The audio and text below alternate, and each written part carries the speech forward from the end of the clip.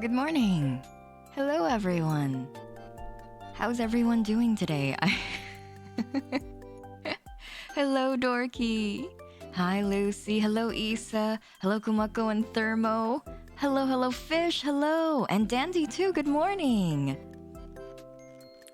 What did you... Yukun Ample? It kind of sounds like uncle. I don't mind being an uncle. I'm pretty sure I am an uncle. I have a nephew. Did I ever tell you guys right before the pandemic lockdown, like however many 2 years ago, I watched my nephew get birthed, which terribly traumatized me. And then I've never seen him again because of the lockdown. They live they live in Japan, and they'll send us footage every now and then. He knows how to walk at this point. Like he can walk and say like a few words now. And like do shit. Like he kind of looks like a person now instead of just the blob that I thought he was when he was birthed. And it's making me feel a lot of FOMO because I'm like, shit, dude, I watched you get birthed and I didn't even get to celebrate your first birthday with you. No birth, no thank. That's the hit new anime, No Birth, No Thank. The sequel to No Game, No Life. But back in my day, electric shavers had no USB ports. Or controlled by Siri. Hi, you. My partner says hi. I'm watching with them today. Hello, S, and hello, S's partner. Good morning. Or rather, S, I don't think you're in the same time zone as us. So good day to you. And welcome to the host club. Welcome to the host club. You have 2 nephews and 2 nieces up in Alaska. I heard that Alaska is kind of a nice place to live if you don't mind many days of consecutive sunshine and then many days of consecutive nighttime. Kuro X me? Thank you for the follow and welcome to the host club. I forgot to thank a couple of people from earlier too. Webtoon fan and Winks Mori, thank you for the follow. And also Zombie, thank you so much for the raid earlier. I know Zombie's gone to get lunch, and so if in case you're still here from the raid, hello and welcome. My name is Hiiragi. I am a host VTuber. We're chatting today and we're gonna play some Valhalla later, but for now we're gonna chat and have some coffee and breakfast together for about an hour and a half. The S gang. Does that make you Yuji-san? Yeah, I think it does. I'm certainly old enough. I remember the first time someone out in public, like a child, like understandably so because they were a child, but they called me Obasan, and I was like, yeah, I guess. I guess I have to accept this now. It was a very small child, and so it's understandable that it would call me something like that, but I was like, okay, alright. Yeah, welcome to my kotatsu. Come stick your feet in. It's cold outside. Good morning, moonberries. I heard sequels, No Game, No Life. I'm sorry, I was making a joke. Someone said no birth, no thanks. Hello, you. How are you doing today? It's your birthday today. Undead Passage. Happy birthday. Give me 1 second here. Where's my... oh shit. Where's my stream deck? Please, stream deck. There we go. Happy birthday, Undead Passage! Happy birthday! I'm gonna make this my new happy birthday wish thing that I turn on. I just gotta remember to create this shortcut every time. No more P-teenies! No more P-teenies, Kumako, please. Please. Hello, Dulahan, welcome. Your toe beans are frozen. It's quite cold, actually. It's quite frigid lately. I remember when I started getting called uncle. I just turned 25. Yeah. You know what, Thermo? That was around the age. I think I was a little younger too when people started calling me like Obasan Oji-san, and I'm like, ugh, I see. You're a whole 20 years older than a tiny child, or more. 4 times as old? Ancient. That's me. I'm falling apart. Yeah, I gotta add the hat in. Issa, I gotta add the hat in. I gotta remember to add it to the combo. I also have a very, very cute redeem from Zim. Thank you. Hey, kittens. Welcome to the Starlight House Club. 今日もご指名いただきありがとうございます。Oh, great. I thought I changed it. Well, welcome back in. That was very cute. Thank you, Zim. What a cute redeem. Welcome to all of the kittens. Welcome. Welcome to the Starlight Host Club. Oh, Dulahan, it was Undead Passage's birthday today. You turned 21 today. Congrats! 21 is the age that you have to be to legally drink in a lot of countries, I believe. Well, not a lot of countries, but at least a few of them. I think it's one of the higher age limits for consuming alcohol and buying cigarettes. Destroying your body, basically. So now you can do it legally and hopefully responsibly. Congratulations, Undead Passage. Enjoy a drink on me. Hello, Mariel. Welcome. Yeah, we got kicked out for a second. I got dragged in. It happens every time I forget to set up my transitions. Whoops. Storm Neko, thank you for the hydrate redeem. Thank you.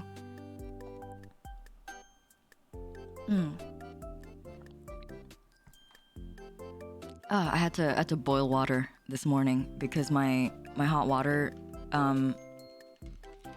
what is it called? Kettle wasn't it was boiling water, but it was like 3 minutes until I had to stream, and I was like, desperate measures call for desperate actions, and so I actually microwaved my water.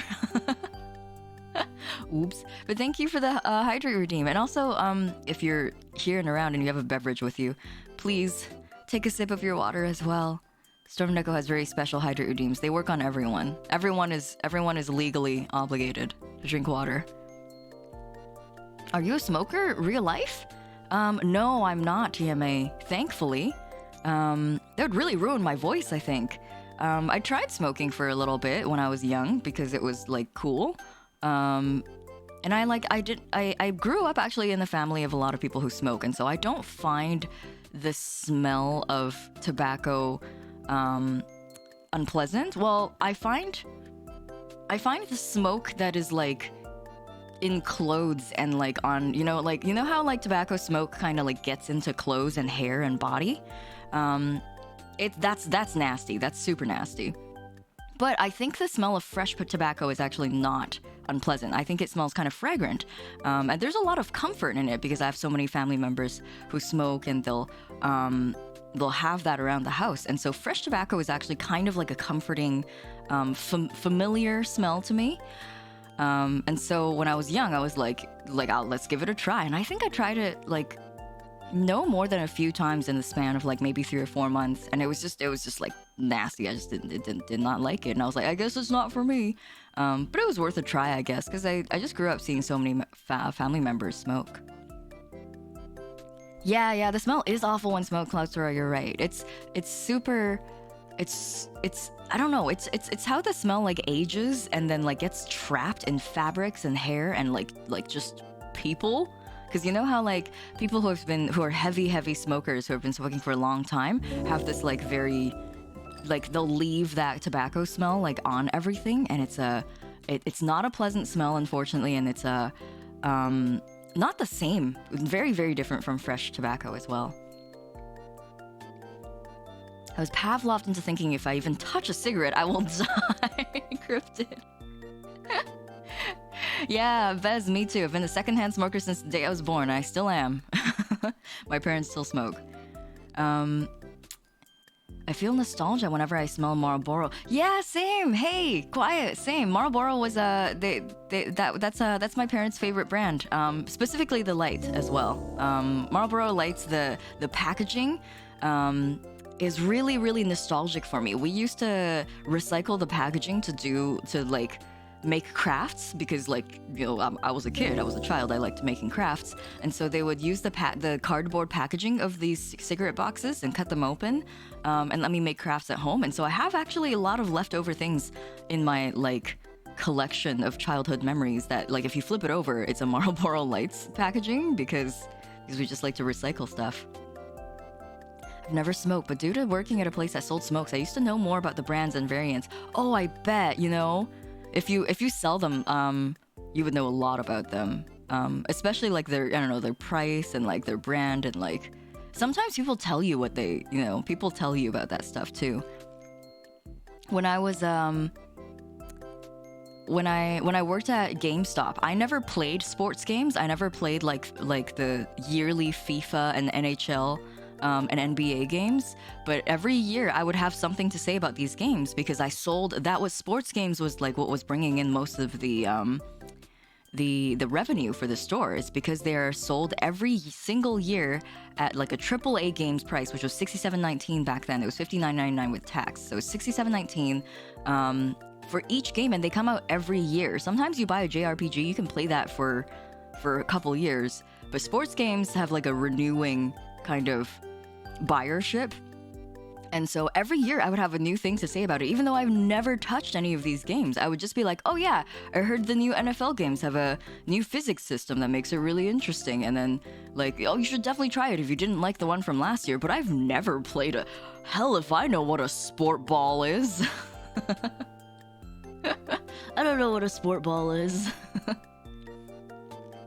Elder McCain, have a good rest of your day. Thanks for dropping in and hanging out with us for a bit. I've never drank or smoked in my life because schools have scared me into not wanting to do it. Oh, I bet. Yeah, education would do that. Like, the education system is very strict, very, very, very particular about how you should not touch those things. I know some people are more responsible than others, but they show a lot of examples of people who went too far. Yeah, for sure. It's definitely like case dependent. Used to smoke Used to smoke socially until I worked for a window washing place and we did the inside windows of a heavy smoker's place, and it turned me off smoking completely. It's smoking actually, after long years of smoking, you'll realize that it gives off a lot of grease. That's the grossest part.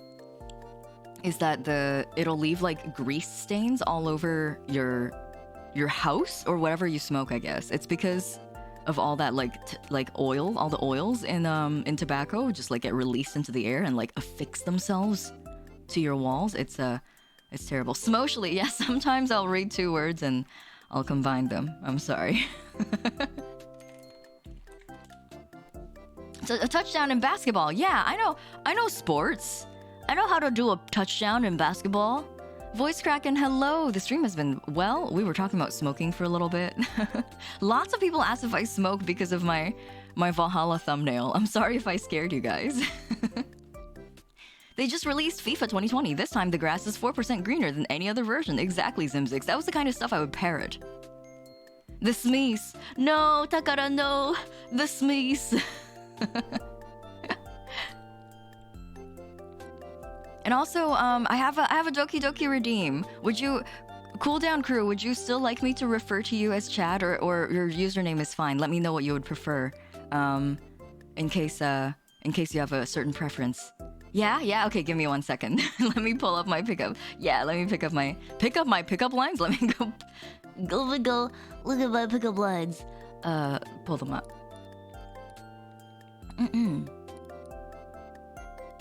Okay.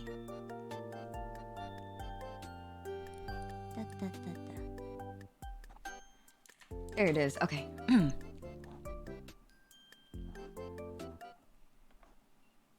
Hey, Chad.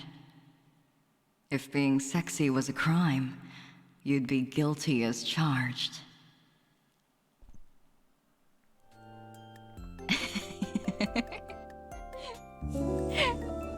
Thank you for the redeem, Chad. Thank you for getting the first Doki Doki redeem of the day. Another classic. It is. It's a classic. And also I have a welcome to Starlight. Welcome to the Starlight Host Club, Relish. 今日もご指名いただきありがとうございます。Yay! Thank you. Let me really quickly bring the goose out for Elder McCain as well. I know they're leaving soon. Oh, thank you for the redeem, Elder McCain. Thank you for bringing the goose out. Whoa, why am I angry? Whoa, I didn't mean to be angry. Sorry, I clicked the wrong expression. I didn't mean to be angry. The handsomest goose. The Lucy Goosey. Let me really quickly check out chat. Don't forget your level ups helped out when finding stuff to talk about games you know nothing about. Yeah, man, I loved like pulling shit out of my ass when I'm talking about like games I've never played. Thank you again for the redeem, Elder McCain. Hello, Zunia Star. Welcome. The goose, the handsomest goose. It's night over here, family sleeping, but they probably heard me going ooh, ooh, like a chimpanzee. Chad. It's night over there. My goodness, our schedules are completely flipped. When it's daytime for me, it's nighttime for some of you guys. It's crazy that I still get to see some of you guys, even though our schedules don't line up at all. Vacation to Vegas is where, or vacations to Vegas. I tried to pluralize Vegas. Vacations to Vegas were more effective than no smoking school presentations ever were. Left to sit on a bench in a casino, unable to escape the smell that builds up to a stench. Range in the nose, awful and wretched. Ooh, I could imagine. And a lot of these places are free smoking zones, aren't they? That's terrible. That's terrible. I really enjoy that. So in where I grew up, most of the time, there's no free smoking zones, but there are designated smoking zones. Usually, it's like they'll draw a square in like. That's the most ridiculous one. Sometimes you'll walk on like a large road, and you'll see that they've painted a square space into the pedestrian sidewalk, and they'll be like smoking zone, and then you'll just see a bunch of businessmen kind of crowded like sardines into this little square space, going like talking to each other and smoking. Yeah, it's smoker jail. Exactly, Stormnuggle.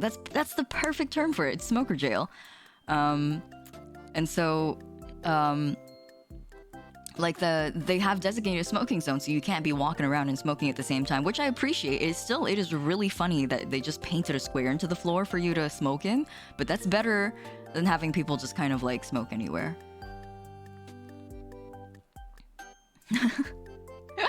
That's me, Botcon Boy. Hi, I work at GameStop, and I've played every game in here except the sports games, unless it has Nintendo characters in it. Mario Tennis. Undead Passage, have a good rest of your day. Enjoy your birthday too. Thanks for coming in and celebrating with us. Take care. The Smoke Cube. Bad and naughty smokers get sent to the Smoke Cube to repent for their sins. Every time I join stream here and hear use wholesome voice and read fun chat, I feel at ease. Oh, Zunia Star, that's so sweet. I wish we could all be in the Starlight Host Club together on Sundays and have a chill theme. Drink hot chocolate, talking and fooling around. That's so cute. I haven't had hot chocolate in a while. Maybe it's time. Lesbian Plague Doctor, thank you for the hydrate and the stretch. I will drink. I will do a drink.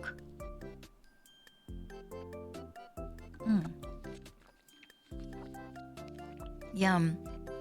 I remember when they made it illegal to smoke indoors. Yeah, that was a huge thing back in Asia too. That was a huge law to have been passed, because a lot of restaurants and cafes, in order to not alienate the smoking population, they would make it so that you can just smoke in the restaurant, which sucked.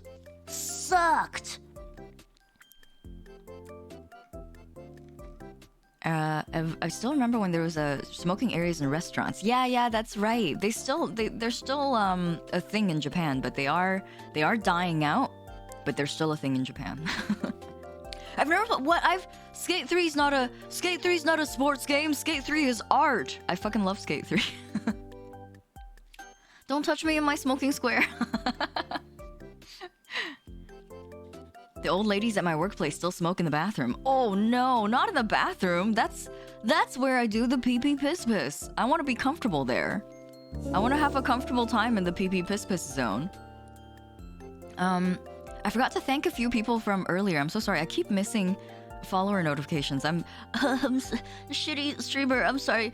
If I had my own game, it'd be called Shitty Streamer Overload, where I just gotta catch up with all my all my redeems and all my notifications. Izumi Ozuna, thank you for the follow. Cursed Might of Galantia, I love your name, it's so epic. Thank you for the follow. Whoosh Sploosh, thank you for the follow. Oni Raven and Little Strawberry Sugar, thank you all very much for the follow. Welcome to the host club. I hope you enjoy your stay. It's cold under the kotatsu and it's breakfast time. No better time for a hot chocolate. You're right. You're right. No better time for a nice hot beverage. Oh my gosh. He used to do chewing tobacco. I've never met anyone who's done chewing tobacco. I've heard it is more nasty than other ways of consuming tobacco. Piss and smoking, today's chat topics. No! It's always weird to go to smoking rooms at hotels. Yeah. It feels weird, doesn't it? You're right, Quiet. That's the feeling. It feels like you're going into a different time period. And man, it smells in there. Will you do that next? Lucy, I really want to play Needy Streamer Overload once. I don't want to play it continuously. I want to play it once for one stream. And then be done with it. Well, not be done with it, but like I'll still maybe play it on my own time, but I want to play it on stream once. I just gotta find a time slot to book that. My dumb schedule. I don't know if this sounds appealing to you, but I tried this the other day and it was killer. Hear me out. Take your standard hot dark chocolate, then add some condensed milk into it, around 1:1 ratio with the chocolate, and then freeze it in the ice trays with a small popsicle stick dipped into it. Instant ice dessert. That sounds really sweet, but it sounds really good. It sounds like thermo. That sounds like it'd be a really good, like custom kind of like, you know, one of those like chocolate stirring sticks. It would be a really cool stirring stick into a nice hot cup of dark coffee. If you got like, it'll turn into basically like a mocha mixture. But that sounds really yummy. My father, it was absolutely horrible. He'd have spare cups to spit and it was disgusting. Yeah, that was that's my impression voice. I heard it's way nastier. And it really speeds up the destruction of your entire oral cavity when you do chewing tobacco. Smoking zones smell exactly like how I imagined medieval village in movies smell like. Just like long years of smoke and BO all like built up in one room. Yeah, those cocoa sticks. Yes, you guys know what I'm talking about. I love those things. They're such a luxury, but I love them. Astronomy Lulu. I'm sorry, I goofed up on your name a little bit. Thank you for the follow and welcome. And also, welcome to the Starlight Host Club, Hamster. 今日もご指名いただきありがとうございます。Do I get a... Oh, my echo's still on, sorry. Do we get some breakfast calzones from Hamster? Thank you for the redeem, too. I'm about to die Don't die of beatus! No! Don't die of beatus! Then you can put the chalky ice in your chocolate. Oh, that sounds so good, Zim! Double the chocolate! Have you guys made hot chocolate with chocolate milk? Wait, hold on. I've never done this. Is it good? Have you guys done that? Should I try it? Is hot chocolate better if I make it with chocolate milk? My brain is expanding. Hi, Jamie. Good morning. Or rather, I think it's evening for you. Hello, Jamie. Good evening. Apriora. Hello, longtime lurker. Welcome. I wonder why Twitch didn't highlight your message I wonder if you've chatted before. But hello, how are you doing today? Zooming into the goose made me realize how fierce their eyes look. Yeah, the goose has a very, very fierce gaze. Yeah, right? You guys, I've never thought about that. Is hot chocolate better if we made it with chocolate milk? Hello, Dream. My brain is blowing up right now because someone just mentioned that we can make hot chocolate with chocolate milk. Whoa. Is it better that way? Hot chocolate isn't just heated up chocolate milk. It depends on what kind of chocolate milk, I guess. The kind of chocolate milk that we have on the market here it tastes very, very obviously like just milk with chocolate flavoring and not quite like chocolate melted into milk. I've done it. I personally prefer cocoa powder and water over... You prefer water? No. Betrayal. I'm a milk... I'm kind of like a milky person, though. I like my rich, creamy drinks. So I always opt for milk when I make hot chocolate. I'm a milky person. Is that not how I express my love for milk? If I had an option, I would always opt for something with milk. I have chocolate coconut milk. Ooh, yum. And I heat it up instead of making hot chocolate. That sounds yummy, Cloud Sora. I love chocolate flavored soy milk too.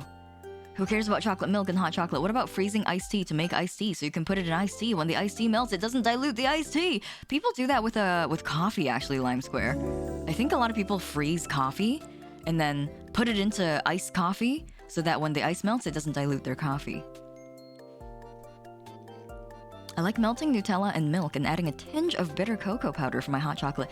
That sounds delicious.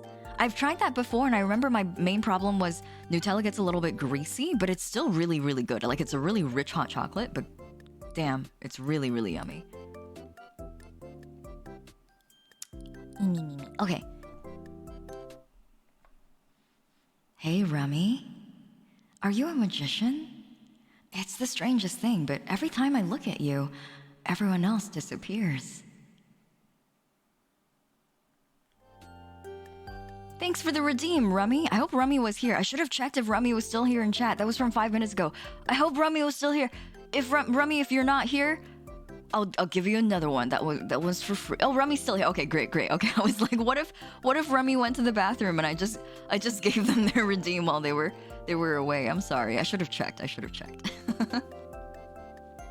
But thank you for the redeem. Thank you. I'm glad. There's so many recipes involving powdered chocolate and powdered milk chocolate. Yeah, there's so much like shelf-stable powdered chocolate. I know someone who goes for water hot chalky because milk would be too rich with all the whipped cream and other toppings. Oh, understandable. Okay, that's perfectly understandable, Stormneko. If someone wanted to really like jazz up their hot chocolate with some whipped cream and sprinkles and marshmallows. What else goes on hot chocolate? I don't know. Nuts. Some toasted nuts.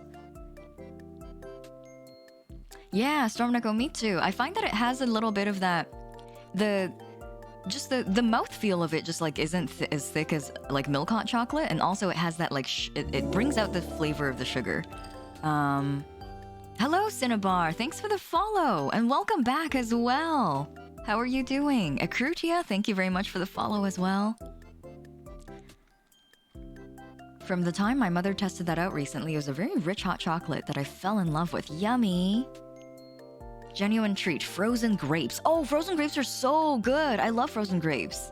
Hamsa, frozen green grapes. If you don't mind the extra sugar, if you toss it in a little bit of like either powdered sugar or like a little bit of like sour candy mix, it's so good. It actually is so good. It tastes like straight up like candy, but it's just coated in a little bit of like sour mix, but the fruit itself is like, oh my god, it's so good. It's so good. Anyone who's seen the Simpsons movie, I want a hot chocolate the way Flanders makes it. Oh, that was a really cute scene, Botcon Boy. I remember that. Yeah, Stormneko, just really quickly touching up on that point before I forget too, the sugar sharp kind of taste. The reason why I drink all of my... I recently started trying out G Fuel to see if it's a good coffee alternative for me. The reason why I mix all of mine in milk is because if I mix it in water, it has a really, really intense, like sharp sugar taste to it. It's a little too much for me. And for some reason, I guess the viscosity of milk masks that flavor. And so if I mix it in milk, it actually doesn't taste as sharp or like unpleasant to me. And so that's why I mix it all in milk. If you don't put sprinkles and hot chocolate dipped strawberries, And speared on your hot chocolate like a Bloody Mary with a million add-ons. Don't talk to me. Kumako, you sound like you would like Caesars. Caesars are like the Canadian version of Bloody Marys, except they put a million things onto it. Some people put a whole burger on top of a Caesar. Cotton candy grapes are ridiculously... Oh, cotton candy grapes are really yummy. They're good just on their own, though. Just like not even... You don't even have to freeze them. I really like green grapes. I really like my sour green grapes with a bit of either cheese. I like it with cheese a lot, or if I freeze it with some sugar coating. G Fuel for Issa, no.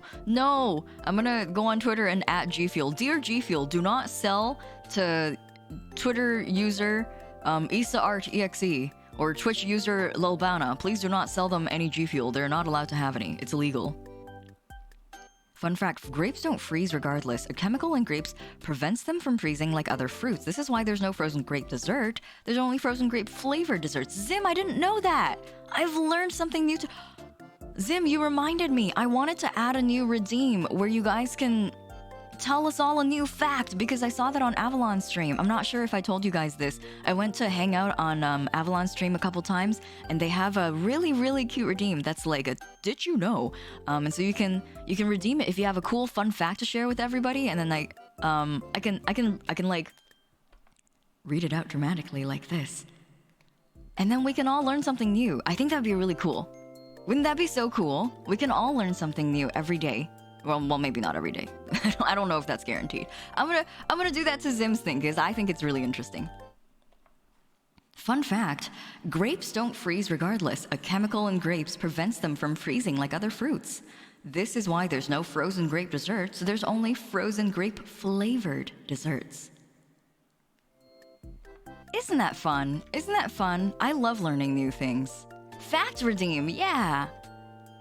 Oh, Cinnabar, thank you for the hydrate. Oh, hello, Atoto? I think it's Atoto, mate. Hello, welcome. I only speak English and Japanese, and so if you use another language, I might not catch your message or I won't be able to understand it. But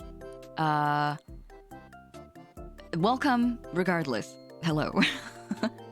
To Latte, yes, of course, S, of course. And also, hello, Ruin.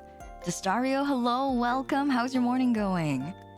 Oh, hello, Osamu, hello. Welcome. Don't stop Issa from achieving godlike status. I don't know if it's godlike. I think Issa might vibrate out of existence if Issa got G Fuel.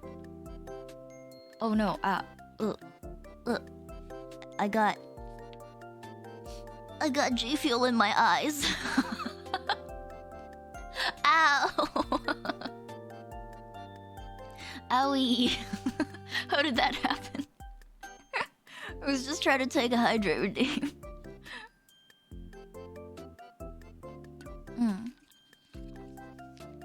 It's from the splashback from my bottle. I opened it and it splashed into my right eye. Now my eye is extra fueled. Ugh. Okay, give me 1 second here. Thank you again for the hydrate redeem, Cinnabar. Speaking of treats, mind if I post a link here? I want to share something with you. Yeah, of course, Thermo. I'm gonna permit you right now. And also, Bunny Rin-chan, hello, welcome. Enhanced eyesight? No, I don't need it. Okay. I've got a redeem for Latte. Hey, Latte. Do you know what the Little Mermaid and I have in common? We both want to be part of your world. That one's really cute. That one's really, really cute. Thanks for the redeem, S. Thank you. I hope you enjoyed that one. My eye has been caffeinated directly. Yeah, directly through the eye membrane. I have been caffeinated. Oh no, Osamu, I've cursed Osamu. I'm sorry. Everyone, take care of your eyes. That was very cute. I need legs. I already have legs. I don't need to make a deal with Ursula. I have legs. The goose adds to it. The goose absolutely adds to it. You're right. The goose is the reason why it's so doki doki. It's not Not my effort at all. It's definitely the goose standing behind me. I'm scared you'll to use that redeem because I fear you'll do it with the slime model. Oh, I wouldn't bully you like that, Lime Square. I know I bully you in good fun every now and then, but if you actually redeem something, I won't do that to you. You will get that if you time your redeems right. Some people have like made it so that they redeem the slime model and they redeem the Doki Doki, which I think I forgot to turn back on today. Yeah, shit. Okay, hold on 1 second. I gotta turn some of my redeems back on. I forgot to do that today. Accessories back on. And I have to turn on React to make sure it's working. Is it working? Is it working? Yes, it is. Okay, perfect. I can't believe I forgot to turn that on today. Okay, perfect. Well, model redeems are on now. And now it's now this stream is dangerous for Lime Square. Peace was never an option. It's never an option. Goose wants G Fuel. Oh. Immediately, somebody has decided to bully Lime Square. Lime Square, this is not me. Lime Square, I just wanna put it out there. I didn't do this. Look in chat, it's Fish. Fish did this to me. It's not me. I didn't mean it. But also, thank you for the redeem, Fish. Thank you. The goose makes it look like the suspension bridge effect. What? Suspension bridge? One Doki is from the pickup line, the other Doki is from the goose in the background. The two Dokis. Let me catch up and chat a little. Nyanners will always be better than you. Nyanners is better than a lot of people, Lime Square. Nyanners is too good. Too good for us. It's too good. Nyanners is too good for us. Thank you for the stretch, Ruin. Oh.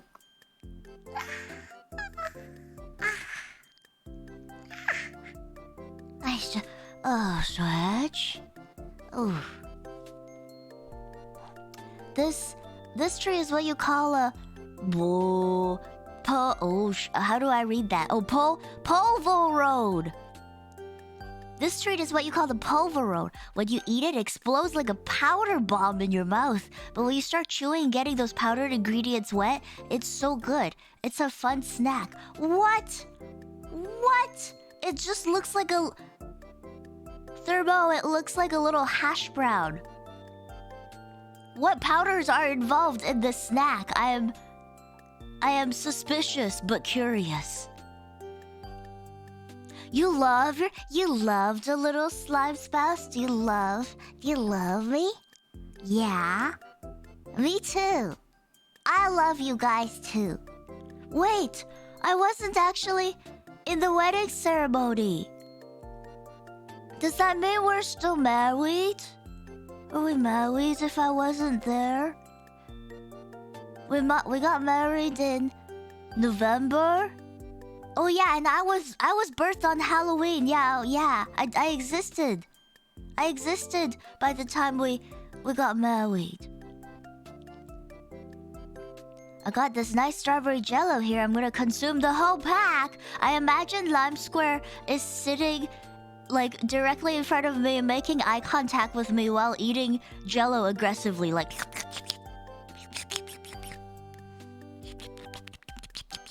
and looking at me threateningly like this. There's another image link. Let me go find it. These are what you used to make it. Oh, thank you. Thank you, Thermo. Ivy Puchu, hello, welcome. How are you? We need another wedding. We need slimy wedding. A slimy wedding? I think you said it was retroactive, so even if you weren't there, you'd still be in the marriage. Oh yeah, it counts for me too. It doesn't just count for the kittens. It counts for me. I am a kimtum. That's me. I'm kimtum. Teacup guy, hello, welcome. Good morning. Can we have a yearly vow removal for those who weren't at the first marriage? Yeah, quiet. I'm gonna plan a 1-year anniversary wedding party. There's gonna be snacks and more snacks and maybe some drinks and most importantly, snacks.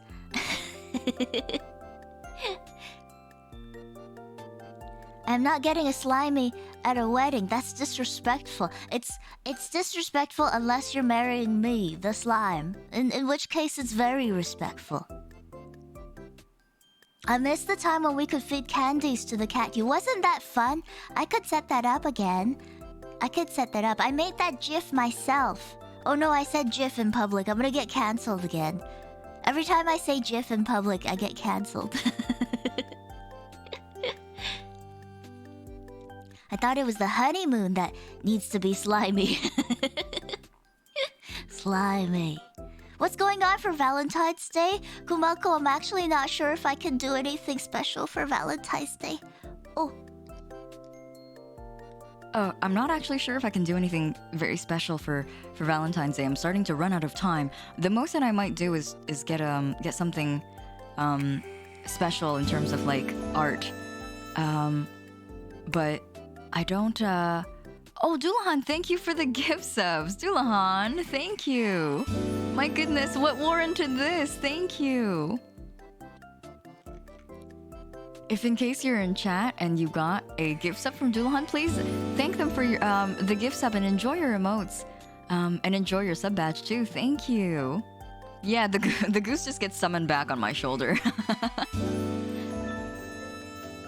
Make Doki dirt cheap for Valentine's Day. I'll have to collect more pickup lines in that case. But I might I won't be able to stream that day too because the 14th is a Monday, which is generally my day off. And so hello, Lord Beards. Hello, everyone. Welcome. Thank you so much for the raid. Welcome, raiders. Good morning. I believe it's morning for most of, because it's, well, I know that's morning for Sotek. Hello, Sotek. Thank you so much for the raid. How are you doing today? Lorebeard's raid. How was your podcast this morning? How did it go? It's noon for you, Ivy Puchu. Oh, thank you for the follow earlier as well, Ivy Puchu. I got sandwiched between two notifications, but thank you so much for the follow. 8 p.m. here in Denmark. We really are all in different parts of the world, aren't we? Love you, my dear. I gotta go get lunch in a rush. Podcast was great. Bye. Take care of yourself, Sotek. Enjoy your lunch. Thank you so much again for the raid. Go get yourself something nice. Go get some yummies in your tummy. I'm gonna lurk and rack up some redeem points. Gonna play some Doom. Take care, Botcom boy. Enjoy your time with Doom. Have a good lurk as well. Thank you so much for hanging out with us today. As fast as he came, he left so quickly. Yeah, Sotek running at the speed of light. Thank you again for the raid. Silent Ghost, thank you for the follow. Raiders, welcome. Raiders from Sotek's stream. If you haven't been here before, my name is Hiiragi. I am a host of VTuber. We're just chatting right now for a little bit before we jump into playing Valhalla, which is a visual novel. The visual novel, it involves cyberpunk bartending action, I believe, is the official subtitle of the game. And so if you're interested, you're welcome to stick around. We'll just be casually chatting until we start the game later. But if you need to leave as well, have a good rest of your day. Thanks so much for joining us today. And for all the returning Lorebeards as well, hello, welcome. And I hope you guys have been doing well. Good morning, afternoon, evening, everyone. Thinker, hello. Can I be called Kumako-chan for the Doki? Yes, of course. Of course. Alna's not here. Where's Alna? Did a mouse redeem get redeemed and I missed it? Let me know if I ever miss any model change redeems, because those sometimes get eaten up by by VTS React, and I don't actually see them in my queue. And so, if in case I don't see them, let me know. Also, Senya, I don't know why that bot command didn't work. It's usually just for my YouTube channel and also for my my Twitter account, but it's for people who want to follow me there. If you want to keep up with me on the times that I'm not streaming, I put my schedule up there first before I update them on Twitch as well. But sorry about that. I don't know why my bot ignored you. Very rude of my bot there. No rat summoning today. Where's my... The mouse redeem is... Oh yeah, it is there. We just gotta wait for if Alna shows up. Hello, Clay. How are you? Would have attended more streams had it not been for sleep. My apologies. Sleep is temporary, but you is eternal. No, it's the other way around. Choopy, please. It's the other way around. I am but temporary. But the benefits of sleep on your body is eternal, but with a little asterisk beside the word eternal, because it only extends to the extent of your lifespan. But you know what? The benefits of sleep are absolutely not temporary, and way more important than any old streamer. Mommy Alna is the absolute requirement for maximum rat model powers. Benefiting. We're benefiting? What happened? What happened to make us benefit? Sleep is for... No, Junkie! Sleep is not for the weak. Sleep is for healthy people. Who is this Bene, and why is he fitting the host? At the end of your life, sleep truly is eternal. That's true. That's true. Sleep is important, you guys. Please get your sleeps. Jochum, 0125, thank you so much for the follow. Welcome to the host club. And I hope you enjoy your stay. I am just any old streamer. All of us are the same. All of us are the same old streamer, you guys. None of us are better than the other. We're all just weebs on the internet. Okay. Oh, what happened? What happened? Okay, sorry. I don't know what happened there. I was trying to do another shortcut. Okay. Give me 1 second here.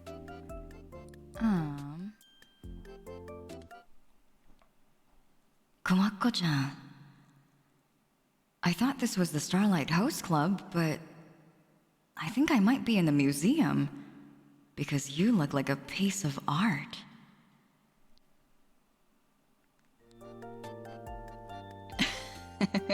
Thank you for the redeem, Kumako-chan. Healthy people aren't real people. No, they're very real and they're very powerful, Ivy. I heard you mention needing pickup lines. Would you like some Ruin certified Yabia pickup lines? Were we talking about benefiting? We sure were. This has suddenly become an R18 conversation. And also Lime Square, you're right. Where is Bread Hog? Let's bring Bread Hog out. You guys, let's bring some breakfast out. I've been meaning to do that. I always get so caught up with chatting with you guys that I forget to fill my my breakfast with table. My table with breakfast. Shit. My breakfast with table. Where's the boy? Oh my gosh. There he. Oh. Og. It's the baby. I have to go walk my pupper Kuma Momo. Say hi to Momo for me, Kumako. Thank you again for joining us. We'll see you later. Take care. Rest assured, your yandere threats are in my playlist. No. Casual yandere threats to study and chillax to. Breakfast with table, yeah, sometimes words. Phil, thanks for the follow. Welcome to the host club. Thank you. Words become out of order when you get I in your G Fuel. No! Stop. No bully. Can we put some delectable jello? Let's see if the clip art site has jello.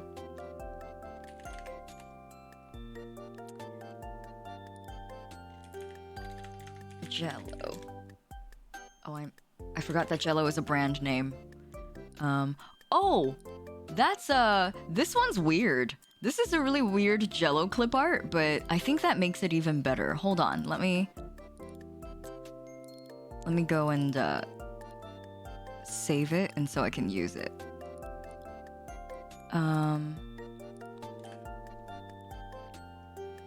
Where is it? It looks suspicious. I don't know why it looks like this. I don't know why it's square. It almost looks fleshy. It almost doesn't look like Jello, but that makes it better maybe. And also, oh, I have a redeem from Ivy. Welcome to the Starlight Host Club, Ivy. 今日もご指名いただきありがとうございます。Yeah, this is very, very suspicious Jello. I don't know why, but I feel like maybe this is exactly what Lime Square was looking for, though. I feel like this is what Lime Square wanted. Oh, there's coffee jelly clip art. I fucking love coffee jelly. All right, we're getting this too. Questionable gelatin. Soylent Green is people. It looks like it's hiding secrets. Secrets that it contains people.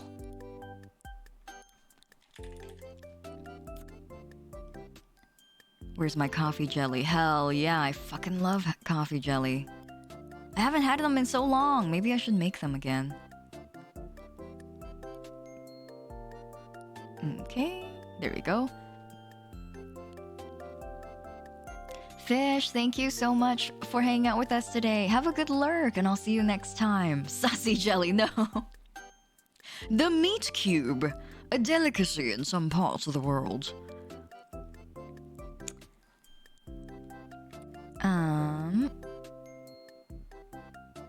What is a jelly? A miserable little pile of secrets. Oh, what is coffee jelly? Coffee jelly is it's basically gelatin added to coffee to make it solidify. Depending on how you make it, some places make it with sugar so that you can just eat it alone, and some places make it without sugar so you can put sweet cream over it, kind of like how it's presented here. And so you would pour a little bit of sweet cream into it and eat it, and it's kind of like a nice refreshing dessert and an alternative to having a post-meal coffee. Quite a lovely dessert. My grandfather, my late grandfather, never used to live in the same city as us. He always lived in like the heart of our country's capital. I grew up, for those of you who don't know, I grew up in like the boonies. I grew up in like a little fishing village. And so whenever he would come home and visit from the big city, he would always bring me coffee jelly.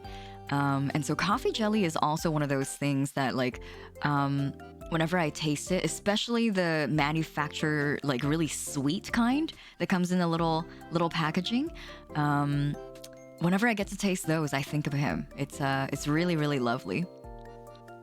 It's a very nostalgic taste for me. I will eat it entirely in one bite, cup included. Good morning, Matendu. Hello. How are you? Fishing Village, this flashback episode's getting good. Choopy, I'm like a certified old person. Like any kind of conversation topic will make me go like, back when I was a wee lad, I lived in a fishing village. I'm a real old person. Everything is just reminiscing now for me. You know, this onigiri actually looks way funnier if it's like giant, so I'm just gonna leave it at this size. The jelly does match my hair, Lily, I'm sorry, Ivy, I'm sorry. Look. Maybe I can, you know what? Maybe I can stick it on my head instead. Hold on one second here.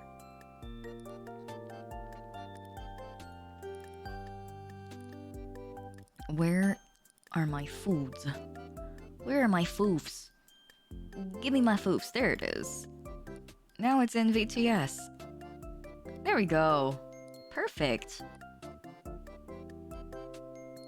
Yeah. Now we have more space for more food. I have to go now. Gotta pick up the urn for my cat. Oh, Lime Square, have a safe trip. Take care of yourself. In an alternate universe, Yuu is the protag of a 70s, 80s, 90s feel-good anime like Yokohama shopping trip. I love that. The onigiri looks like a businessman. Oh shit, you're right, Ivy. Back in my day, fishing villages had no Wi-Fi. It's true, we didn't have Wi-Fi. Installing internet was a huge thing when I was a kid. In fact, getting a computer installed in the second floor common room was a huge thing. My uncle was always all about. My uncle is an English teacher, so he teaches children English, and he's always all about educational material. And so I remember on our very first computer with internet, he had also installed this English educational like English mini game of some sort, and it was like, I can't remember if it was like Arthur or if it was another child's cartoon, but I just remember playing it with him, and it was super fun. My mom says you're not old until the people you work with are young enough to be your children. Oh no, oh gosh. Back into the abyss you go. Take care, Botcom boy. Oh yes, you're sorry I missed it earlier, Brush. Yes. Let me get Dragon Pia out.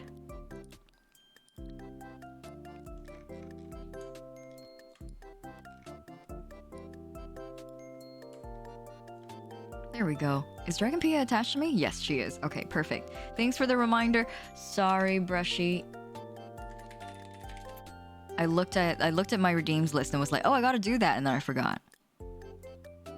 What if the big-ass onigiri was stuffed with mini onigiris? That would be wonderful. I fucking love.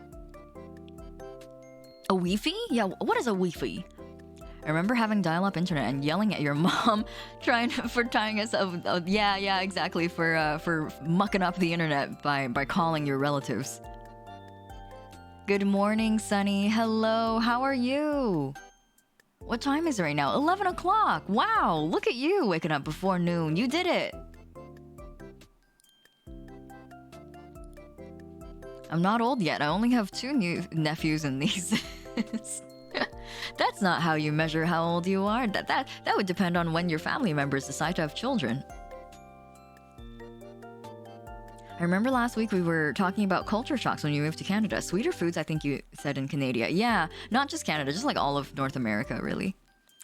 Interesting for me, it kind of shocked me how people are appalled whenever they hear that I use my hands to eat meals. Oh yeah, that's a thing. That's like a I don't know why it's so frowned upon in North America, considering how we eat a lot of foods with our hands. It just depends on the food. I'm sorry. Okay, anyway.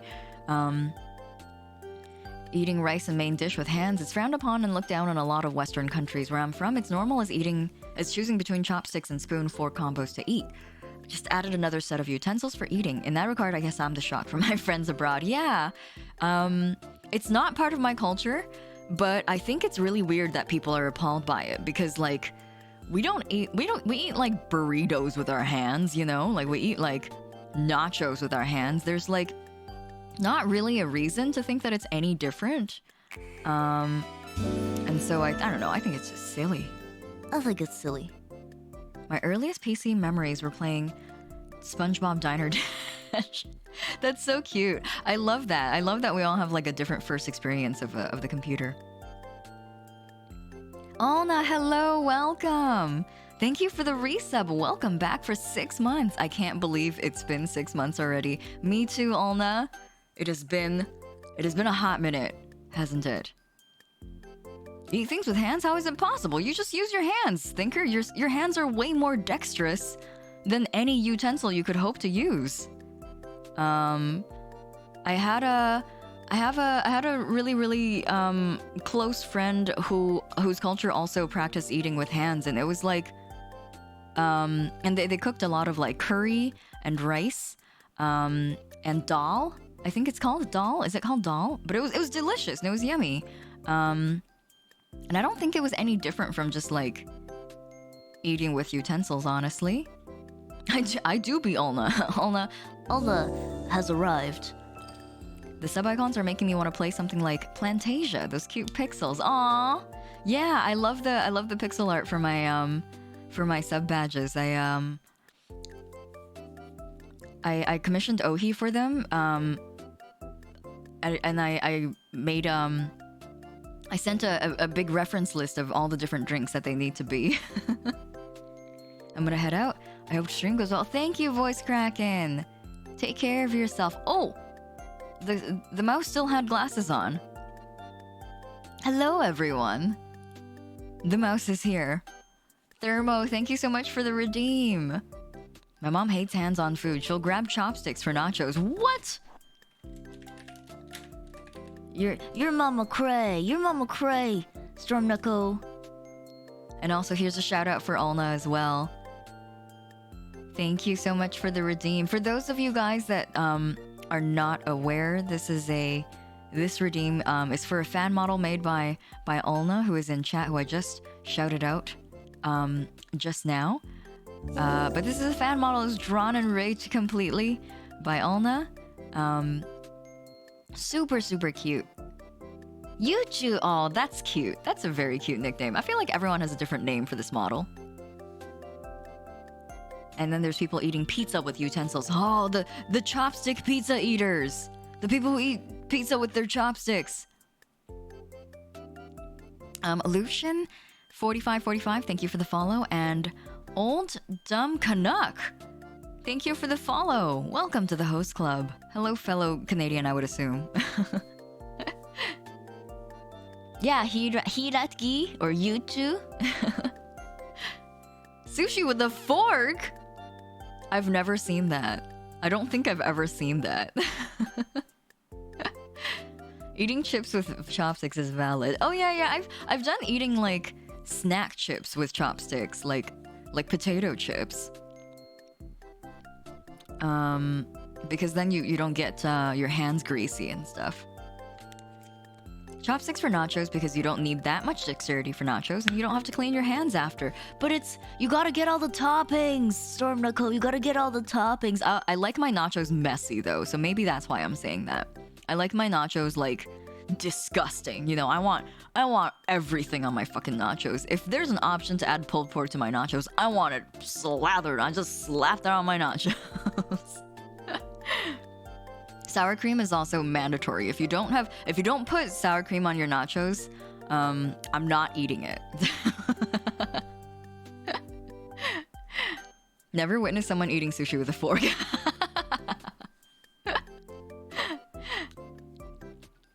Cooking with long chopsticks is overpowered. Oh, Vay, I have one pair that's specifically for cooking noodles because my little baby hands get really hurt by the steam if I'm boiling noodles and I use my short chopstick. So I have one long chopstick for doing cooking.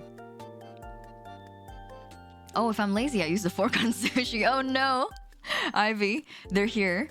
Ivy, Thermo is here, grounded. No fighting the host club, please. Only intense staring and glaring, but no physical fighting, please. I don't want another episode of when we had the Inuyasha karaoke. I don't want any more bar fights breaking out at the host club. Does that mean you like poutine? I love poutine, yeah. I mean, I think poutine is kind of hard to dislike, but I'm not always in the mood for poutine. Poutine is very, very salty. For those of you who have never had poutine, I think you can kind of imagine how salty it would be. It's fries, gravy, cheese curds, and whatever the hell else you want to dump on it. So it's very, very salty. And I'm not always in the mood for poutine, but when I am in the mood, I think it's really good. Also, I live in Canada, and so the poutine places, I think Gomi, if you've been to Gomi streams, you would have heard him say this, but Canadians, we like to put everything on our poutines. Like, you traditionally, you'd be like, poutine is fries, gravy, and cheese curds, but people like to fucking put everything on it. There's a local place that does Thanksgiving poutines every Thanksgiving, and it's got the whole works of like the entire Thanksgiving dinner table on your poutine. So, but yes, it's very salty, but I love it. It's true, sour cream is necessary. Yes, good taste, Stormneko. You need an acid for rich nachos. It cuts through the salsa quite well too. Oh, hello, Canuck. Yes, my fellow Canadian. Poutine is super flexible. Maybe you want it vegetarian, maybe you want it pulled pork. Yeah, exactly. Vegetarian poutine is not bad either. Hey Hiiragi, have you ever been to Garfield Eats Scooby Eats Out in Toronto? No, I haven't. I don't think I have actually. I've never been to Toronto, Destario. I do want to visit at one point, but I've not been that far to the other end of the country. Poutine beloved.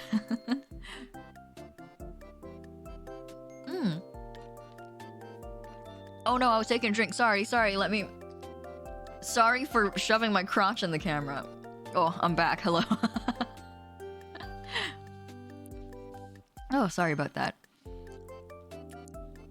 Hands-on sushi. Yeah, exactly. There's a lot of sushi that are actually made specifically for eating with the hand. Eating with chopsticks isn't actually the default or original or the only way of eating chopsticks. Sorry, eating sushi.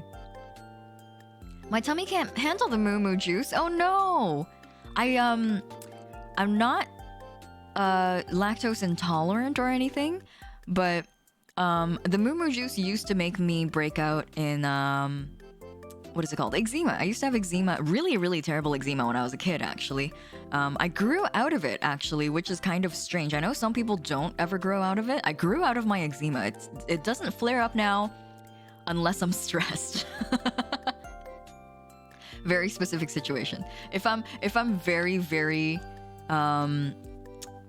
rude, sorry, if I'm very stressed, then I get like flare-ups of like tiny little patches of eczema, and it's actually kind of helpful for me because I'm not really someone who knows when I'm stressed out. I think I like to downplay it, and I like to say and I also like to say it's okay, it'll pass, and I'll just need to get through it. But if I see eczema start flaring up on parts of my body, then I'm like, okay, maybe I need to take a break because my mind might not think so, but my body is telling me to take a break, to take a breather. I am from Canada, Chupi. We Americans are more than happy to have you on our hat. Thank you. Thank you for letting us rest on your head. The Mexican build a burrito place I work at recently got pickled red onions. Yo, that sounds so good. I love my pickles. That sounds so good. I currently have an outbreak of hives on my left hand. Stress does it. Yeah, exactly. It depends on the part of, but it like flares up on different parts of my body, but it's always the same parts, and so I'm not afraid of it just happening anywhere on my body. It always happens in very specific places, so I know where to look if I get a flare up. I used to get eczema from tomato ketchup, but not actual tomatoes. Interesting, Ivy. I wonder what's inside ketchup that makes you allergic. I grew into eczema. Oh no. Especially on my back. Wearing sweaters is a coin flip with flare-ups every time I practically live in sweaters. There's a couple of materials that'll make it worse, Sunny, and I think wool, like pure wool, 100% wool is one of them. Unfortunately, it is like a hyperallergenic material. And so if you're able to avoid wool, I think it might make your back feel better. Heat tends to make me cranky. Lets me know when I need to cool off. If I ever say or do anything grouchy. Aw, Choopy. Sometimes you're just like not as attuned to your body as, or your feelings as your body is. Maybe the tomato ketchup is evil. Tomato ketchup is kind of evil, honestly. Tomato ketchup has a lot of sugar in it. Modern ketchup. Yeah, exactly. Connect's got it. Modern ketchup is mostly sugar. Not a lot of anything else. Wool and heat. Oh no, Sunny, you can't wear heat tech? I swear by heat tech in the winter. Heat tech is what keeps me alive. I would have died years ago if heat tech didn't exist. Juicy, and Queen Terriana and Tuna Fish. Thank you all very much for the follow. Welcome to the host club. I hope you enjoy your stay. You know, I never understood eczema. They happen randomly, so you'd think it's its own mood when they appear. Sometimes their triggers don't trigger them at all. Yeah. From the point of view of someone who grew up with eczema, they are definitely kind of just like their own little, like a little beast in your body to wrangle. I'm not sure if every time I eat something that's a hyperallergenic food, it flares up. In fact, I think it feels like it's kind of moody, and it moves between different parts of my body at different phases of my life. When I was a kid, it like ravaged the inside of my elbow so badly that it's like permanent scarring on my arm, and I had to wait until I was in my like early adulthood to grow out of it for my my skin to start shedding that pigmentation. And then later on in my life, it started moving down to my calves, and it would always stay there for a few years and then move to a different place. So like they're little animals, honestly. They have a mind of their own. I have some sriracha ketchup in my fridge. Oh, sriracha ketchup is really wonderful. And also, I'm sorry, Choopy. Ketchup is absolutely made with many, many things, and none of them are tomato. Hello, tuna fish. Welcome. I have a Whataburger ketchup, both regular and spicy. Oh, what's different about Whataburger ketchup and regular ketchup? What kind of spices do they put in it? I have a legit question. Maybe someone could elaborate on this. What the heck is the difference between ketchup and catsup? There's a difference? I don't know what catsup is. Mushroom ketchup, that sounds delicious. I had a friend in high school who would get severe hives and eczema from dairy, but would refuse to let us buy a dairy-free pizza if we were sharing. I ate double cheese pizza for 3 months before we finally stopped getting pizza. Aww. You know, I feel them. If I was the only person who had a food allergy in a group setting, where like in a share food setting, I would not let that limit or even let people spend extra money on food options because of me. A little late like usual, but I'm at work and listening. Hello, Rooster. I hope you have a good day at work today. Catsup is just a childlike way to say ketchup. Yeah, Echo, that was my impression. I don't think there's a difference. I think it's just two different words for the same thing. Sunny and I were just talking about this not too long ago, but ketchup mayo and also mayo racha, good shit. Good shit. Sunny showed me that they actually sell these pre-mixed on the shelves now. But I was kind of disappointed because half the fun for me is mixing my own sauce. Cause I don't know if they know what ratio I want. For my ketchup mayo, I want it mayo heavy, and for my mayo racha, I also want it mayo heavy, and also I want it made specifically with Kewpie mayo. I don't want any of that Hellmann's stuff. So I still stand by mixing your own sauce. But man, good sauces. Good morning, Cher. Hello, how are you? I love eating tomatoes with sugar on them. That sounds good, tuna fish. I used to eat tomatoes just kind of like a fruit, and so I could imagine that actually being kind of good. Oh, you know what, tuna fish? We used to do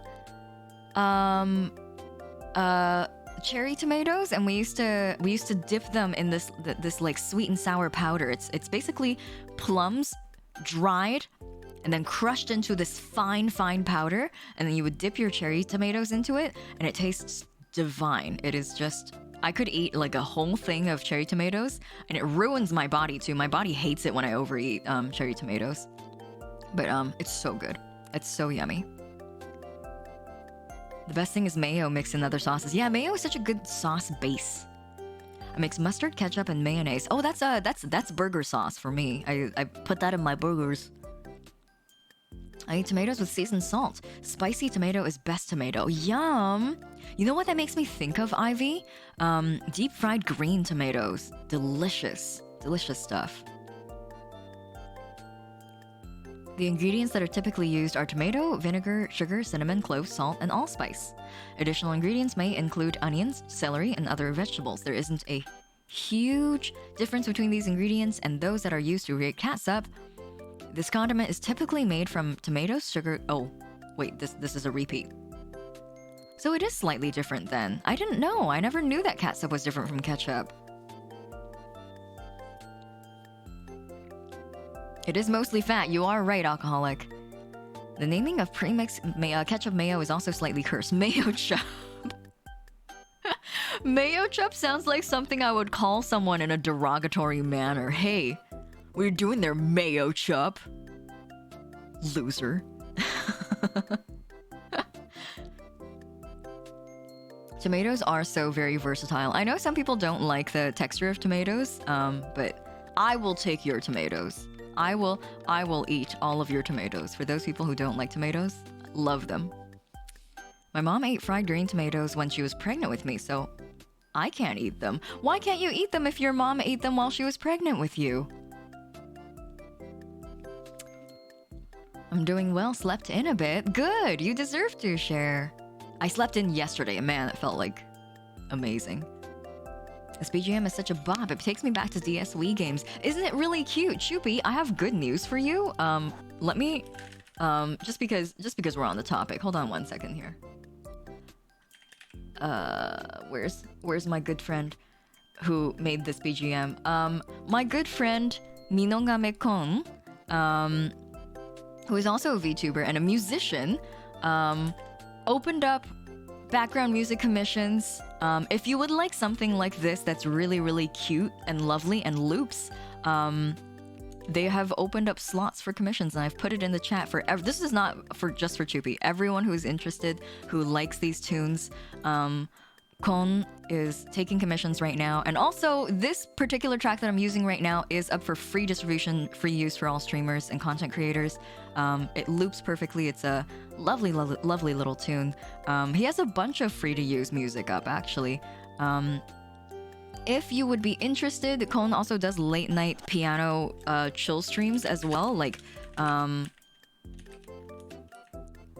give me 1 second here. Kon will basically just like play music for you to relax to, and so you can follow their channel if you would like more music. If you don't want to commission your own thing, but you just want to listen to more of his music, you're welcome to follow him there. He's amazing, honestly. I really, really love his music, and he's been doing a lot of art lately as well. Just a pleasure to hang out with. You know what? If you like this BGM, I'm gonna show off another one because I have 2 tracks from him that are both really, really cute. Where is? Here's the other one. This one's super chill. This one's very, very relaxing. I used this one for the first time during the wedding stream, actually. I'll give him a line sometime. Grew up on Kirby's Epic Yarn and Superstar Ultra, where I got the vibe from. Yeah. I totally get that too. Oh, Epic Yarn was so lovely. I loved Epic Yarn. Yeah, this one's sweet, isn't it, S? I like all of their BGM, honestly. Is this one a little bit quiet for you guys? It sounds a little quiet on my end. Let me know if it is, and I'll turn it up. I don't know why it's so quiet on my end. Is it just my monitoring? Paranor, thank you for the hydrate. Let me take a sippy. And try not to blind myself with my beverage this time.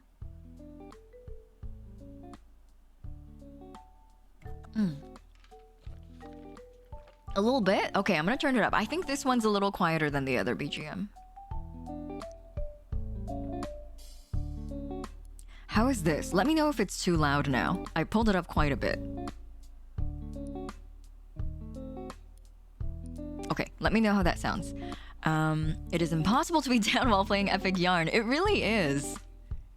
Epic Yarn is such a lovely... I think that goes for a lot of Kirby games. A lot of Kirby games are so wholesome and lovely, and so friendly. I think there's a lot of like hostility in a lot of games where you're kind of like you get tossed into a game and immediately you see anything else that moves and you have to fight it.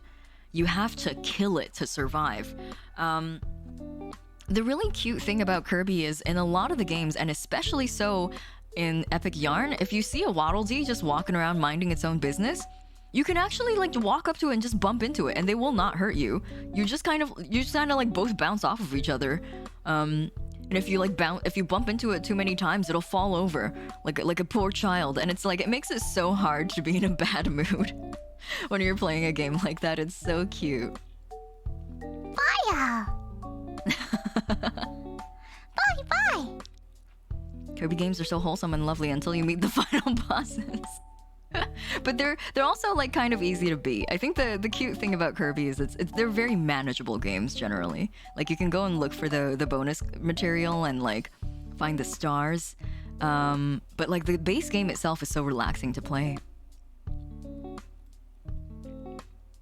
Kirby is very scary when you really think about it. He eats you and gets your power. That's true.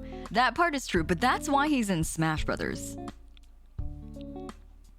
Kirby games are so underrated. They are. They're just a good time. That's the thing about Kirby games. It's a good time. If you're looking for a challenge and you're looking for like competitive play, if you're looking to flex your skills, Kirby might not be the game for you. But King DDD, I love King DDD. What a funny man. What a big funny man.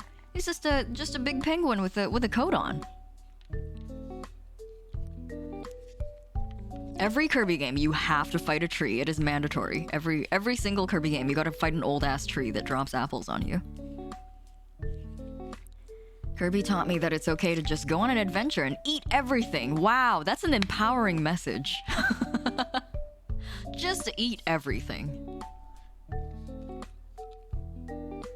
Isn't it the same tree every time? Is it the same ass tree? Is it the same tree that's been dropping apples on us all these years?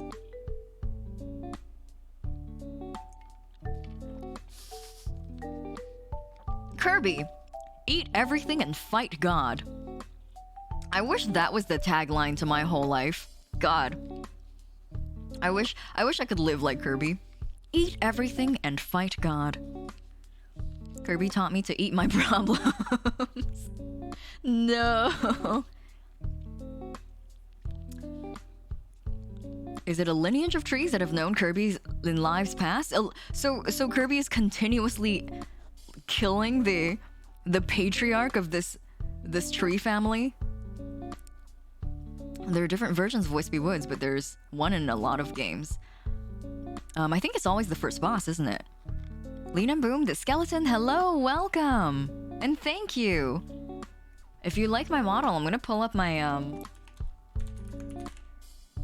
pull up the credits for my parents, my VTuber parents. I'm sorry, my model artist and rig artist. They're fantastic. My model artist is Emmy, and my rig artist is Teefy. Both of them super talented. I'm working with them again for something exciting. So Sotek, welcome back. Oh, also, Sunny pulled it up already for me. Thank you, Sunny. I'm sorry I missed that in chat. Thank you, Sunny. As you may have seen by now, I am making custom magic cards for VTubers. Would you mind if I made one for you? I would love that, Rooster. I would love that. I never played magic cards, but I collected them for a little bit just because they're so beautiful. How goes breakfast? Breakfast is good. If I play the new Kirby game and I don't see that tree, I know something's wrong. Give me that tree. Where's the tree? Let me beat the shit out of it. What if the tree is like the Great Deku Tree in the Ocarina of Time? Kirby's mentor that teaches him how to eat the sun. What a lesson. Excited for the METV Power Combi making a return. Me too. Me too. I'm excited as well. Kirby, the horror story about gaining power through eating people. That is kind of terrifying when you think about it. But you know, he makes it seem a lot less visceral than it can be, because he just kind of goes like, and like, you know, swallows you whole. Whereas I think it might be more terrifying if he's eating you part by part.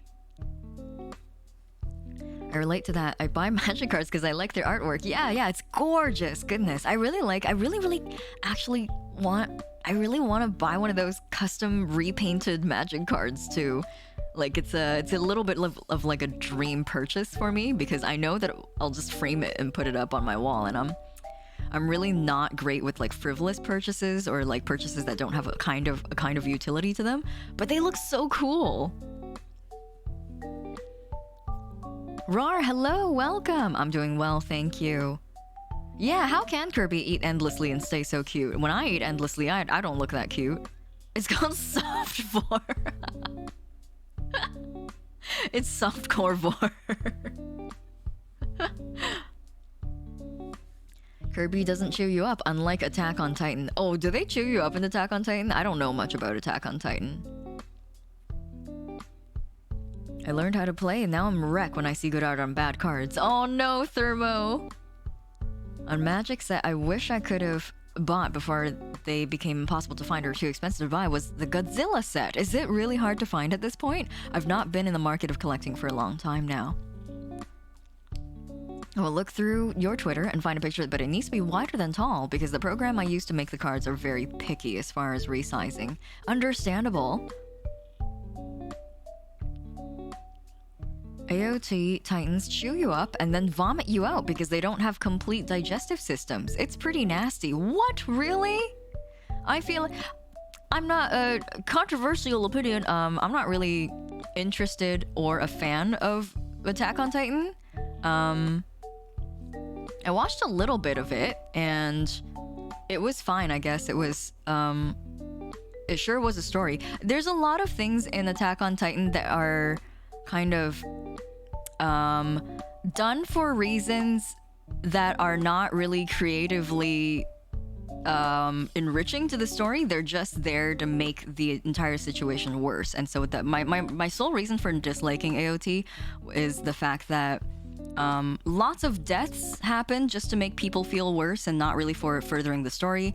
Lots of like little fun facts like these, like the whole like they don't actually digest people, they just chew them up and throw them back out, is also just a part that's just kind of like upsetting. I think it's just overall it has a lot of elements that are like solely for the purpose of being shocking and upsetting, and so that part got like really hard for me to move past. It gets better as it progresses because of political motifs. Oh god, politics in my vor anime. There's a lot of pure shock factor stuff. That's my impression of it. I feel like maybe it's a very like surface level impression because I never got into it.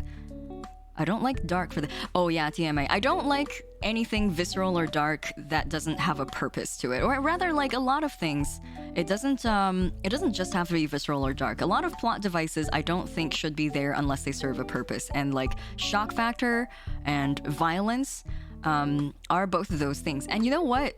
Like good cinematography and good visual presentation, I still count as a purpose. And so if you include a lot of like gore or a lot of violence, but it's very well directed and it's visually a specter, then I can still accept that. But I think there's just a lot of things. I also don't like manipulative character death. Manipulative character death is not something I respect because I think that like you bring a character into the plot and you make people have an attachment to them to serve a purpose, and like you can do that once. You can maybe kill off a character once for shock factor, but like 2 or 3 or 4 times over, and you keep doing that, it cheapens the effect. It cheapens it, and it makes your audience go like, oh, this person is a new character, and we're being made to like empathize with them, and therefore they will probably die soon. You know, it's the death flag effect. AOT would have been better if they stopped making it a depression wheel on fire. Is that what happened? That apparently you have to watch a lot of the show to get past the shock factor for the show throws in your face. I haven't seen past season 1 myself. I watched half of season 1. That was as far as I got into it. I wasn't a big fan of AOT until my SO forced us to binge forced you. Watch the whole series over a week. I got into it enough to finish the manga, and it made me think of a lot of things. Is it long? It seems like it's really long. Insomnio, thank you for the follow. Welcome to the host club. Shocking for a purpose reminds me of making characters with things like being on the spectrum of LGBTQ. Don't want to make their differences their whole character. Want to make them a good character who happens to have something different. Am I making sense? I get it, Chupi.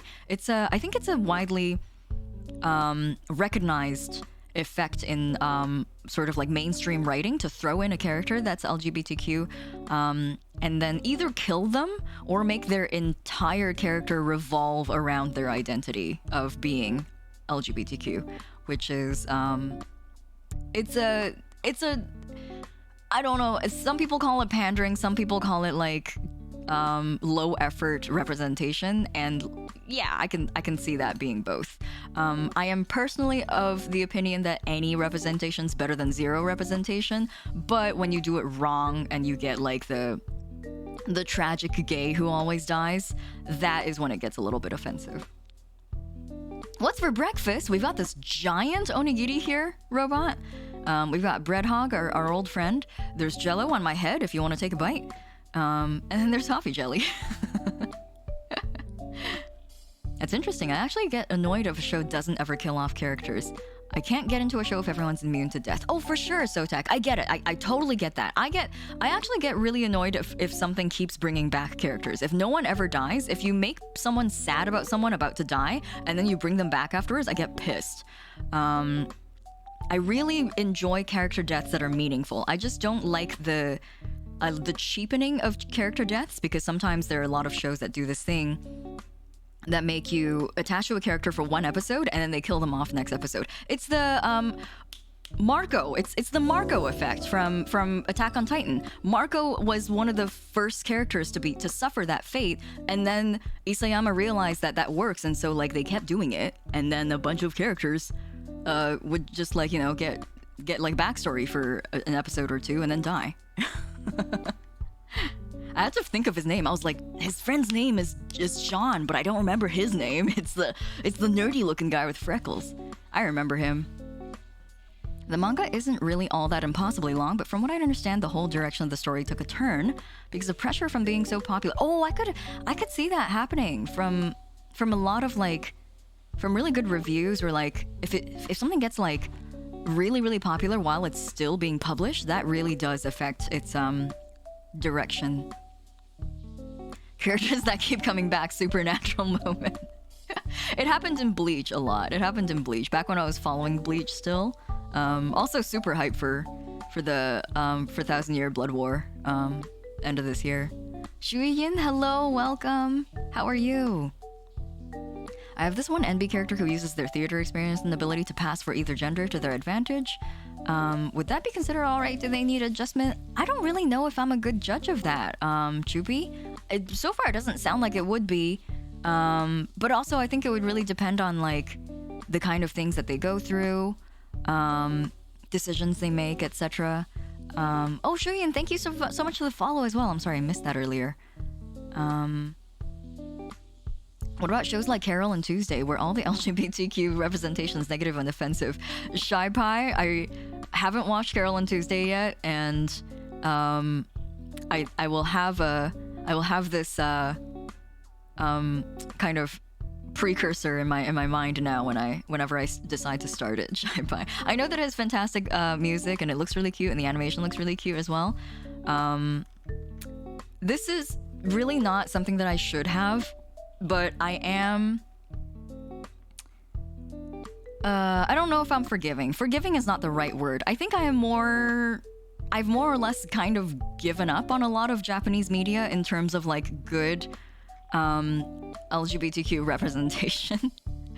Because I think it's a lot to expect. I have higher standards for North American media because I know that we, as a culture, have more acceptance and more awareness. We're less insular of a culture than Japan. Japan is a incredibly insular culture, especially when it comes to stuff like corporate entities, like people who are releasing, like people who are like in the roles of like approving and vetoing, you know, ideas for anime and representation and stuff like that. And so I understand that, and so I'm not so much forgiving so much as I am just like resolute, you know. I'm just like, all right, yeah, I guess I can't expect any more.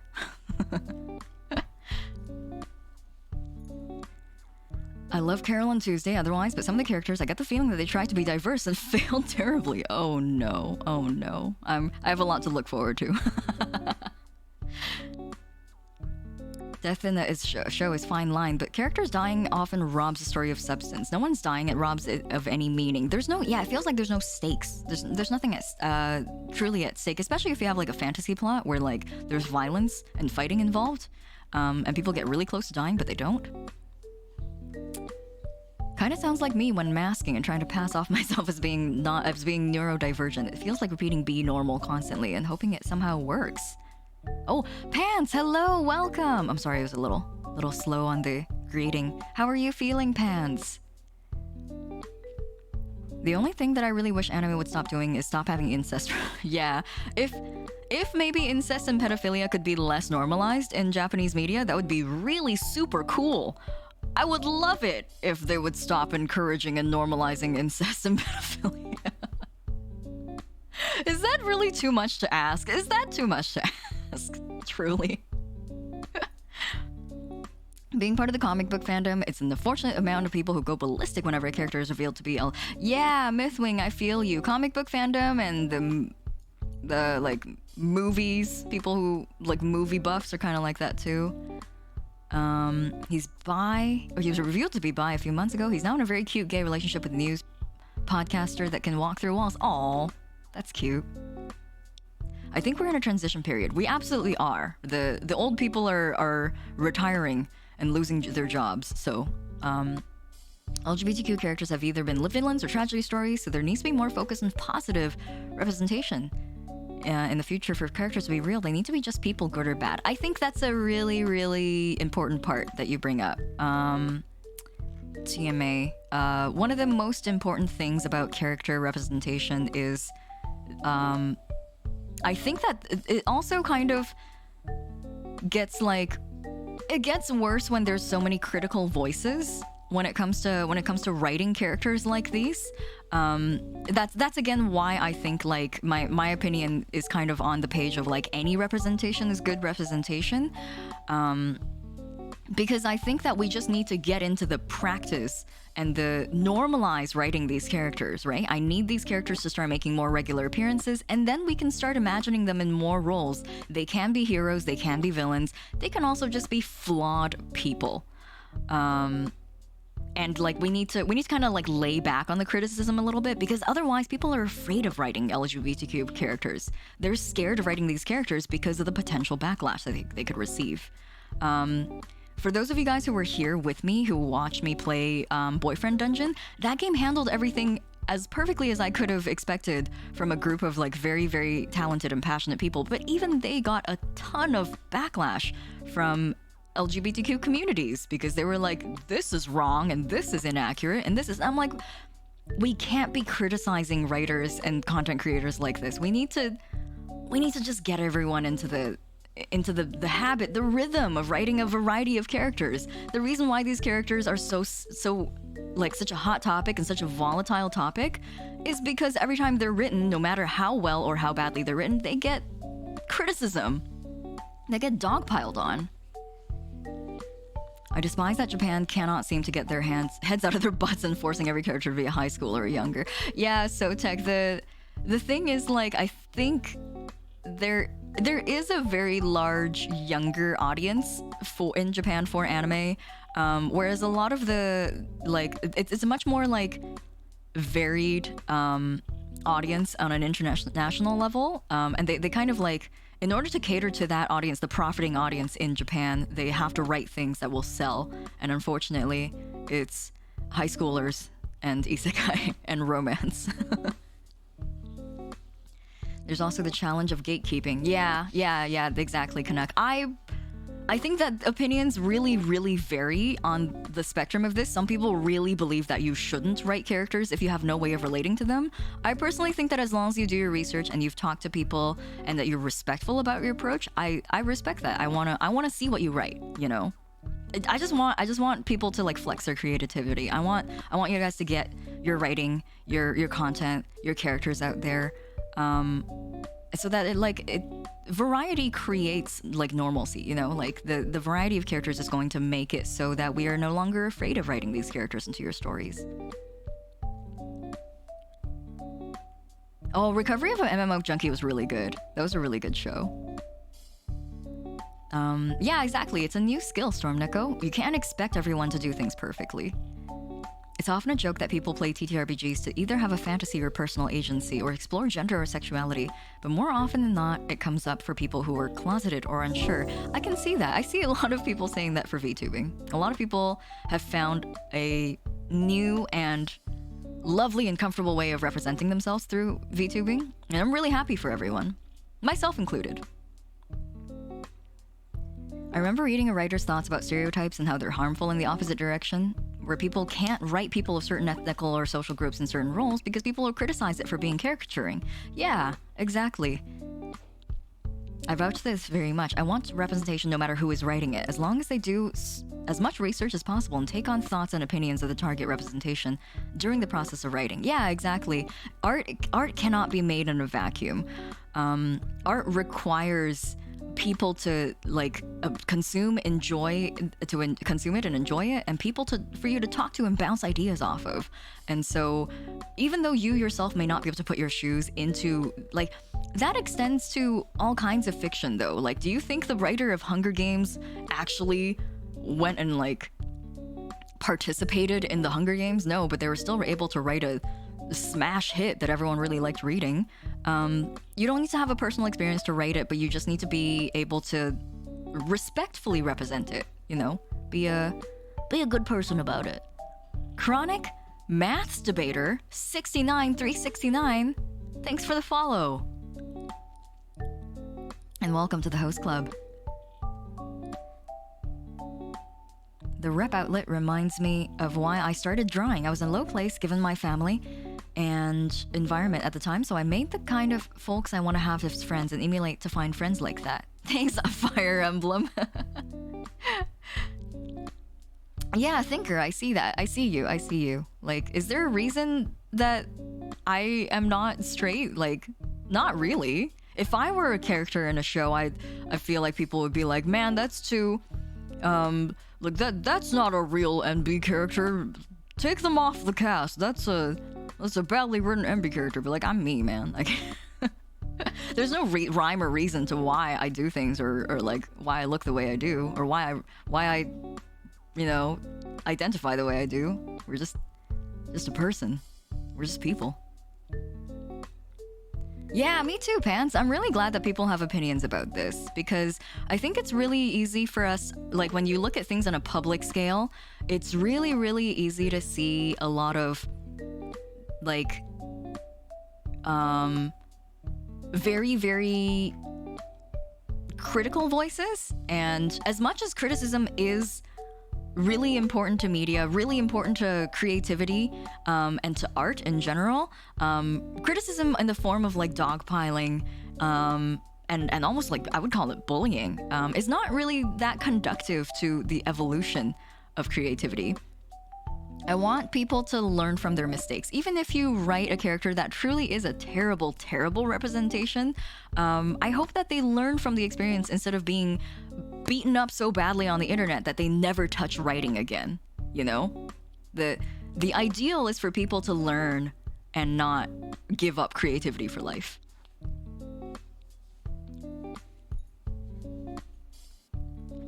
We are all creative jello in here.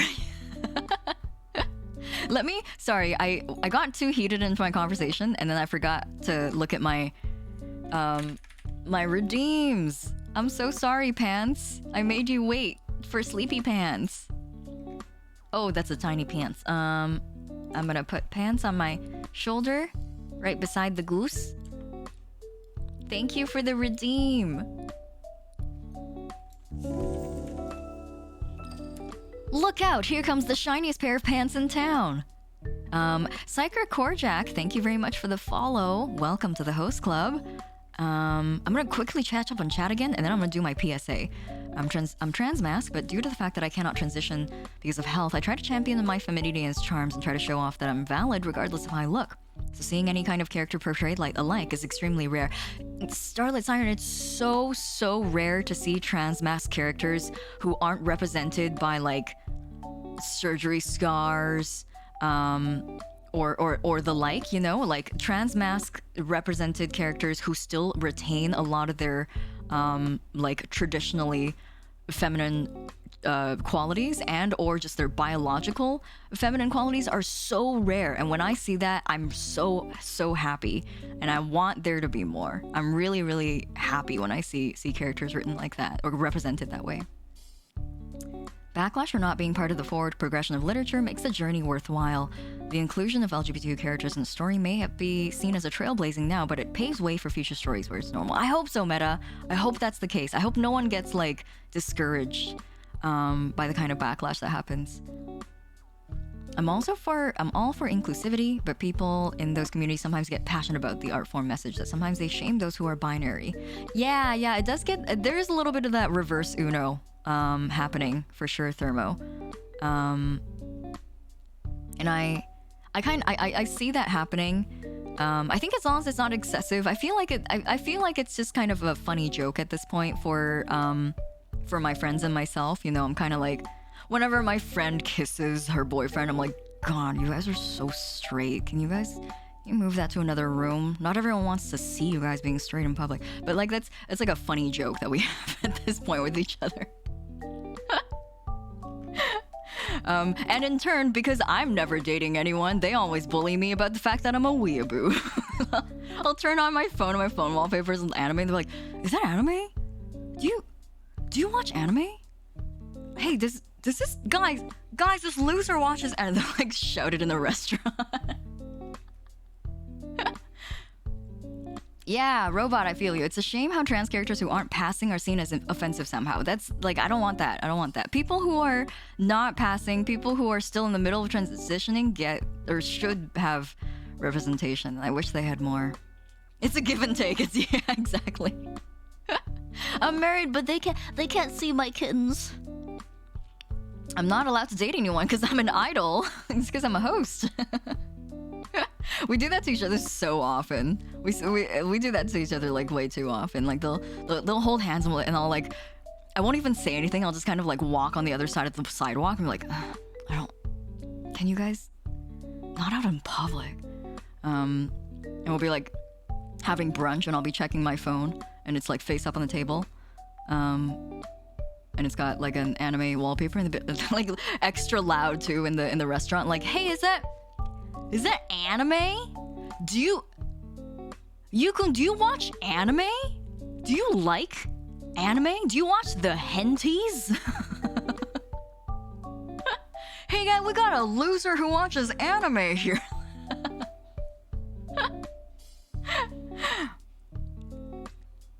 You get it. There is such a rare representation for it. Sometimes I'll secretly headcanon characters I identify with the same identity as sort of a personal coping thing. Yeah, me too. I get you. There's some characters who, that's the lovely thing about characters who don't have everything defined as well. I think headcanons are super valid. Public displays of affection will always have different views by different cultures and backgrounds. I personally can't stand the sound of lips smacking. Terrible. Not the henties, no! All right, give me 1 second. I'm sorry. I've put this off for so long, Rooster. I'm sorry. We got too into a conversation again. This happens every time. This is a public service announcement from RPG_Rooster. I would like to take the opportunity to remind everyone that no one in the entirety of history is unimportant. You are important and special.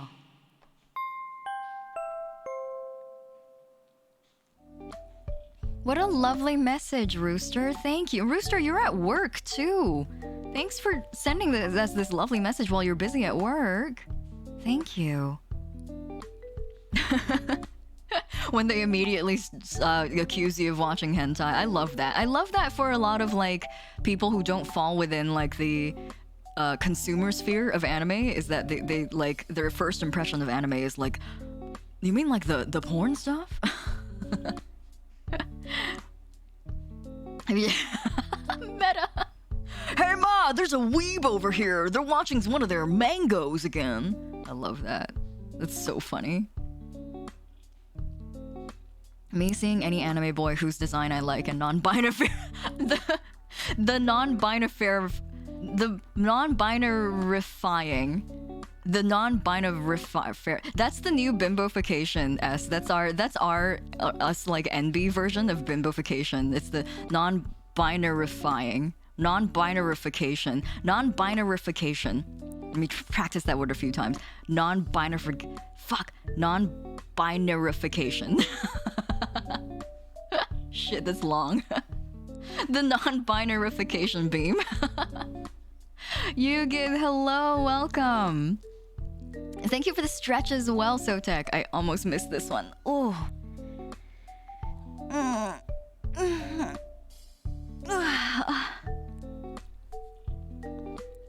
Oh, Thermo, I'm sorry. I'm reading your message. I might not read it out loud. I totally get that. Sometimes I do not. A lot of the times I don't like it when like movies or media like to force two characters into a relationship, and that's why I loved Pacific Rim so much. Somebody else told me who was chatting with me and told me that Pacific Rim is a good movie specifically because Mako and White Man didn't end up together. Sorry, I forgot his name. I'm sorry, I forgot his name. I forgot his name. I'm a mouse. It's me. The mouse. You said you dislike AOT, but Hanji? Hanji is pretty cool. I don't know a lot about Hanji, though. I hate when media forces romance. Yeah. I'm not a fan of when two characters that otherwise would not have ended up together are together because the movie is ending. You know, sometimes you don't really see any rhyme or reason except for the fact that like the movie's ending and somebody wants two people to kiss on screen. John Pacific Rim, yeah, that's him. Mr. John Pacific Rim. Rayleigh, yes, that's name. Thank you. Rayleigh is his name. Thank you. Yeah, Pacific Rim is also good because it had a lot of cool culture representation, such as Chinese people who played basketball and Russian power couple. The movie is so funny. Mr. John Rim. No. The Russian power couple was so cool, but then they just died. So did the Chinese people. The 3 Chinese basketball players were so cool. And then they just died. It would have been cool if they kicked a little bit more ass before they died. But you know what? That movie was really cool. The part that gets me fucking screaming is the part where they're like out of the stratosphere with the bird kaiju, and then Mako's like, we've got one more option, and then the screen shows sword mode, and it's just like, Mako, we were picking up ships earlier to beat up kaiju. Why didn't you tell us there was a sword mode earlier in the movie? Why didn't we like, Mako, please. Why didn't you guys tell me earlier? Ivy, exactly. Earlier in the movie, they were beating up the same kaiju, and they had to pick up a bus and throw it at it, and then they had to pick up like a freight ship and like fight it with the ship. And so the fact that she didn't like go like, hey, you didn't have to pick up the ship. We actually have a sword mode. It was so funny to me.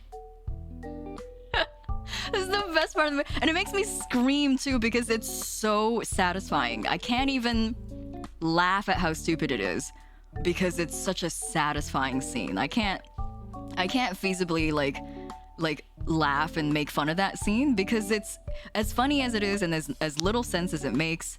It's so funny, or it's so good. It's so satisfying. It's such a good scene. They cut it in half, man. They cut the bird in half. It's it's so cool. If you're in a robot, always use sword mode.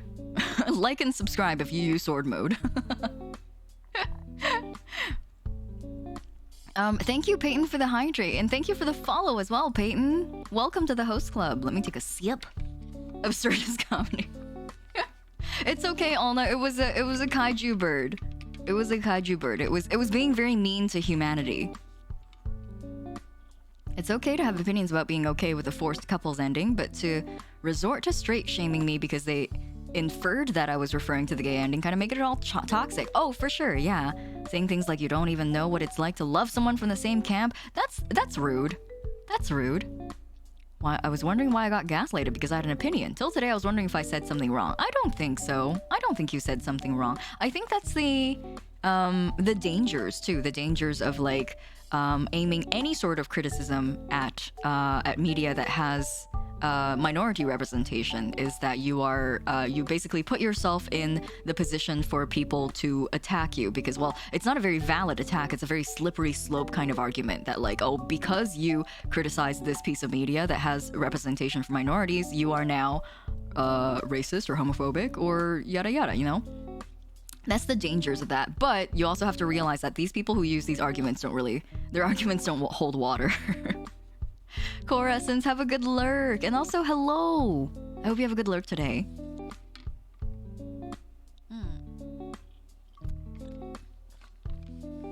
Have a good power nap as well, Hamster. We're gonna start the game soon. It's noon already. Okay.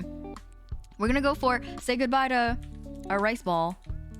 And say goodbye to this little guy. We are going to be going to into our break time for a little bit. Let me pull up my timer here. We're gonna go on a 5-minute break before we come back and play Valhalla. Oh my god, what good timing. Oh jeez, okay, hello, I'm back. Ivy, that's so valid. I would demand a magical girl mode too. What's the point of fighting if I don't get to henshin first? But that's why I always ask, what is about representation that bothers you? And then I get cast judgment from there. No, it's okay. You don't have to worry about these people because their argument holds no water. When you make arguments like that are slippery slope arguments, they don't hold any water. Alna, thanks for joining us today. I'm glad you came in here today so we can call out the model for you. But thanks for hanging out with me for breakfast. We're gonna be back in 5 minutes to start Valhalla. As usual, for my break times, once I get into the break screen, I am gonna run a few ads, and so please go and stretch out. Get yourself some water, get yourself a snack if you would like. If you are leaving now after breakfast, then have a good rest of your day. Take care, and I'll see you next time. If you guys are staying for Valhalla, I'll see you guys in 5 minutes. Go get yourself something to eat and drink, and while the ads play, so you don't have to watch these ads. But take care, and I'll see you guys in 5 minutes.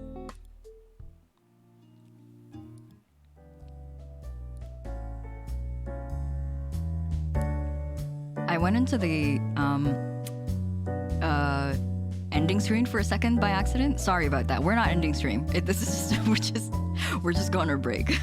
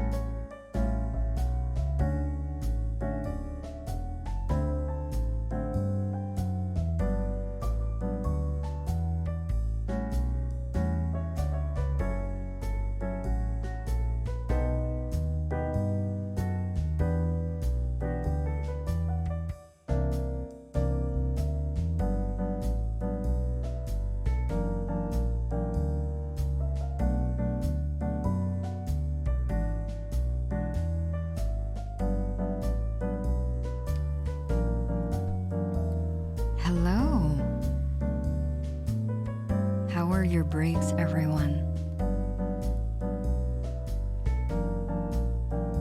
Thank you. Did you guys get any cool ads? Robot, I think that if you're subbed, you usually don't get mid-stream ads, but I think if I run them, like if I manually use a command to run them, you'll still see them. But let me quickly go and set everything up here. I need to change the category. Oh man. Look at me. Being so good at streaming and remembering to change my stream category. Realizing I've never seen those club ads. I did turn it so that my preferences have like minimal ads. But I think it is still like sometimes people still get hit with them every now and then. But I do make an effort to make sure you guys don't see or don't get interrupted by them. It sucks. It sucks being interrupted by ads.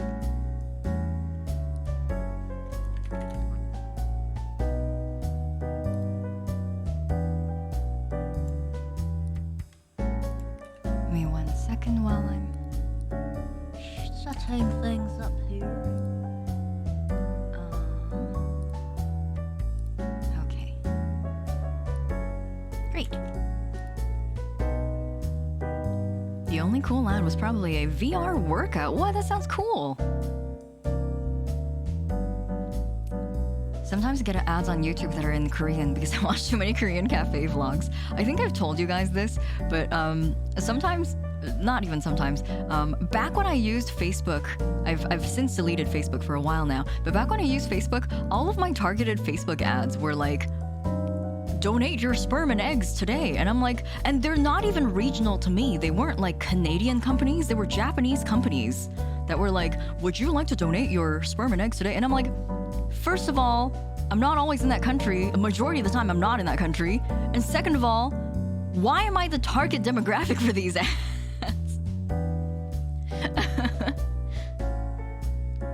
You have to delete your Facebook as a VTuber. My Facebook was long deleted. It's been gone for a long time now, and it's made me much happier. Donate my weeb sperm. Do you guys notice anything different? Do you guys see anything different about where we are right now? Are these new overlays? Are these fancy new overlays? Let me turn my model off so you guys can see what the back looks like. Wow, what are those? What is this? Guess who did my overlays? I'm gonna do a quick shout out. Sarah's not here right now, but I'm gonna do a really cool, really quick shout out for Sarah. But Sarah did. I don't think it shouted them out properly. I don't. Twitch shout out sometimes is. Oh, it's because they haven't streamed recently. That's why. Yeah, I think the link should still work. But Sarah did my new overlays, and I have a few more to show off. But I will show them off when the time is right. If you would like to see more of their graphic design things, you're welcome to follow them here. Let me reappear magically. The host club has a casino now. I know, isn't it fancy? Isn't it shiny? I love it. But if you'd like to see more of Sarah's graphic design, I've put her Twitter in the chat. You're welcome to check out her other works. Muffin Luca, thank you so much for the follow. Welcome to the host club. And Ion, thank you for the stretch and the hydrate while I was gone. I'll do that right now before I start the game. Oh, the jello's still on my head. Oh. Yeah, the jello is still on my head, Thermo. I didn't notice until just now.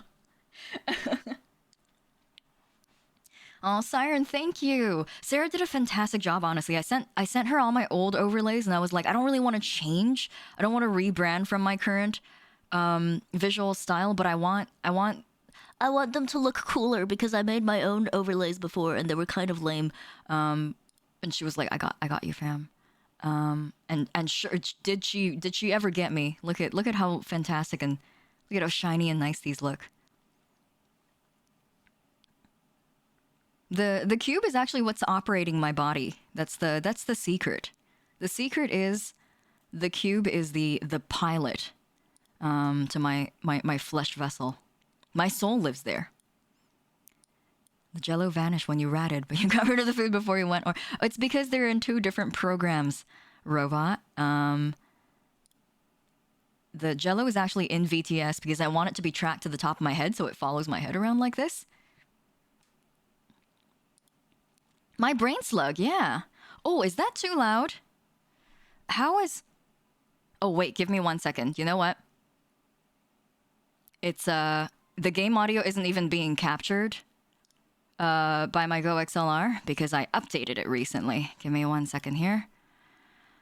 Oh, Go XLR. Silly. There we go. There, it's back. It's back. Oh, hey. Good news, everyone.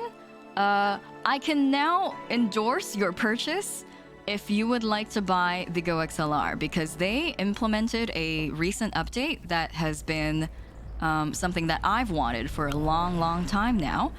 For those of you who do own a Go XLR and kind of know how it works, microphone profiles are now a new thing that they've implemented. And so if you plug in different microphones or if you record in different locations and you need different mic settings for any of these situations, if you have a mic for ASMR, if you have a mic for streaming, if you have a mic for recording, like I do, it takes 2 seconds to change these mic profiles now, instead of before where it took like a good 2 minutes because I had to redo all my settings.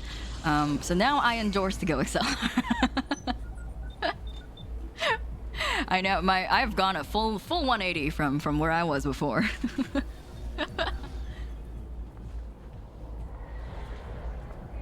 Oh, sorry, to go put something away, but yes, now I don't know if I still fully endorse it because it's still really expensive. But it's more worth the price now, at least by a little bit. It's not a host club meme anymore. It still kind of is. I still would not recommend it for like anyone who is just starting out, anyone who has never touched audio before, never streamed in their life before, and you want to get the Go XLR before you get started. I would still be like, don't buy the Go XLR because don't drop $500 on something you haven't done before. That's just don't do that. That's a lot of money. It feels wrong hearing you endorsing the Go XLR. I'm sorry. I've betrayed your trust.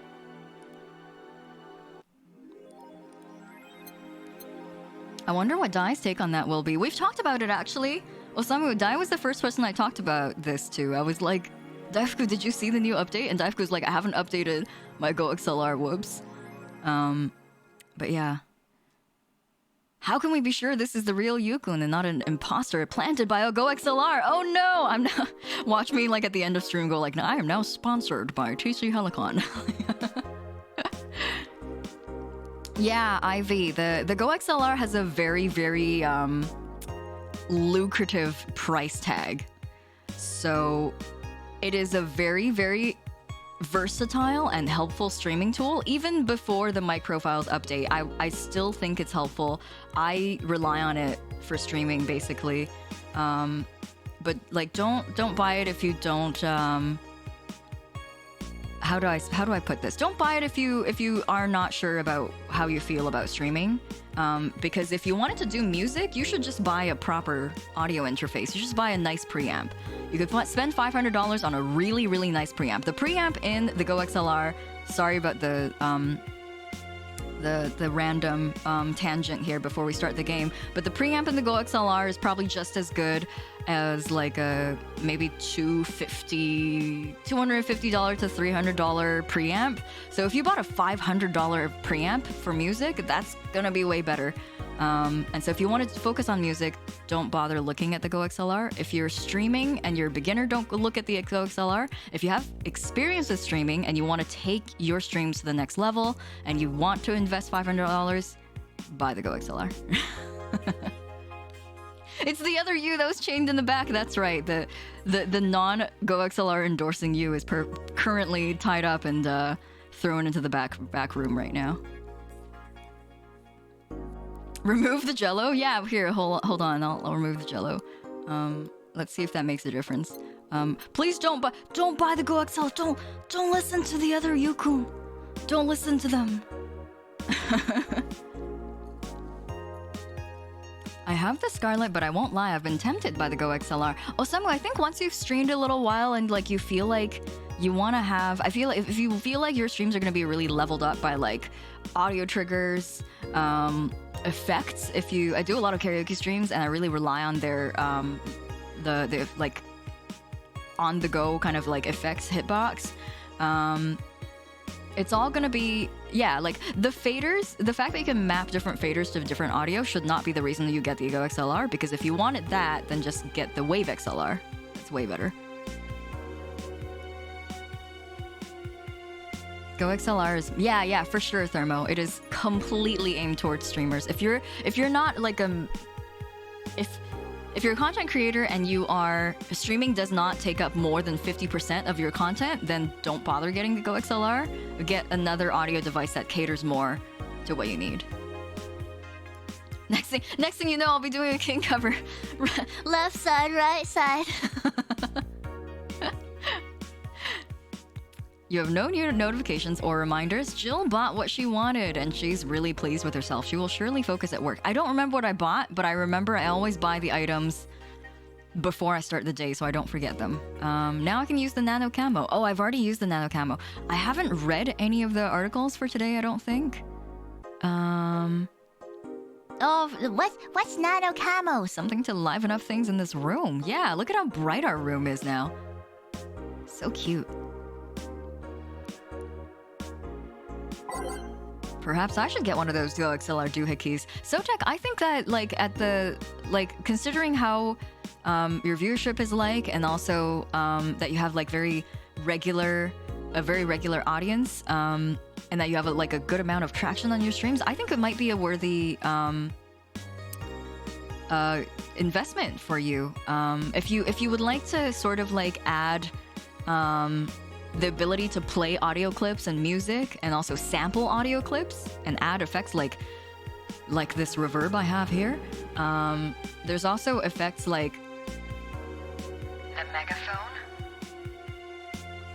But anyway, there's like a bunch of effects I can just like pull up with the hit of a few buttons, whereas you might have to click a few more times if you use a different program or if you use a different interface.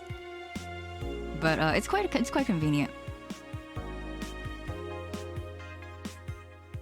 Oh, can I give you a brief summary of this game? Yes, of course. So we are in a kind of an apocalyptic future where you work as a bartender in a kind of like a chain bar. How Jill describes it is these bars that we work at are kind of like the fast food chains of bars. And so it's not the classiest of bars. It's a little bit dingy. But we go to work every night and we meet very interesting people. The only thing expensive I've noticed on Twitch is those $1,000 mics where the ASMR girls lick your ear. The 3DOs, yes. The famous 3DOs.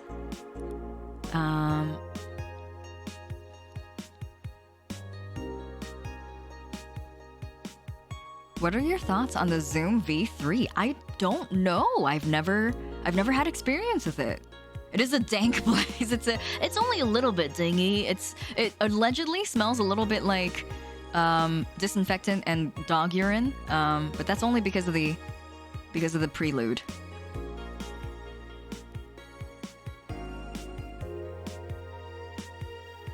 I can't afford the ear licking girls. 3DOs are very expensive.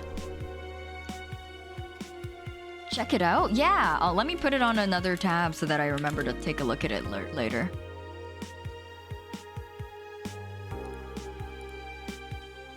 Okay. Oh, where am I? Okay. Cinnabar, welcome back. How are you? Give me 1 second here. White Knight just beat me up. Oh wait, Four says, what is a nano? Oh wait, that we've already read that. White Knight just beat me up. No! So this current board that we're looking at is basically like the in-universe like 4chan board of Valhalla. A white knight just beat me up. I'm fucking crying right now. Let me tell you the story.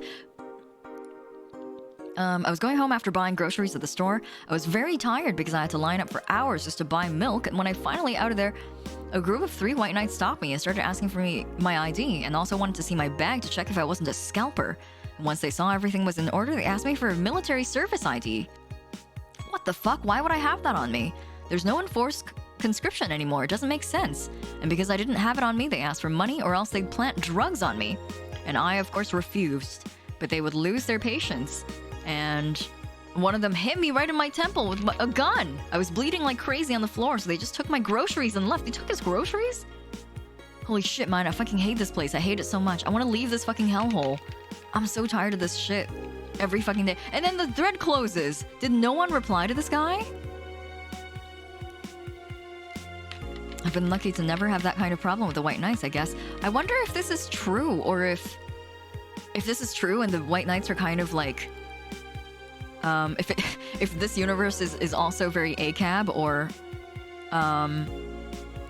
if this is just a guy trying to get attention. I wonder. Yeah, White Knight brutality. Apparently that's a thing.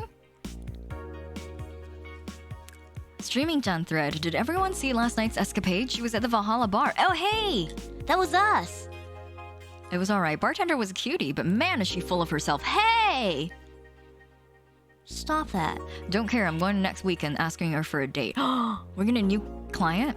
We all know you won't. Pretty sure nobody here has the guts to ask someone out. Is she still sleeping? Yeah, the bartender has been telling everyone they need to be careful with their words, lol. I wonder if there's illegal activity going on there. Like, why would you need to be careful what you say? Well, we have an assassin coming into our bar, that's why. Maybe they're avoiding casual racism. True, still, but it wouldn't be rare for them to do shady stuff. This fucking city. At least she's sleeping now. Last time I saw her taking some rest was about a week ago. Crashed is one hell of a drug. It's cute that, like, Streaming-chan's viewers still, like they care about her and, like, want her to get rest and stuff.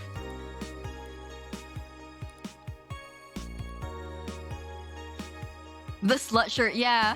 Sotek, that's a real shirt. I've been informed by many people who have played this game that that's a real shirt. In fact, some people in chat right now who are hanging out with us have that shirt in reality and wear it. Sorry, I'm gonna take a drink here.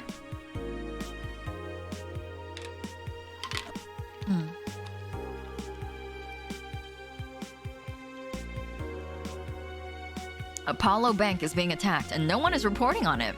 Are you actually surprised? Considering the nature of their threats, it's clear that Quincy doesn't want to take the blame. What a fucking coward. Do we have any sources here? I'm posting from the site. It looks like someone's inside the bank with a huge bomb, threatening to blow up the building. Is Say okay? They want Quincy to quit and the White Knights disbanded. So they're actually helping the protesters. It's not the way to help people. What if this is just a huge false flag to blame the opposition? I wouldn't be surprised. May the gods guide Say to safety. Yeah, I hope Say's okay.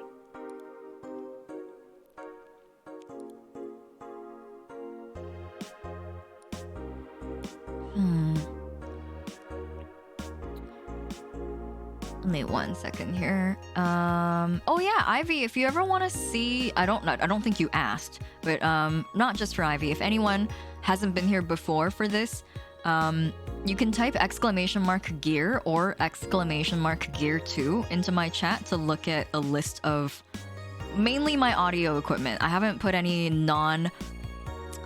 audio equipment into that kit list yet, but if you're curious and you want to see what I record with, gear, if you !gear is my streaming setup. !gear2 is my recording setup.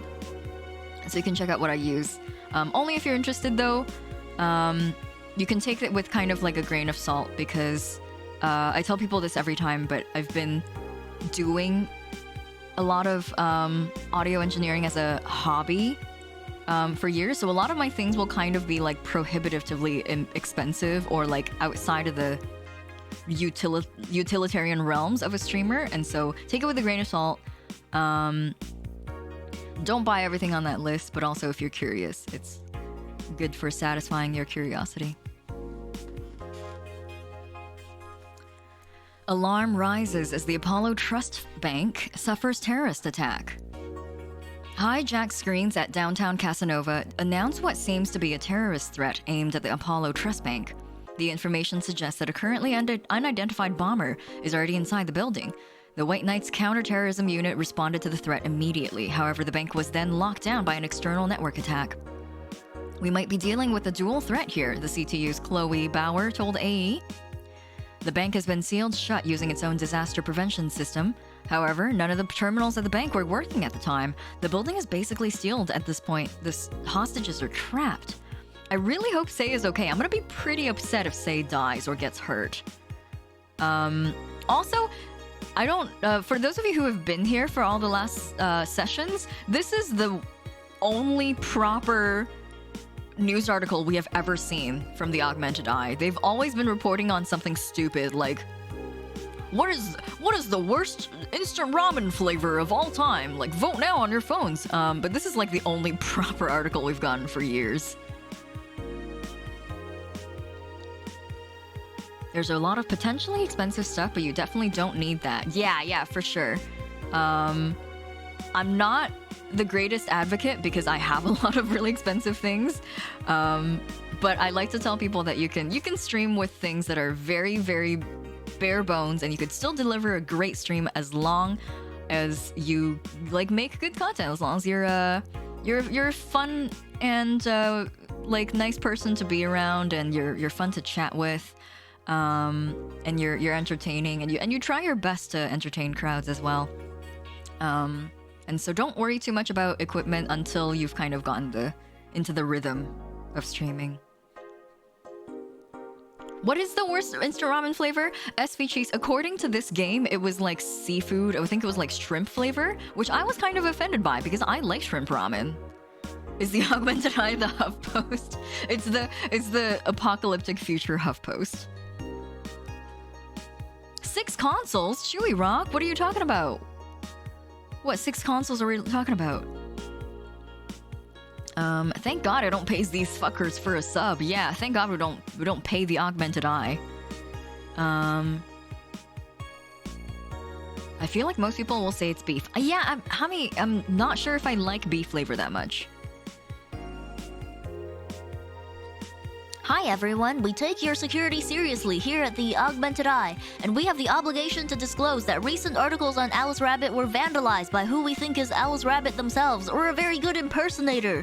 We want to extend our apologies and inform that we'll be limiting our coverage of Alice Rabbit just to factual news and not entertainment pieces. Well, that's what you're supposed to do as a news outlet, Augmented Eye.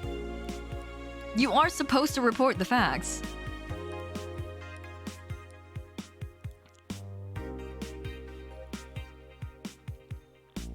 Beef tastes odd to me for some reason. Yeah, I think it really does depend on the brand. Some brands do beef really well, but like the most basic like $1 instant ramen that's beef flavored. The XQC clip where he complains about streamers that spend more money on equipment than making a good streaming experience. Is that Chewy Rock, if you find a clip of that, can you send it to us in chat? I would love to see it. Let me know if you're interested in finding it for us, because then I have to permit you so that my bot doesn't bonk you. Oh, my bot didn't bonk. Okay. Okay. That's fine. I guess my bot is just not in the mood to bonk people today. Thank you. I will save this for later for when I review everything on my tabs. Thank you so much, Chewy Rock. I appreciate it. The bot is sleeping. Test www.boobs.com. What does boobs lead to? I'm not gonna click on it, but what is it? What does boobs.com lead to? Can I buy the domain boobs.com? But Chewy Rock, I appreciate it. Thank you for linking me. I'll go take a look later.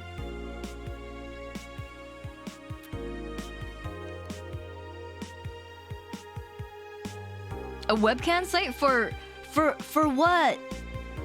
For what do we see? Boobies? Oh, a webcam benefiting site. I get it. Thanks, Thinker. Thanks for speaking my language. Pollution to reach historic levels next year. Even though most countries in the world have adapted their economies to solve the ongoing problem of climate change, Glitch City still relies on ancient technologies in order to keep costs low with profits high.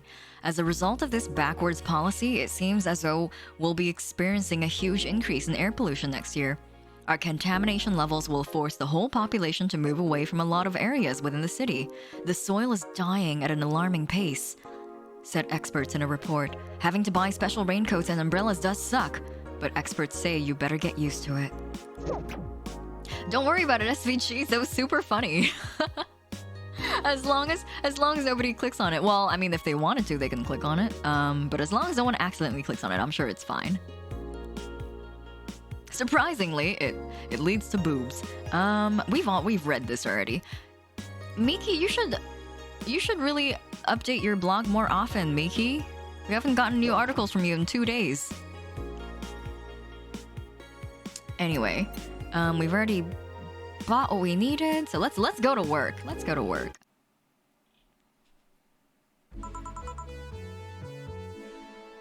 Good evening. Huh? I didn't expect you today. I was waiting for you to call and say you wouldn't be coming or something. Things at the Apollo Bank are getting ugly, so that means more people will be looking for a drink. You can take a break, you know. You're quite the hard worker. And the streets are not exactly safe right now. They've never been when you get down to it. And besides, I can't afford to not come with the bar closing soon. I wonder if the bar has any used impending closure as a means of getting their employees to work.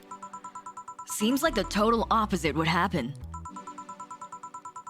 Not to mention I get bored out of my brains in my apartment, so I'd rather come here anyway. What did you say?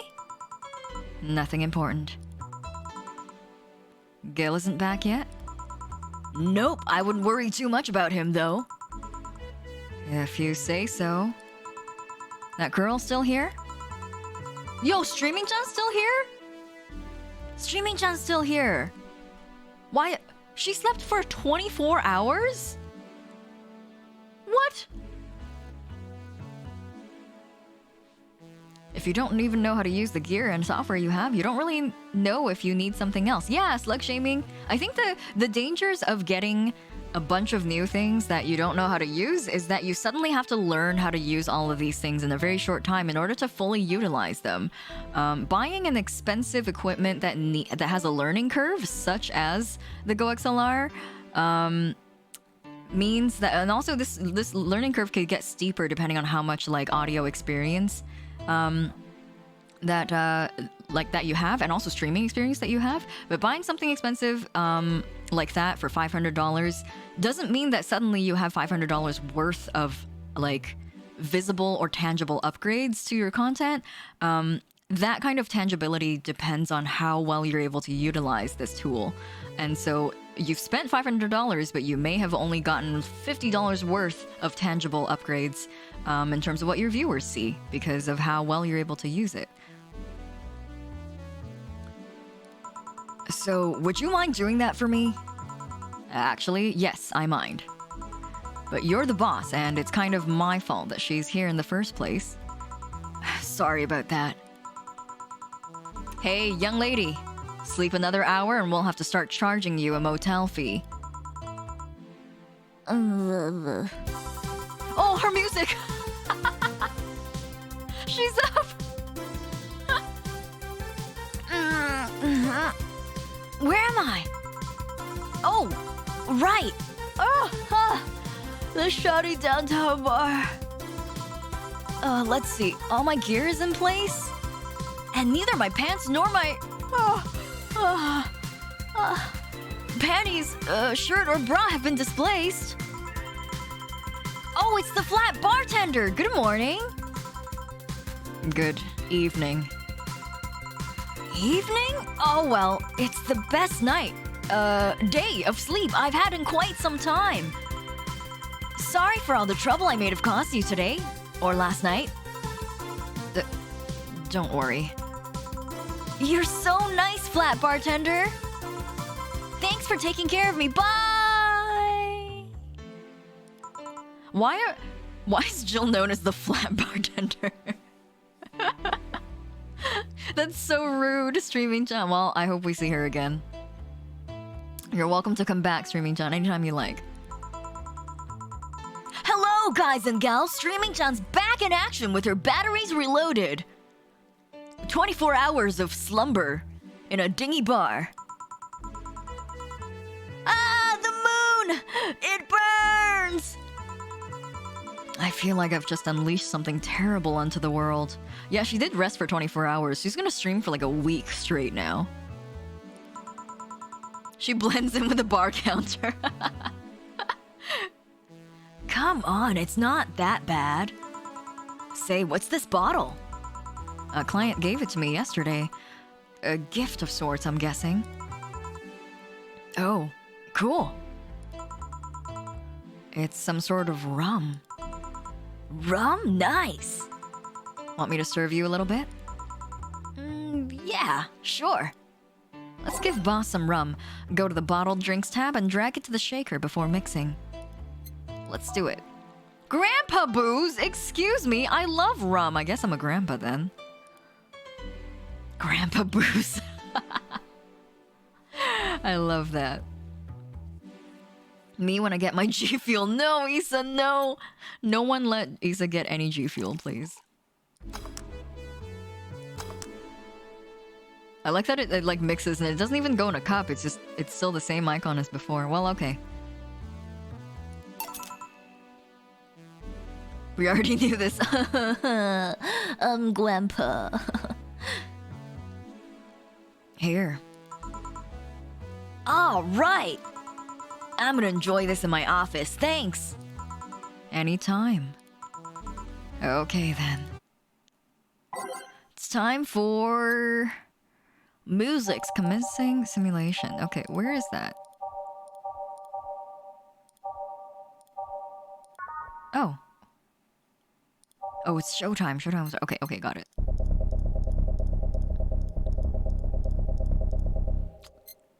Alternate reality, assignment. 1, 2, 3. And then let's go back to the beginning. Every day is night. Ah, there you go. There we go. Jill started her liquor collection with her grandpas. Yeah, that was so cute. I really like that tidbit from last time. Unleash the Smoland. Garland, give me 1 second. That one's not been moved to the library yet, so I will... Give me a hot second while I do that. I'm gonna play some music. I'm gonna get the music to play. While we pull up the Smoland here.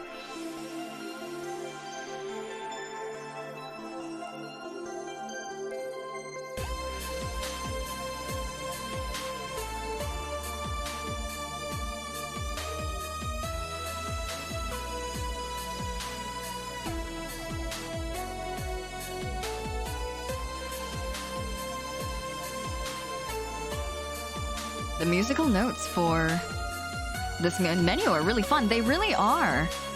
The music in general for this game is really good. Let me know how volume levels are, if they're too loud at all.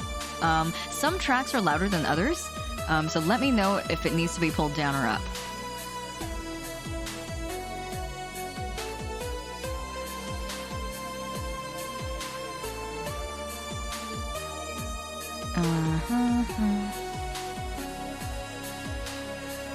Sorry for the music here. I just gotta do something. I gotta find a critter that's in the waiting room right now. There we go.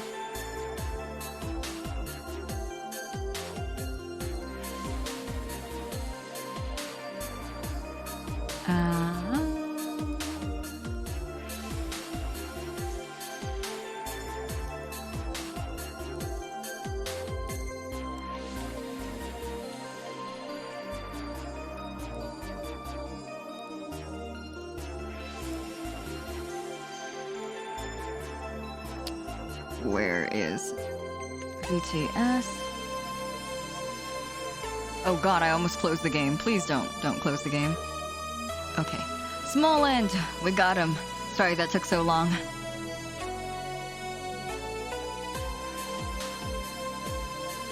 Oh, Dragon Pia. And Smoland. Okay, perfect. We got him. We got him. We got him, boys. We did it. Thank you for the redeem, Garland. Sorry that took a hot second here.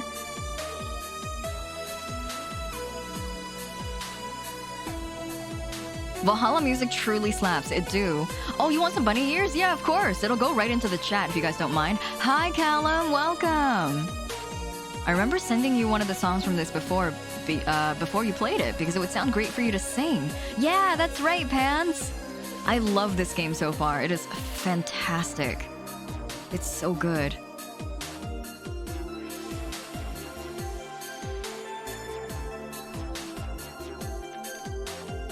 There we go. Oh, that's right. My I need to learn to make my my VTS canvas a little bit larger so that I don't always have to use the downward pointing rabbit ears. Oh no.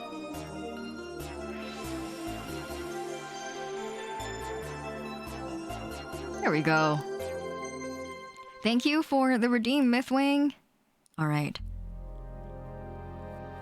Your new overlay harmonizes so well with the game's aesthetics. Does it really? I love that. I really love this overlay. It's so pretty. Turn the music down just a tiny bit. Down or up, Ivy? Is it... I'm late. Did I miss anything? You haven't missed anything super important, Emerald. Boony! I'm Boony now. Okay. Let's get the game back up. I'm Banui. I'm the Banui. Time to serve, mix, and change lives. Oh no! Hello! It's time to serve, mix, and change lives. Everyone just did all their redeems, and Issa's like, cancelled. You're all cancelled. It's slime time now. It's slime time now. No more Banui. No more small garland. No more critters. It's slime time. It's time for slime. Slime over other redeems.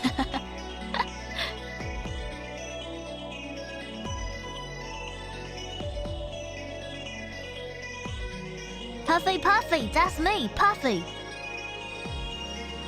13 ambies, you want a dokie? You want a doke? Give me 1 second here. Alright, let's do it. I gotta change my transitions, okay. Hey, 13 ambies in a trench coat. If you were a fruit, you'd be a pineapple.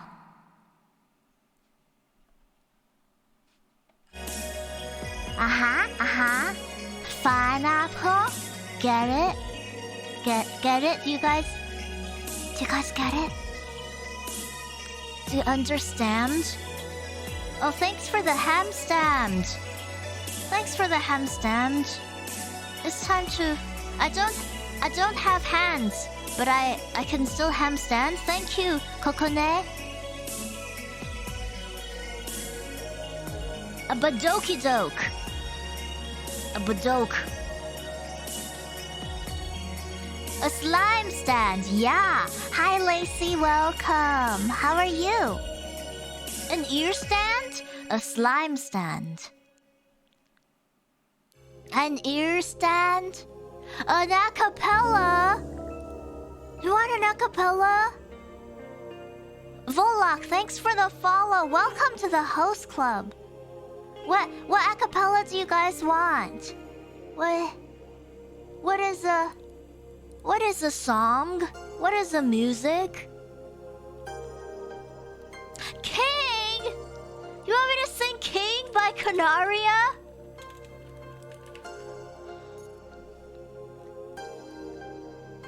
I don't know if I remember that. I'll try to remember as much of it as I can.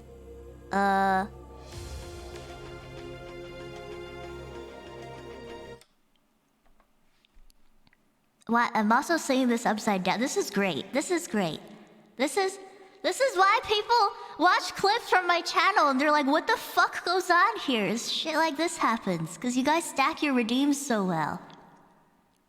유해리고 있고 많이 유해자리고 니 나기다리 유해 stop してないし勘弁にしといてなんてさに人願うかけらのあるに誰もが願う無機質やよな一足先に始めてたよな先が見えないバージョンハッピーショータタタタタタタタタタタなのあなたにお願い一つ愛も変わらずおまけにワリワリなのあなたにお願い一つ張り詰めた想い込め Left side right side はじき出したパパパ照れくさいなラブシャワサはじき出したパパはは You okay Pa pa pa pa pa pa pa pa pa pa pa. Thanks for the redeem, Issa. I can't believe you made me sing King. But that's okay because it doesn't count because I'm slimy right now. So I still haven't officially sang King. I'm not actually opposed to singing it in a karaoke stream, but I don't wanna put It's one of my favorite tracks in this game. But I just don't want to put out a real cover for it, you know? Yeah, that sounds tiring or something. I gotta take a break. I gotta take a breather. You okay? That's the best king you've ever heard, Mario. Thank you. Thank you. Oh. Hi. What happened? Someone redeemed a random acapella? Did I just sing a song? Did I wake up from singing a song? I guess the spirit of music took over my body for a few minutes. Whatever I sang, I hope it was good. I hope you guys liked it. Thanks for the hydrate redeem, Meta. Thank you. Finish off the rest of my drink here. Oh, you guys want a Smallman? Kokone, you want a Smallman? I will give you a Smallman. Give me 1 second here. I sang King? That sounds fake. That sounds like you're trying to bamboozle me because I would never sing King. I would never ever in my life decide to sing King on my own accord. So, I think you guys are trying to lie to me. I think you guys are bamboozling me here. Okay. Wow, I am very small. Thanks for the redeem. Kokone, and thank you for the hydrate meta, and thank you for the stretch, Sotag.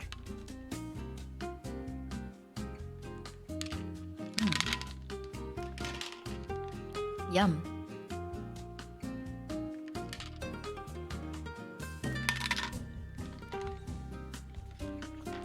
I have points to waste. Points to play with. Okay.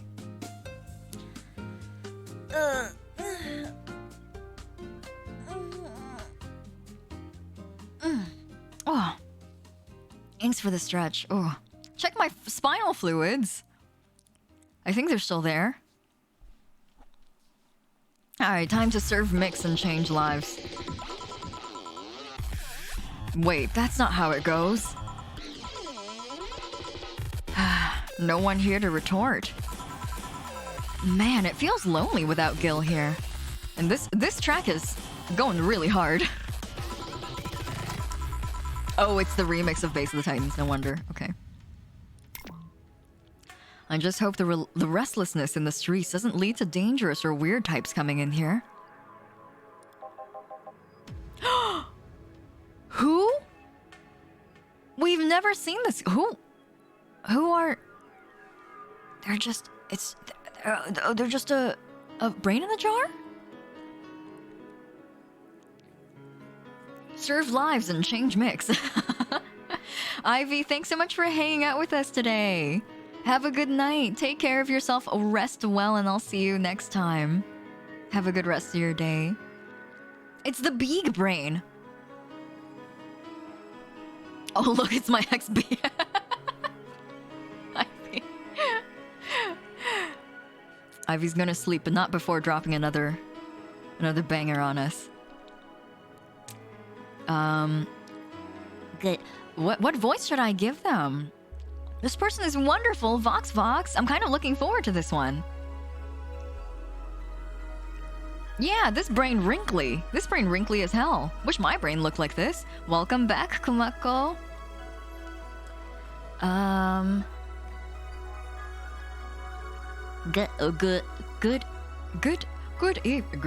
Good evening. I'm gonna give them a nice distinguished voice because they have a hit them with the Bogo's Binted. All right, Lucy, you got it.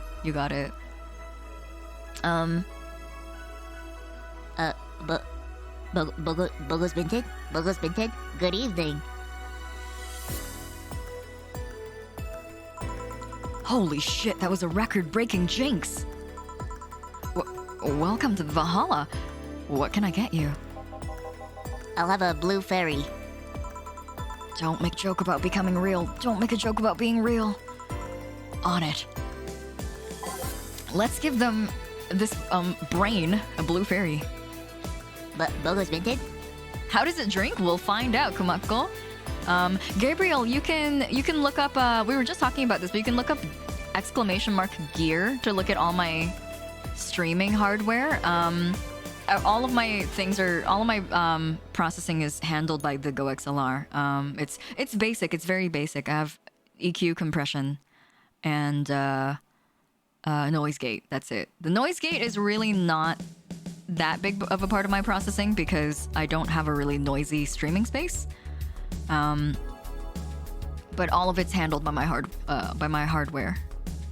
So no, I don't use the VST plugins on OBS. But if you don't have the GoXLR, and again, we were talking about this earlier, don't buy the GoXLR.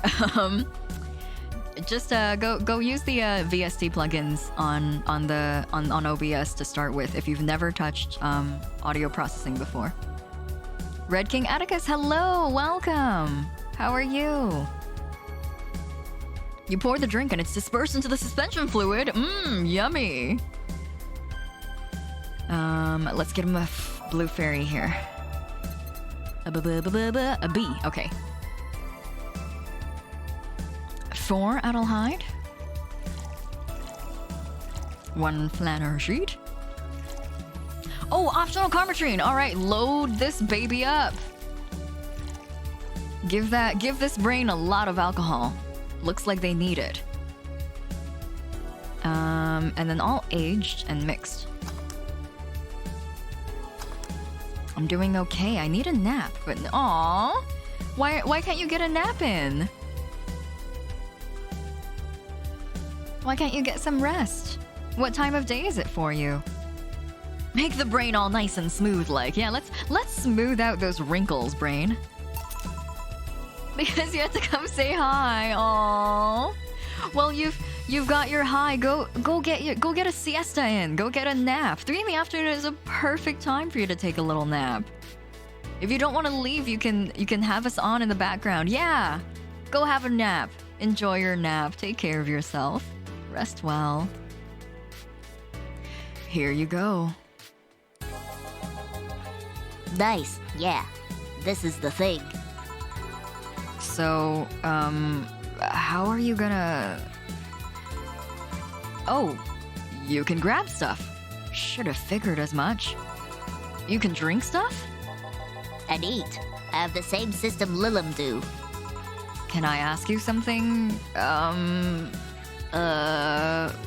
Miss... Call me Taylor.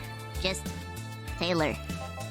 And yes, a cutie like you can ask me anything. Wow, Taylor. Taylor may not have a humanoid form, but they still know how to pay a compliment. Thanks, Taylor. Brain got moves. I actually have the same setup. Although I can't use it because it makes the audio too noisy. Does it really? I can't imagine the cloud lifter making anything too noisy. You have to make sure your gain is like all the way down. For everyone who wants to listen in on this conversation, welcome to as well. When you're hooking your hardware up, always start in the lowest gain and then always be pulling up your gain in the makeup gain in your compression. Don't ever be pulling up your actual microphone's gain in order to get better volume. Always be applying compression to the most like lowest level of gain that you can have, and then pull up the makeup gain on your compression to make sure that you have enough volume. That makes the audio a lot cleaner. Your signal's gonna be way cleaner. It's not gonna be amplifying any of the like fan noises that you may have or any background noises, etc. They're smooth. They're as smooth as their brain. I don't know. They're not. Their brain is pretty wrinkly actually.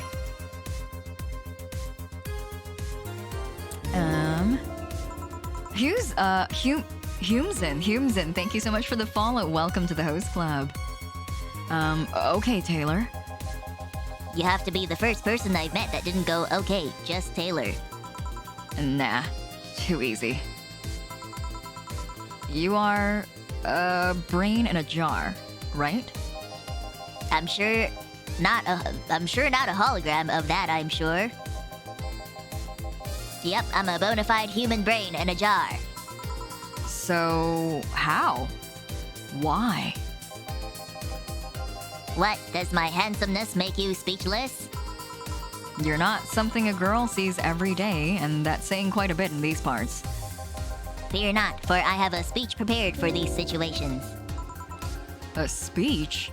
Thanks for the follow, Snug Sleepy Bud. I love your name. What a comfy name. Thanks for the follow, and welcome to the host club. Never ask a raw brain why. Atticus, why did you say raw brain? Now I'm thinking of cooked brains. That makes oh good. Yeah, give it a try, Gabriel, next time you get a chance. If you have a compressor, I don't know if you use the GoXLR or if you use something else for the compressor. Whatever you use for the compressor, always use that to pull up your gain, because you'll be like amplifying a cleaner signal basically. When you amplify the bass gain on your microphone, either through the hardware gain or through a software gain, you're amplifying everything. Whereas when you pull up the makeup gain on the compressor, you're just amplifying the clean signal and also like the post-compression audio signal. Well, Samu, if you're setting up your audio and you need help, you know where to find me. Whenever you get all your hardware collected, you can always hit me up. I get a fair amount of audio questions, and as long as they're not like super specific and need a lot of like hands-on help, I'm definitely able to give you like general pointers. It's not cooked, no. I don't want it to be cooked. It's not cooked yet, Issa. No, don't eat. Do not eat. Yukun, mixing tutorial. I'm not actually that great at mixing, honestly. I'm a really lazy mixer. In terms of like music mixing, I'm kind of a lazy mixer. If I like all of the Yuruta covers, like the non-serious covers that I put out, I mix them all like directly on the track, so I don't do any send tracks for my effects. I don't know if this means anything to anybody, but you're like proper mixing. You're supposed to be doing send tracks so you don't destroy your audio. For all my like throwaway mixes, I just mix directly on the track. A speech? You're seeing one of the 5 great living bottled brains of the world. Oh shit, Taylor's a celebrity. We are brains living in conditions that allow us to exist as any other humanoid creature. All while computers in our jars scan our activities. In a slow but steady manner, we are helping the world understand the inner workings of nature's most complex computer. Aw, thank you, Tivana. I wish I knew what half of those words meant. Sorry, Kumako. I can offer a tip or two if you ever have any questions, but I'll leave most of the tips to you. Yeah, please, if anyone's able to like offer tips and you're willing to, I know that it's kind of a time commitment, and so I'm careful about where I offer them, but as long as they're kind of like general advice, I can definitely offer some. Oh shoot, I think I forgot to reply to someone's DM about this. Shoot, sorry. sorry. This is semi-urgent because I don't want to make them think that I've left them on red. Shit. Where are they? Crap. There they are. Okay. I'll reply after stream. Okay. Oh god. How long ago was this? The 21st! Ah, shit. Sorry to whoever sent this DM. I'll reply later. Sorry. God damn it.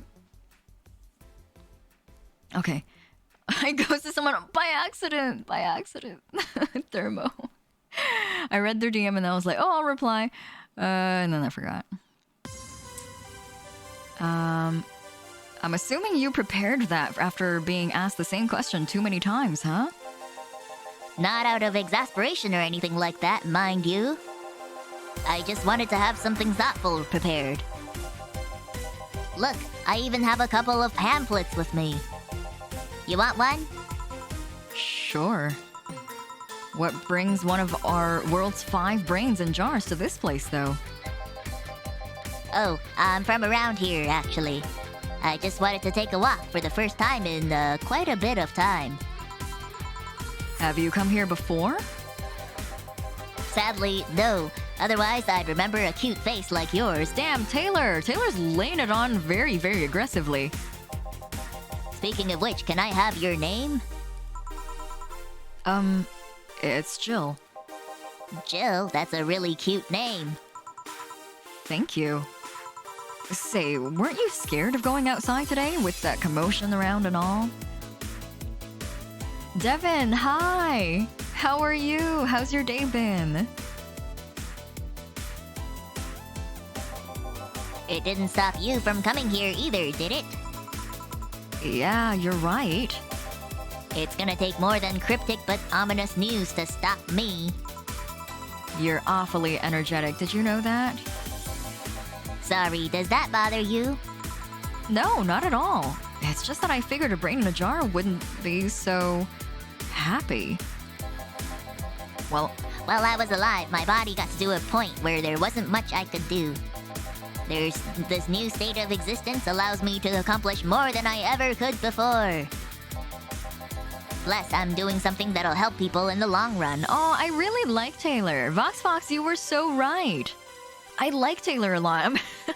It's a little bit funny that I've given Taylor the Bogo's Vinted voice, but it makes it almost a little bit better and enhances the experience a little bit. They are free from their rotting flesh bag prison. My day's been Oh no! Snowblower broke twice. Did you fix it yourself? Very handy. Is it really cold there? You have Bogo's Vinted on your soundboard. Bogo's Vinted? It's the sound that plays after Bogo's Vinted too, like Bogo's Vinted? What? And then ring. I love that sound effect. Yeah, I think the Dapper voice would have fit, but like there's something so funny about the Bogo's Vinted voice being fit to such a good character. Wouldn't you be happy? I wonder. Oh, Spooky Bard, is it the Minecraft cave noise? I have never played or touched Minecraft ever in my life. Do you want to make me happy, Jill? Depends on what it takes. Don't worry, just give me a beer. Alright then, yeah, I'll make you happy. 1 beer to make Taylor happy. They're very, Taylor is one of the more socially adept characters that we've met so far in the bar. We've gotten a lot of characters that don't quite know how to socialize. Like the Kanji Tatsumi looking ass character. And Streaming-chan kind of counts there as well. We got a lot of characters that don't have a lot of social grace and tact, but Taylor's very different that way. My old man had to fix it, but I'm finally learning how to work the damn thing. And then I haven't been able to get into the stream this whole time. Oh no, what happened? That's okay, you're here now. Take a good break, Devin. Have you gotten something to eat after all that snow blowing? Get some water and some food in you.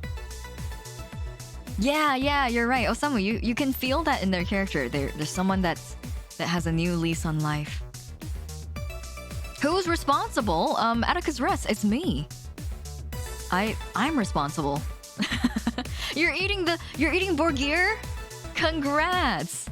Get that Borgir. Get the Borgir. Atticus Rex, I tell this story every time too many people fall for the link. But I need you to know I put that link in because I thought it would be funny, and then I forgot about it. And then this was very early on in my streaming journey. Not that I'm like any more experienced than I was before, but my mod messaged me in private and said that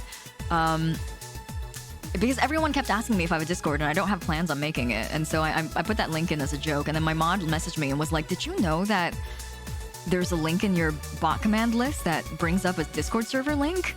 And it looks like it was written by you, like the formatting all fits with the rest of your bot commands." And then I was like, "What the fuck? Who put that in?" And we thought it was like a hyper specific like hacker attack, and then I clicked on it, and then I ended up tricking myself. And so that's my story to make everyone feel better about getting tricked, is that I tricked myself for the first time actually. All mixed, okay. Super Sona Nova, welcome.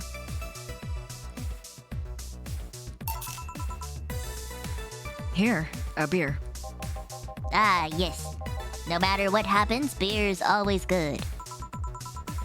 It's interesting though. Just yesterday I was talking to a client about brain uploads. You were? Yeah, we were talking about how even if you upload your brain, you'd still be here. I've thought about that too. Do you think the you in the cybernetic environment would feel like she was indeed transferred? Like, would she remember anything? Like waking up someplace else and so on? That's an interesting question. Flare at Cat Streams, hello, welcome. Thanks so much for the raid. Welcome, raiders. I found you recently on Twitter and was totally charmed. You're so cool. Thank you. Thank you so much, Nova. Is it okay if I call you Nova? But thank you, that's very sweet of you. And also Flare Cat Streams, welcome. How are you? Gabriel, this game gets into these things very often. Every single new character you meet, we have a pretty deep conversation about whatever that is ailing them at the time. And it's what's so charming about this game, honestly. Let me shout you out, Flare. Flare, I hope you had a good stream. You were playing Animal Crossing.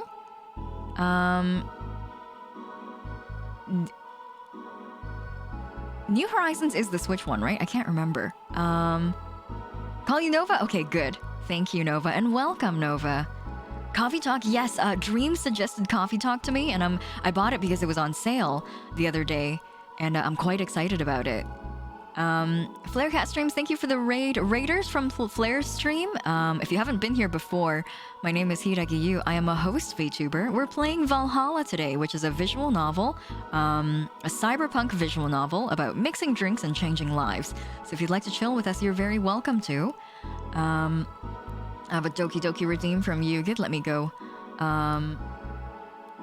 and find my transitions here.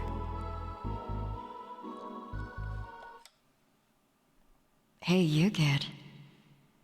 The sparkle in your eyes are so bright. The sun must be jealous.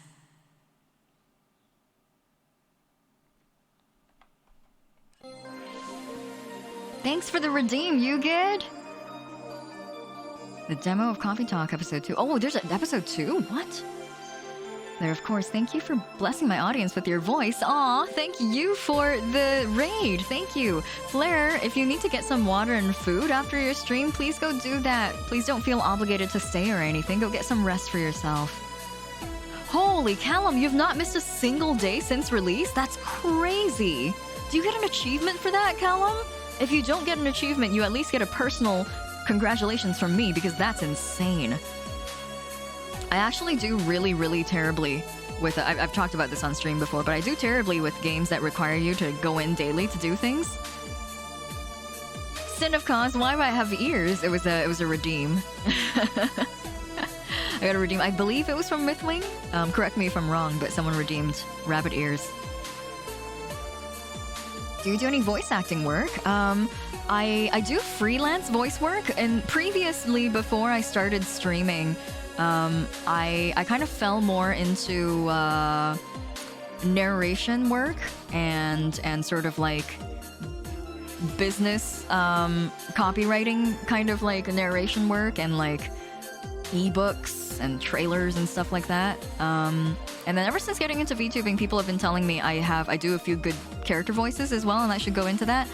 I'm kind of like, I'm tempted. I mean, like, I'm very motivated by everyone's extremely good review of my voice, so I may put together a character trailer soon. Most of it will probably just be from like my like doing streams like this, where I get to kind of pick different voices to do, helps me with defining my character voices, because I haven't had a lot of experience in character voicing at all.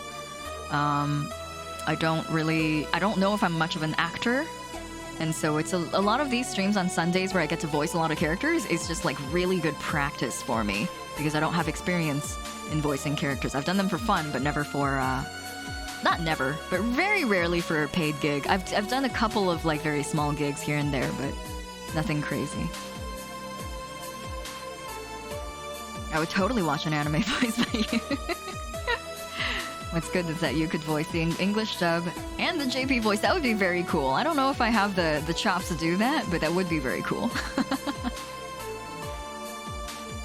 I was actually thinking earlier about being able to transfer someone's brain into a Lilum. One of the brains is being used in an experiment, actually. They can make a functional Lilum. Unfortunately, the wiring and other such makes it look more creepy than anything. They aren't transferring his identity or anything, though, just wiring him to a body. Oh. You'd think someone would rather do that than float around exposed in a jar. I have to admit the whole brain thing does look creepy. But the body I'm telling you about is just uncanny looking. 69 out of 10. Devin, that's the nicest thing anyone has ever said about me. Thank you. Gabriel, if you ever have any projects, keep me in mind. Yeah, for sure. I like doing a lot of kind of like small production and VTuber projects, just because it's within the community. I really like doing things within the community. Speaking of uncanny, how did you feel when you first saw yourself like this? It was quite the shock, actually. It didn't last too long, though. I was never too attached to my body. Late in my life, that was almost literal. You know what the downside to this body is? I can't get drunk. If you want to call that a downside. If you wanted to drink alcohol for the taste, there are many alternatives. Drunkenness is part of the whole experience. Why, though? Lilum can get drunk with no problem. Hiiragi too! Hiiragi 2 is my favorite VTuber. Yeah, but in their case, their brain's a computer attached to their body. Getting drunk causes their brains to reduce the input speed to their bodies. Depending on the model, their drunk subroutine might throw in different behavioral cycle even. It's hard to get drunk when the whole point of you being in a jar is figuring out exactly how you work. Yeah, you're right. Is Gil back? Is this Gil? Hey, Jill. Oh, no, it's Alma, sorry. Shit, again. Hey, Jill. Oh, Alma. Oh, she's so pretty.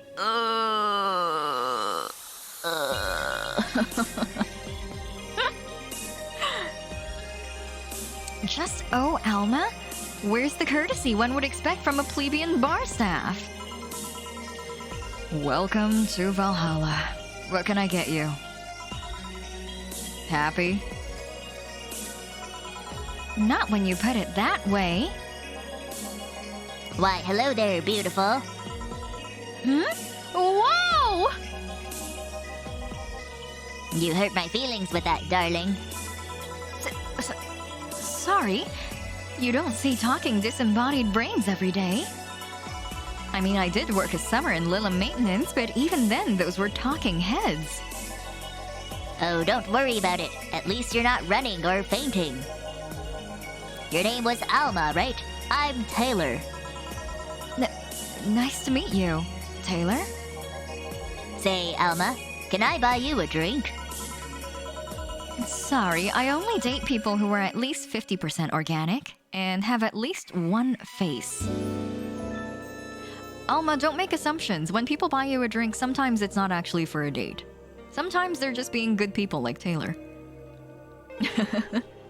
Nova, thank you for the sub.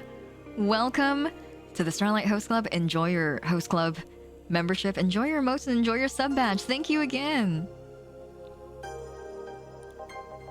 I know just what to strive for then. Aw, Taylor took that like a champ. Damn, Taylor.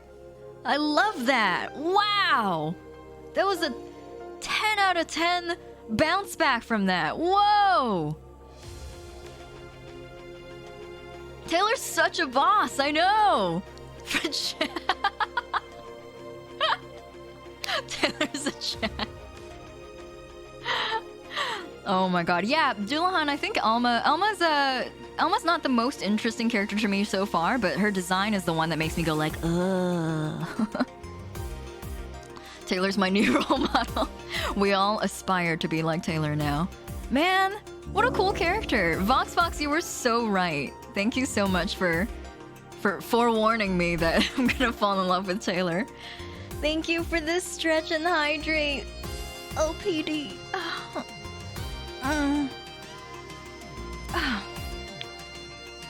Thank you.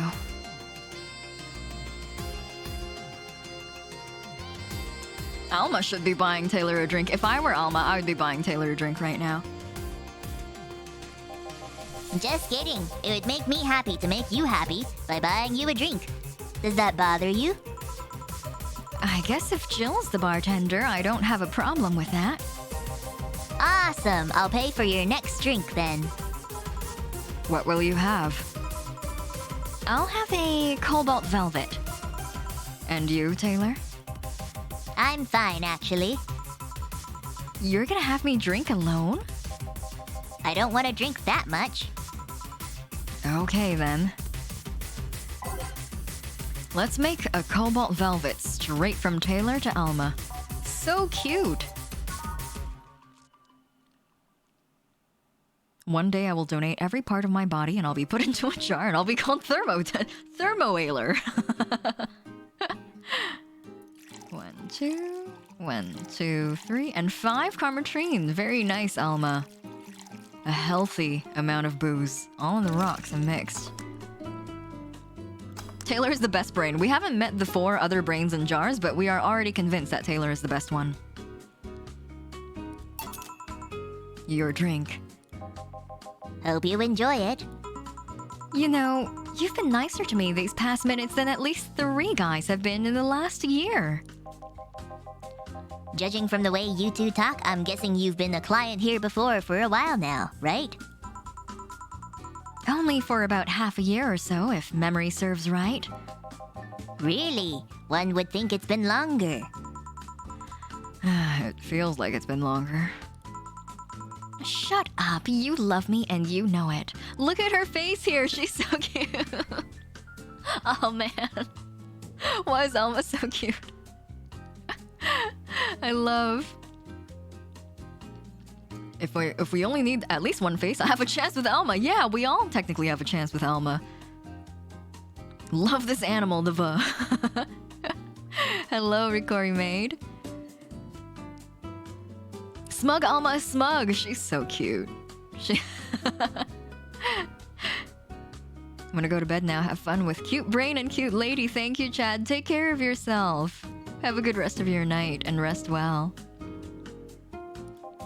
So, you just started coming here and that was it? Well, the first time I came here, the other guy...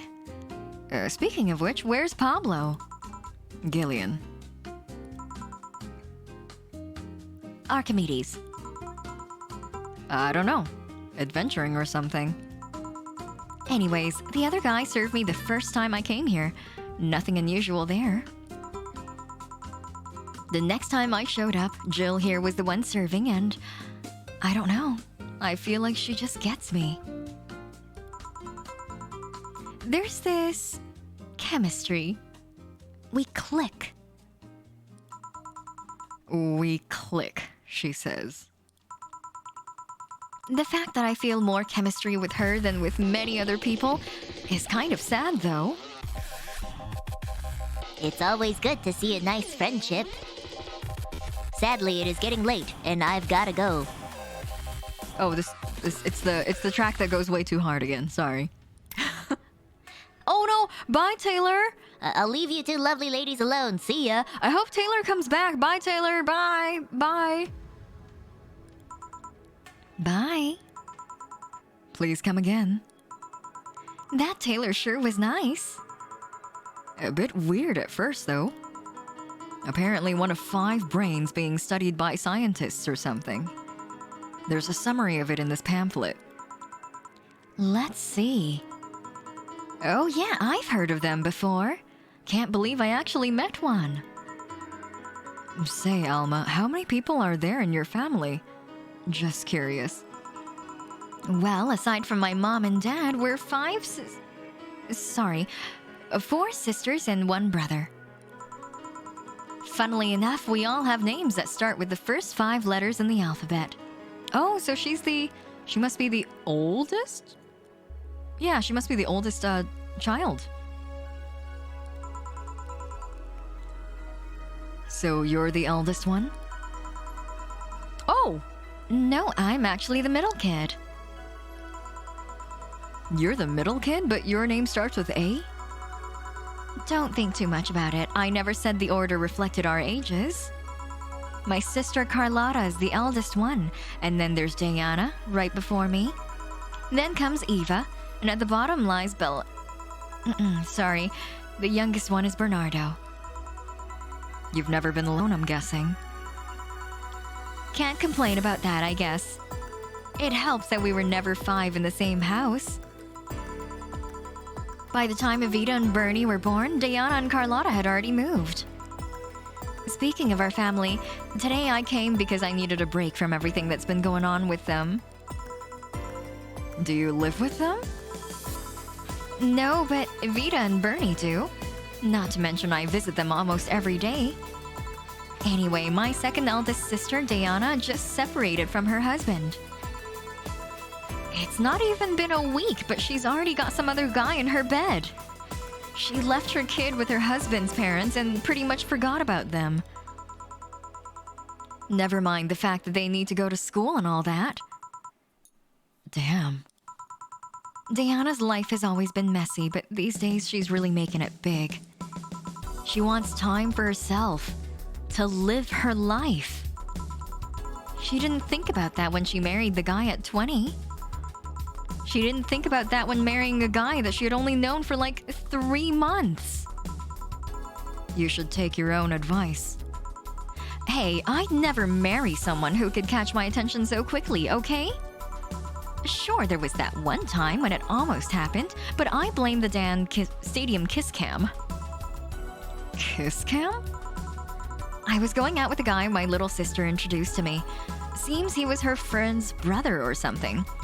We went out a couple of times and he invited me to a basketball game. The mood was nice, but then later, the kiss cam focused on us, and instead of kissing me, he proposed. I almost got caught in the mood and accepted. Huh. So I take it you rejected him. In a stadium. On the fucking kiss cam. We went out for like 3 weeks. I don't know, maybe he wanted to get in my pants with the whole sex on the wedding night line. But I honest to God can't understand why he thought it would be a good idea. That sounds too convoluted, you know? Proposing and waiting for the wedding night just for sex? Never underestimate the lengths a man is willing to go to get you in their bed. I've seen more convoluted plots over the years. I'm feeling tempted to ask, but I will pass. Want anything else? What's that bottle? Oh yeah, it's just some rum a client gave me yesterday. A gift? What did you do? A good enough service, I'm guessing. Kachike?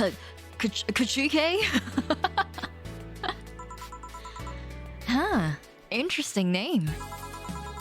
What does it mean? How do I pronounce it? Is it Kasik? Kasik? What? Hello, Wrath. Yes, I'm a bunny today because of redeems. She has a robot hand because she's a hacker, Garland. And yes, 13 MBs in her trench coat. Very subtle trans rep. I like that. I like that it was just brought up in conversation, and she's just doing her best to get used to it, but we're not touching up on it too much. I like that. This is the kind of writing we were mentioning earlier. Like, I just want it to be normalized. I want it to be able to be mentioned in passing without anyone going like, ooh, or like any of the characters diving too deep into it. It's just something that should exist like normal, you know? It's like Kasik? Kasik? Is it pronounced like Kasik? Okay. It's pronounced coconut. Coconut. Oh, one of my ears is floating off my head. Sorry about that. Give me 1 second here. I've got a welcome redeem. Give me 1 second here. Sai Polo. Welcome to the Starlight Host Club. 今日もご指名いただきありがとうございます。Do you guys like how when I zoom in, you get like a nice zoomed view of all of the critters? Look, you can see they all fit in the frame. It's really, really cute. Kasik is closer. Okay, perfect. Thank you.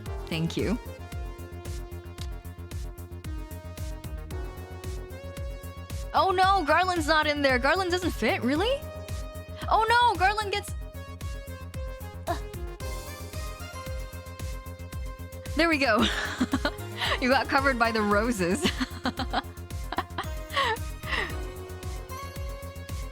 Oh, thank you for the hydrate, Atticus Rex. Thank you.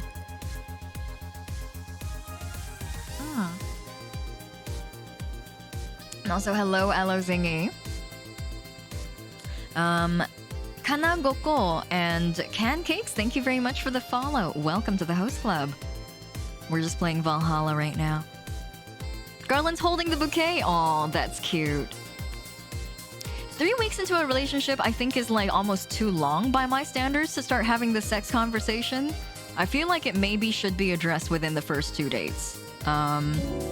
Mostly because I feel like that's just something you need to establish. Some people are asexual and don't want to have anything to do with sex. Some people are very, very into... in fact, a lot of their dating is motivated by the ultimate goal of having sex. And so I feel like it should really just be hammered out within the first few conversations. I feel like we just need to like get everything on the same page, you know? If there are any make or break kind of deals for you, for example, if you think that not having sex during a relationship is going to make or break a relationship for you, you should probably tell them that right away within the first date.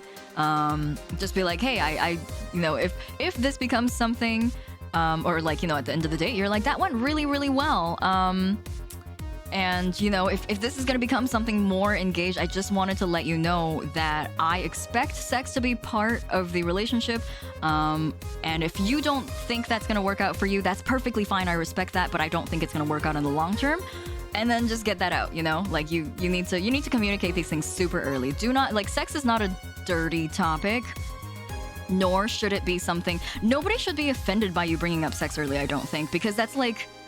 I think that's something that like a lot of people seek. And it is a majority of people's like be-all end-all for a relationship. And so I get it, Gabriel. I get that it's kind of tactless to get into it too early. Especially within the first few sentences of a conversation when you're getting to know somebody. Maybe at that point it might be too much. But after the first date, if it went well and you want to go on a second date, I think that's the point. Like that's like the place where you should be like... bringing it up maybe very gently, but don't bring it up in a sleazy way, you know? Bring it up a little bit. Just a little bit. Hi, Lunar. Welcome. Thanks for clarifying. I am of the same volition, but a lot of my relationships always seem to want to put it off for as long as possible, which is valid, but it's still a convo we need to have. I think that's a conversation. I mean, many things are just conversations. And you know what? I totally get that thinker. Some people are touchy, but if someone's like very offended by me mentioning sex at the end of the first date, I'm not gonna be able to go out with them. I know that like we're probably not gonna get along because I want sex to be an open conversation. I want us to talk about it. If you don't want to have it, if you want to have it but in a certain way, if you only want to have it in certain contexts, like I need to know that. I want you to tell me.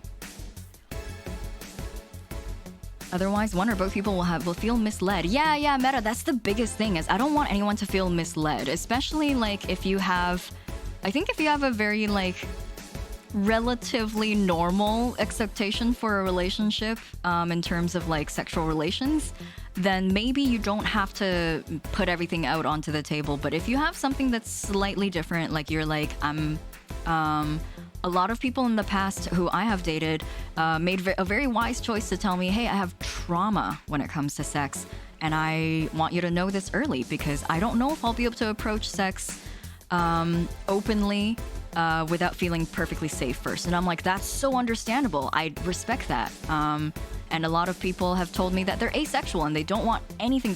They're sex repulsed. They don't want to have any sex at all ever. And I also respect that. And I want to know these things early, so I can, like, part of it is out of respect, and the other part is just out of like expectation. If someone's dating you and they have this normal expectation that like, hey, we are gonna eventually bang, and it doesn't happen because you don't think it's part of your expectations, then there's like the feeling of being misled. I say unfortunately because if you want to talk about it just to be sure, that's a problem. It's fine if you don't like to talk about it, of course. No, not at all, thinker. I get it. Don't worry about it. I feel like part of it is the stigma of the potential conflict or stress of a serious conversation. It is. I wish sex was not such a serious thing because like, I don't think it's that serious. I think it's natural and it's like, it's funny. Sex is hilarious. And it should just be something that like we normalize a little bit more, just because like the discomfort comes from people sidestepping it so often, right? Yeah, exactly. If you're demi too, like let people know about that. Let people know that it might take you a few dates, it might take you some time, and it might not even work out in the end. If you're demi and you just don't feel the attraction, that might be a possibility. You can tell people about that. Sex should be casual as heck. It depends. It depends on how you view sex. I think for some people it's very important, and for some people it's something that needs to have a lot of lead up and needs to have a lot of preparation, and you have to really trust the other person. And for some people it's the literal opposite. But again, these are all things that you can communicate with each other when you first get into a potential relationship with someone. It would be, yeah, Wrath. I would really like to talk about stuff like this. I know everyone has opinions too. Sex is so funny, guys. Sex is hilarious. Lucy's got it. If you want to feel good and they want to feel good, you're both benefiting. Just dropping them off. Well, maybe not like that. Well, actually, you know what? If it feels like they might vibe with that kind of thing, Atticus, I feel like maybe they'd be fine.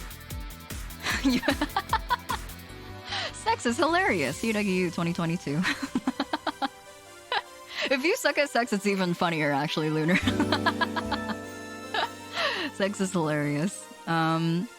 Jorgavon Gaming, thank you very much for the follow. And Gabriel, thanks for the sub.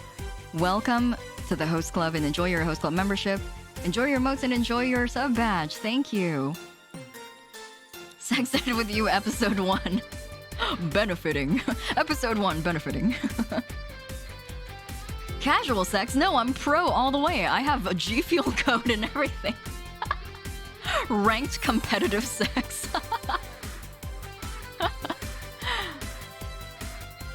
I think that, Atticus, I totally get it. Sex can be uncomfortable when it's mentioned, I think as a concept, I don't think it's uncomfortable when mentioned in detail. We're gonna really quickly, sorry about pausing the game here, but I feel kind of passionate about this. When sex is mentioned very, very explicitly without the context, being formed around it and without familiar people that I trust, I actually find it really, really uncomfortable. When people make like lewd jokes are so funny. I love lewd jokes. I think they are hilarious. But lewd jokes, when mentioned in a context that kind of like, how do I explain this? When you make a lewd joke that's not about yourself, but you make it about another person without their consent, that's when I feel uncomfortable about it. And so, I think that there are contexts where sex is a welcome topic, and you can approach the topic of sex without it being vulgar or scary or nerve-wracking. But you have to have a little bit of tact. There's a little bit of social tact involved in it. Unsolicited pee-pee screenshot. Yeah, those are not great. Those are not amazing. No one wanted nudity. Yeah, exactly. When you make a lewd joke, it's like, I think a lot of people will appreciate it, but it depends on the context, and never ever involve someone else in your lewd joke without them giving you consent or you knowing full well that they're okay with being involved in the joke.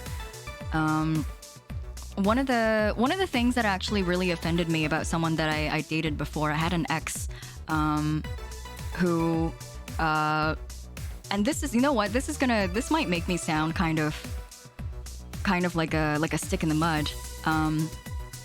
But we were walking around the city, and there was a very attractive woman. She was well dressed. She was very smartly dressed, and I could not help but notice that her sweater really complemented her breasts well. And like she walked by, and I was like, wow, she's really gorgeous. I really like how that sweater fit on her. And then his response was, yeah, like, doesn't it make you just want to reach out and grab her tits? And I was like, absolutely not. I would never even consider like touching someone without their consent. That's disgusting. And then we broke up very, very shortly after that. We broke up very, very soon after that. And that is one of like the most shocking things to me, is that like when I see attractive people on the streets, or I see like I'm looking at Alma right now on my game screen, and I'm like, she's gorgeous. I think she's really gorgeous. But like, it never really crosses my mind that I want to do things to these attractive people. I just think that they're very beautiful. I think they're amazing, and like sexiness in terms of how I want to sexually engage them depends entirely on whether or not they consent to it. And so before that even happens, before that's clarified, I just think they're attractive. I think they're very beautiful. Yeah, it was a terrible joke. It was pretty gross. And so I think that's where I draw the line. I think you can make sexual jokes, you can make lewd jokes about yourself. You can, because you have full autonomy over your own body and your sexuality and your consent, so you can do whatever jokes you want.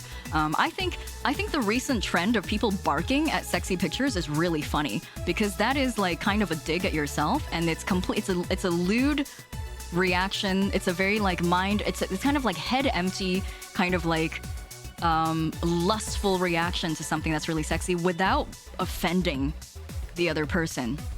You're not like, God, you're so hot, I would do X and Y to you. You're just kind of like, bark, And so I think that is actually a really, like, a thing that I support. I think it's, like, funny and it doesn't offend anyone. Bark, a woo is such a good reaction to, like, attractive people and really, like, sexy things without it crossing any borders or touching on anyone's like border of comfort, Yeah,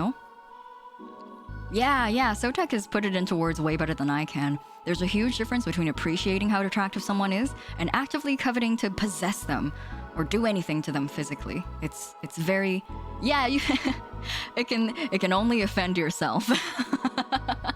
Yeah, Mommy Sorry is also a good example. There's absolutely nothing implied in the statements bark, woof, and Mommy Sorry that involves the other person and their autonomy. It's completely like you shove the entirety of that like lust onto yourself, which is extremely fine to me.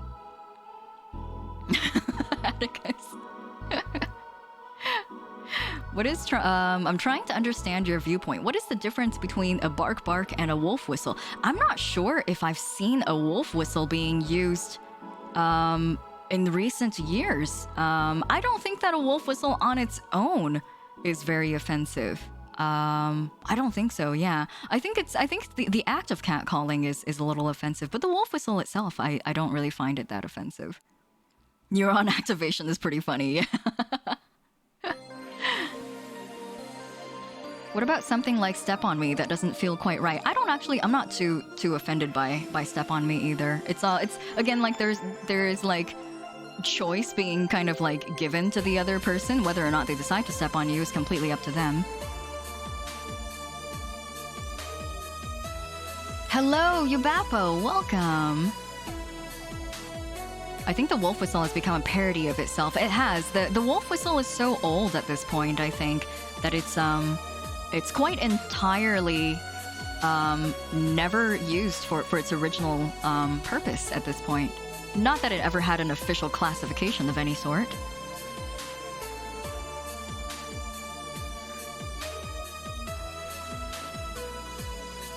Step on Me is more a behind closed doors thing to me. Probably because it can lead to kinks that some people may not be comfortable with. I can understand that. One of the biggest things about like a healthy, respectful kink community is that they respect not subjecting other people to their kinks. So if you're part of like a very healthy community that perpetuates that belief, it's one of the first things that you're taught. The first things that you're taught is that the sub holds all of the power in the relationship. No, like they hold all of the consent, all the power in the relationship, and nobody should be able to say otherwise. The sub is the most powerful. Their word goes. And the second thing you should learn in a healthy kink community is that you should never subject another person who is non-consenting to your kinks. So like any kind of like public exposure, any kind of like practicing your kinks in public should be frowned upon in a healthy community, because that's not what you want to do. I use the wolf whistle still, but only in a cool way. Yeah, I wish I could wolf whistle actually, because I've heard people wolf whistle at like live band shows, and I think that's so cool, but I can't do it. How do I do it? Killshot Will, hello, welcome. And Bun, hello, welcome home from work. We started talking about sex, and now we've evolved to talking about consent. DJ Jet, D-Jet, thank you for the follow. Welcome to the host club. Consent is the godliest of all kinks. What do you think about sexuality in the VTuber community? There's obviously a part that is intertwined into the community, but models that are not real people. They're made to be sexualized on purpose. I don't really find it any... If anything, I think people are a little bit too uptight about the whole like I don't really like these terms. I think people are too hung up on like say so and unsay so. I think that it's kind of unfair to assume that people are always only one facet of that. I think that they're not mutually exclusive. If you're a normal, healthy adult, then you should be, I assume you don't always have sex on the mind, but every now and then you may, and that should be accepted. And so it shouldn't be surprising or frowned upon if a VTuber or a streamer usually is kind of like wholesome, or is kind of like has a little bit of that like innocuous impression about them, but they still acknowledge and talk about like lewd things. That's perfectly fine. I don't think that should be a taboo. D-Jet, I'm so sorry. You followed into a conversation about sex. I'm sorry. We're chatting about sex right now. Sex chats. Sit on Ceiling, hello, welcome. Thanks for the follow. Yeah, say so and unsay so in the indie community should be something that's like, it should be self-defined. I think if you feel strongly about it, then you should set your own borders and your own what are they called? Boundaries. You should set your own boundaries for yourself if you feel very specific about something. Some people really are sex repulsed, and that's perfectly fine, but you have to tell people. You have to let people know. The VTuber thing comes down to consent as well.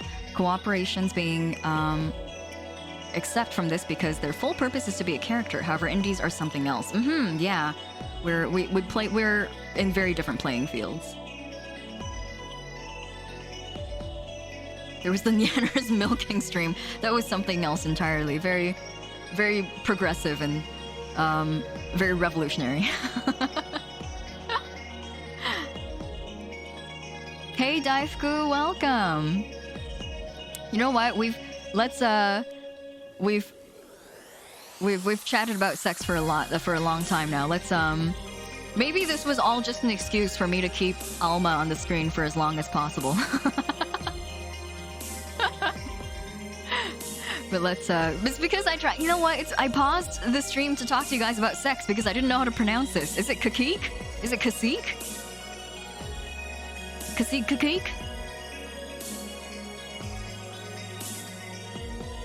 Kasik. Okay. Now that I know, I can continue. Sorry, Daifuku, you missed it. You missed our exciting sex chat. I'm sorry.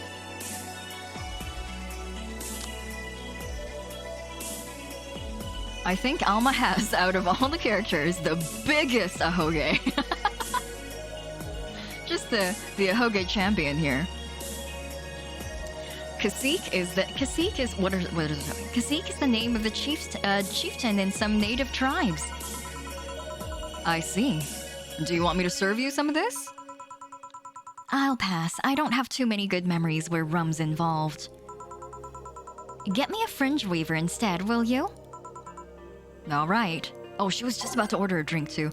Wonder what's up with her and rum. Anyways, let's just give her a fringe weaver. Everyone's been asking for very straightforward drinks today. We can only talk about this stuff while playing the bartender game. Yeah, exactly. It's because, Bun, we got into this conversation because of the fact that Alma was talking about how, somebody proposed to her 3 weeks into dating, and she said that it might have been a roundabout way to get into her pants because he was like trying to pull some kind of like sex on the wedding night kind of line on her, and so that's how we got into this convo. Thanks, Alma, for baiting us into talking about sex. Alma likes her boozy drinks. She's ordered some very boozy drinks lately.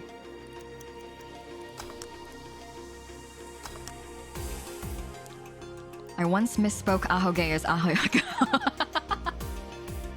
Sorry, Daifuku, I'm sorry.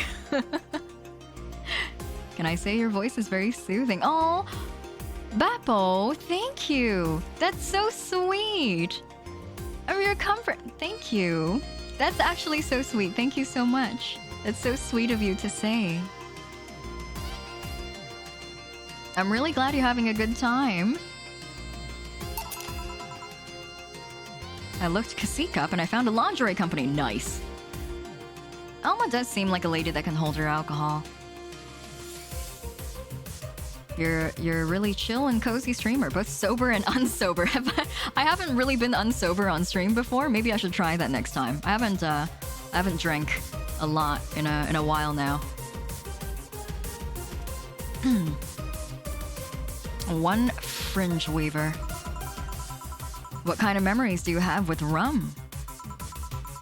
Nothing you need to worry about. Okay.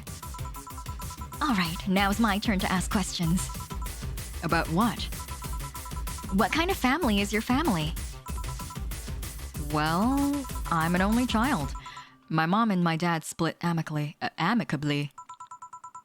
My mom is a violinist, so she was always away from home with the orchestra. I spent most of my time with my dad, my aunt, and my grandpa. Aside from that, I'd say my childhood was quite uneventful. Huh. Didn't you get something like your mom's artistic vein or something? I played the violin until I was around 16, I think. What made you stop? I don't know. I just kind of said that's it one day and I stopped. What about cousins or the rest of your family?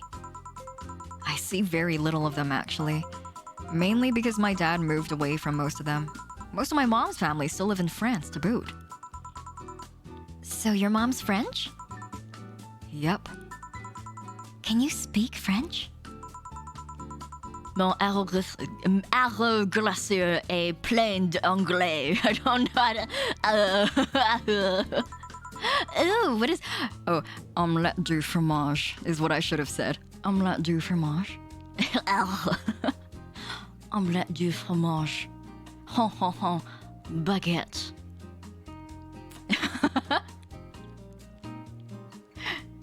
First stream I came into was in ASMR. I was not awake for long. I'm glad you liked it, Atticus Rex. Rubbish? I don't know. I can't speak French. It means my boat has a lot of eels. I love that. Baguette. I did try though, but college started and I stopped taking classes. Funny thing, I actually have a cousin from my mom's side that lives close by. But you'll still be hard-pressed to make me spot him in a crowd. You're kind of lucky, you know? All of my mom's side of the family lives here. Oops. The chances of me meeting someone I'm related to on the street are ridiculously high. But yeah, that's the primer on my family. Nothing too interesting, sadly. Your mom's a French violinist and you call that uninteresting? I'm wondering if your family has ever made a fuss about you being a hacker. Oh, this is a good track to come on during the hacker conversation. I'll leave it on this time. Hacker makes it seem too exotic. It's like if I called you a mixologist. Please don't ever. Sounds like something somebody would say to make bartenders sound sophisticated. See? I mean, hacker is a good way to summarize it, but it's not the best. I'm a security consultant.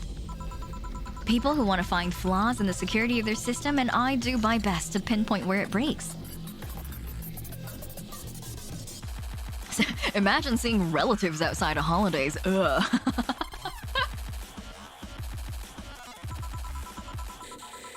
Be it Glitch City or anywhere else in the world, they need security. I'm their woman.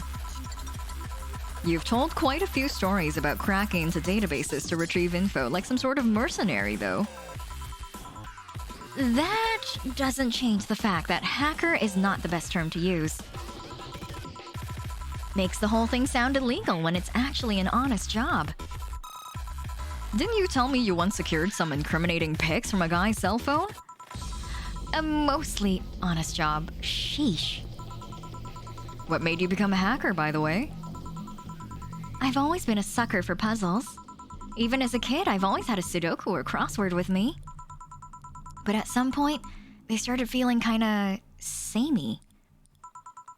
So when I started college, I took a course on system security. It felt like the kind of puzzle I was looking for. I mean, there are all kinds of things involved in breaching net security. You need to attack the stuff from different angles. And it's something that's always evolving. The whole point of everything is to strengthen security. Every time you think you've got the gist of it, they change everything. So it's kind of like an always evolving puzzle. A puzzle I help make harder at that. Huh. I didn't think about it that way. It is less actiony than what movies make it up to be, though. No real-time frantic typing, nothing like that. Still, seeing my code break through something, it's an amazing feeling. Will you have anything else? I'll have a classy drink. Any classy drink. Here goes nothing. She wants a classy drink. Alright. My notes tell me this is the second time we need to serve that ultra top secret drink, apparently.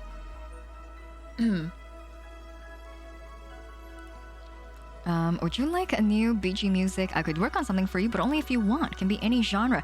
Gabriel, if it's something that you want to work on that's not for that's not going to be for public use for every VTuber to use, I would like it to be on a commission basis, because I do profit from streaming, and so if anyone wants to make anything extremely custom for me, I would like for you to at least be compensated for it.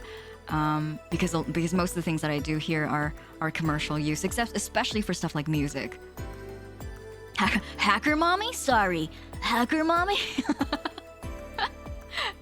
Alma's job must be interesting. The idea of going through and purposely finding weaknesses in something and fixing it to make it stronger. Yeah, finding the Achilles heel in any kind of defense is really, really cool. All right, let me pull up my notes and see how to make I forgot how to make the flaming moai again. Okay. 1 Adelheid, 1 Bronson, 2 Delta, 3 Flanergide, 5 Carmetrine. Okay, 1, 2, 3, 4, 5 without incurring. Okay, great. Okay. Special mixing instructions? No, I remember I asked this last time too. I guess there are none. Oh, there we go. We made it again. Perfect. You want a hoolam? Okay, for sure. Give me 1 second, Issa. Let me get the hoolam out. Whenever I say hoolam, it sounds like hooligan to me.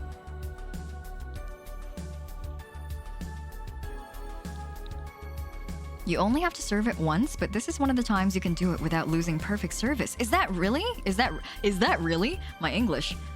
Is that true? I didn't know.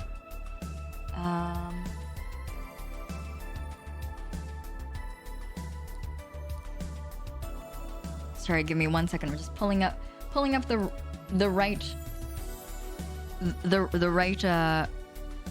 PNG for melon here.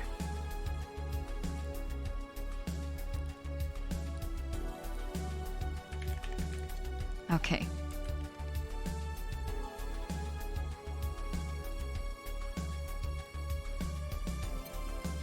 Where did the melon go? Where's the baby? Where is he gonna go, actually? Where would he fit?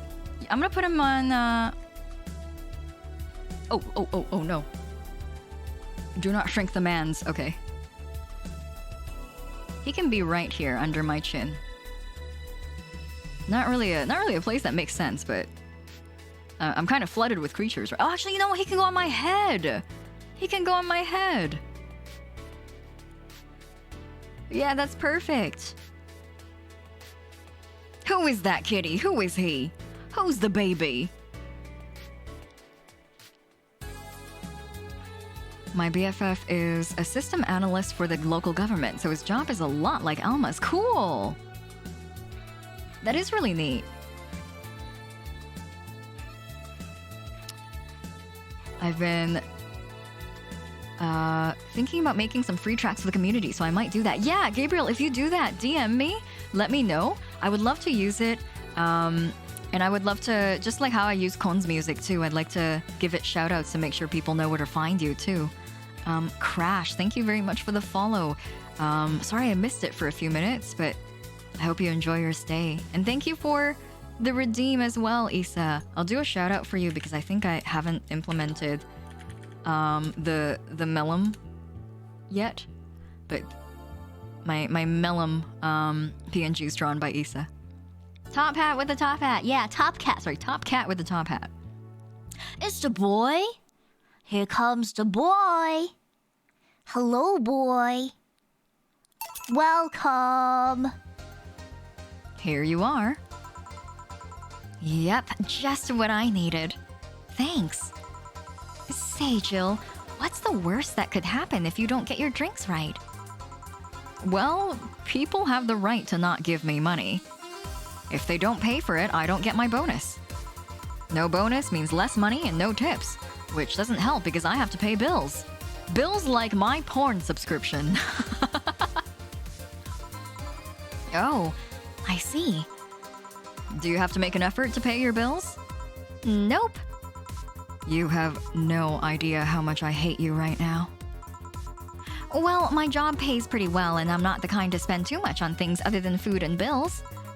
Maybe maintenance on my hands and a new equipment, but aside from that... Oh, I know! If you have trouble with your bills, why not live with me? We could be roommates! Oh my gosh, we could be roommates. I don't know. moving my stuff through the stairs because the elevator's broken. Having to move my liquor collection. Never mind the fact that my cat's a shut-in that got very upset the one time I moved some furniture around. The idea of moving just gives me a headache. You shouldn't take things so seriously when I say them, you know? I don't, but I've thought about it before. Now I need some air. I'm gonna go take my break. Do you wanna come? Are you inviting me to the back of the bar? You should invite me to dinner first. Every minute you waste making jokes is time taken from my break. Fine, let's go. Boss, I'm taking my break. Call me if anyone comes in.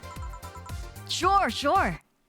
That was so cute. Their banter is really interesting. I like how, like, fed up Jill is about Alma all the time. Alma's very fun. I love her. I'm sorry. I'm reading back on chat. Everyone going like, oh my god, they'd be roommates? Benefit sustenance subscription. That's what I should call it. Oh shit, I didn't bring my crackers today. You guys don't get my crunchy ASMR. Sorry. I should have brought my crackers upstairs. Their dynamic is super, super cute. I love it. Who are these characters? That's Dana, right? On the top right corner. And that's Jill. This is the cat boomer. What's her name? I can't remember her name. The cat boomer. Who's this one on the bottom right? Is that the character that we saw in the bonus chapter? In the prelude chapter? No senbei, I'm sorry.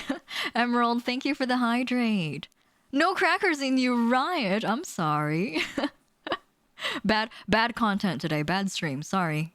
Didn't prepare crackers. 0 out of 10. Oh, is this Dorothy? Is this one on the bottom right, Dorothy? Oh yeah, I guess she does have the little bowl cut. Yeah, that's probably her.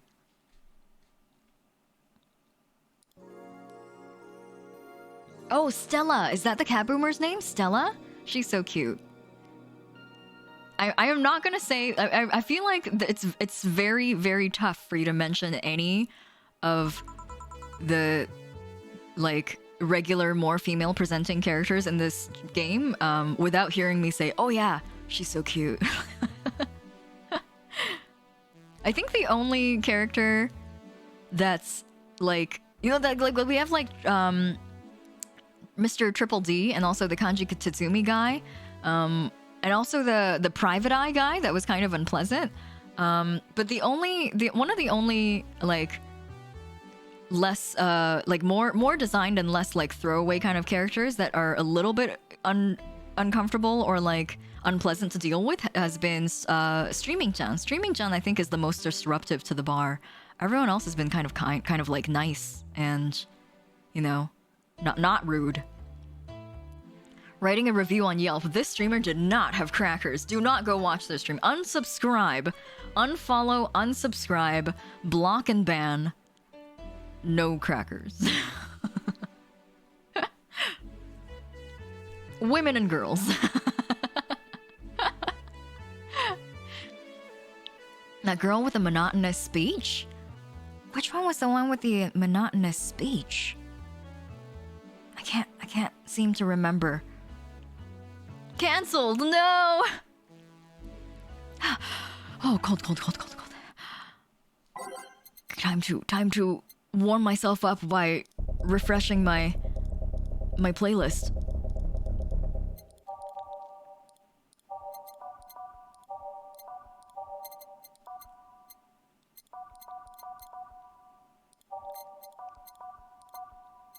There we go. Nighttime maneuvers. I don't know how I've never noticed this song title before.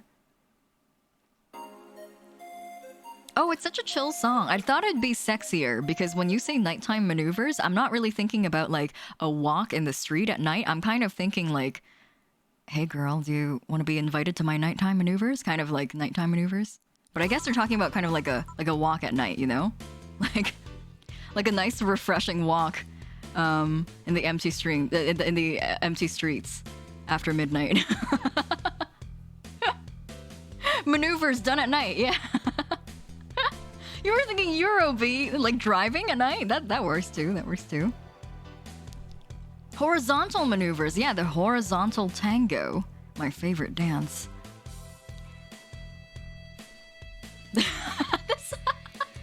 The song really said my nighttime maneuvers are sleep. Yeah, in truth, my nighttime maneuvers are just like me flipping my pillow from the warm side to the cold side at night. That's the nighttime maneuver.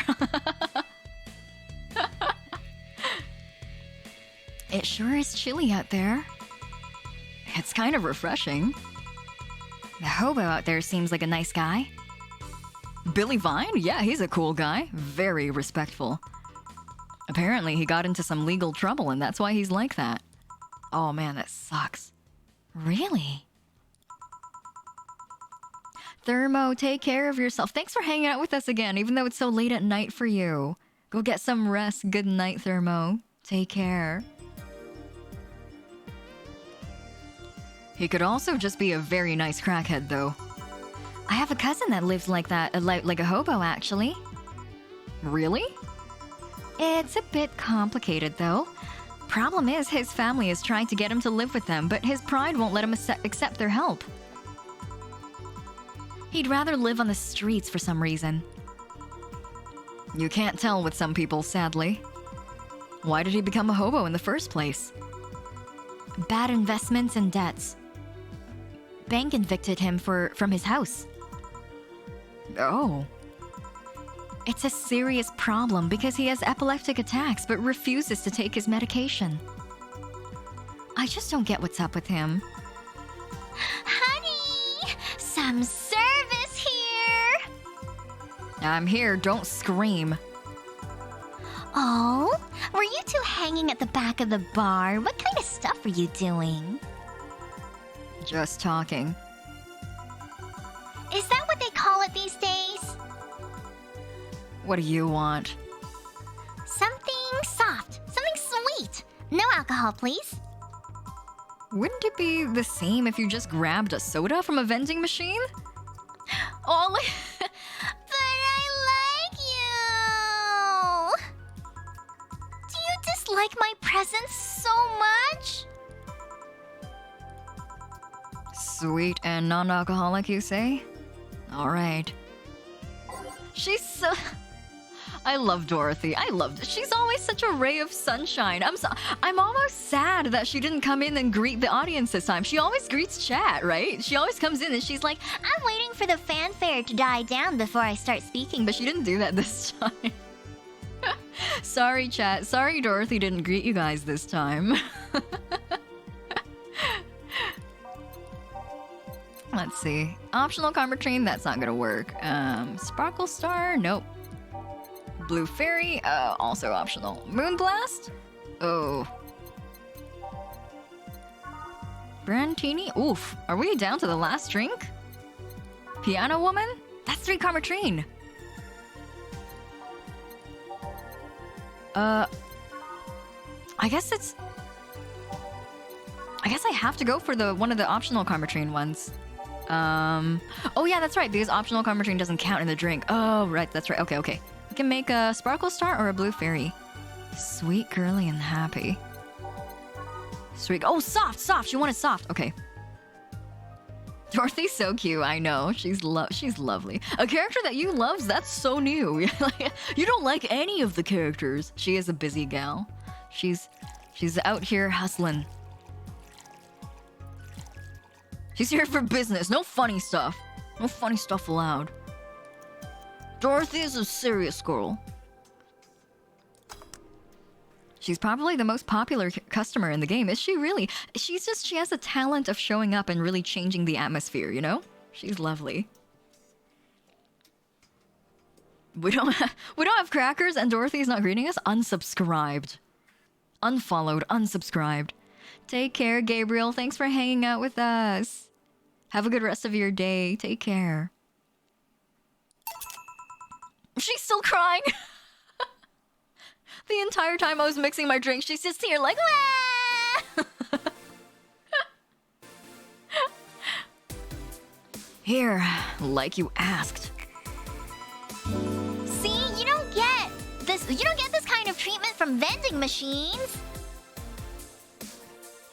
Gerald! Thank you so much for this sub. Welcome back for 3 months. Thank you so much. Hello, Gerald. Dorothy moment. How's your day going so far? Thank you for the resub. And Cher, thank you for the hydrate. Oh goodness, she's so cute and she's so honest too. She's had some really down-to-earth conversations with us. Unless you're Lawrence. But he has this weird idea that good service is the same as selling lukewarm cans of soda. Who's Lawrence? The vending machines don't talk back to me and judge me in the future? Unfollowing, yeah, terrible future. No wonder they call it a apocalyptic future. The vending machines don't insult me. Lawrence? A friend of mine. He's a vending machine. Oh. Oh, but how impolite of me. Hmm? I'm lovely, and my name is Dorothy. Dorothy Hayes. Nice to meet you. Oh, I'm Alma. The pleasure's mine. Dorothy, you say? Yep. Why? Nothing. I guess I've heard about you before. Really? What kind of stuff? Tell me, tell me. Mostly about your, pluckiness. And here I was thinking it was because I'm a sex worker. Love her. So much for trying to be subtle. Hey, I take pride in my job. Otherwise, I wouldn't be doing it. Isn't it dangerous? I know how to take care of myself, thank you very much. Where do you work, Alma? I'm a hacker. Really? A full-fledged hacker? Not the kind that sees a computer logged into some account and says that's hacking, right? No, of course not. I've always been curious about how being a hacker works. Do you just start typing really fast while waiting for something to happen? No. I can explain, but I don't know if you'll get it. We won't know until you try, right? Last time I said that I had to jam the plastic replica of a halogen light bulb up a grown man's ass. Dorothy!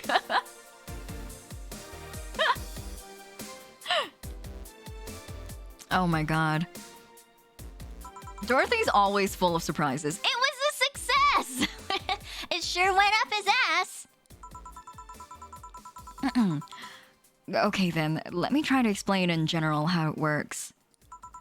Let's say I have to retrieve information from a company's database. All right. First, I do some research on the target, OS, servers, and how the information is stored and all that. There've been a couple of occasions where I had to go in blind, but they're the exceptions rather than the rule. First, I secure things from my side. I start working behind proxies, websites, and through other more vulnerable computers I find on the way. Uh-huh. After that, I start testing the networks. I go through the basic protocols, try known exploits as long as they don't trigger any alarm. Once I've tested the ground, the fun begins. I go through all the security protocols and look into bypassing them. Sometimes I have to look deeper into the code for the password itself. I see. Then when I'm finally in, I go and retrieve user privileges. After that, I go and try to become a super user to get what I need. How do you do that? Well, there are a couple of ways. I can use a pre-made program to hack into an already existing account. I can use info someone already gave me. But the usual way is using a buffer overflow. Buff? What happens next? What happens next? I create a backdoor in the system before leaving and covering my tracks. I can't handle it anymore. Alma, hack me like you've never hacked anything else before. Huh? Make my buffer overflow! Create a backdoor in me! Escalate your user privileges! Find flaws in my security!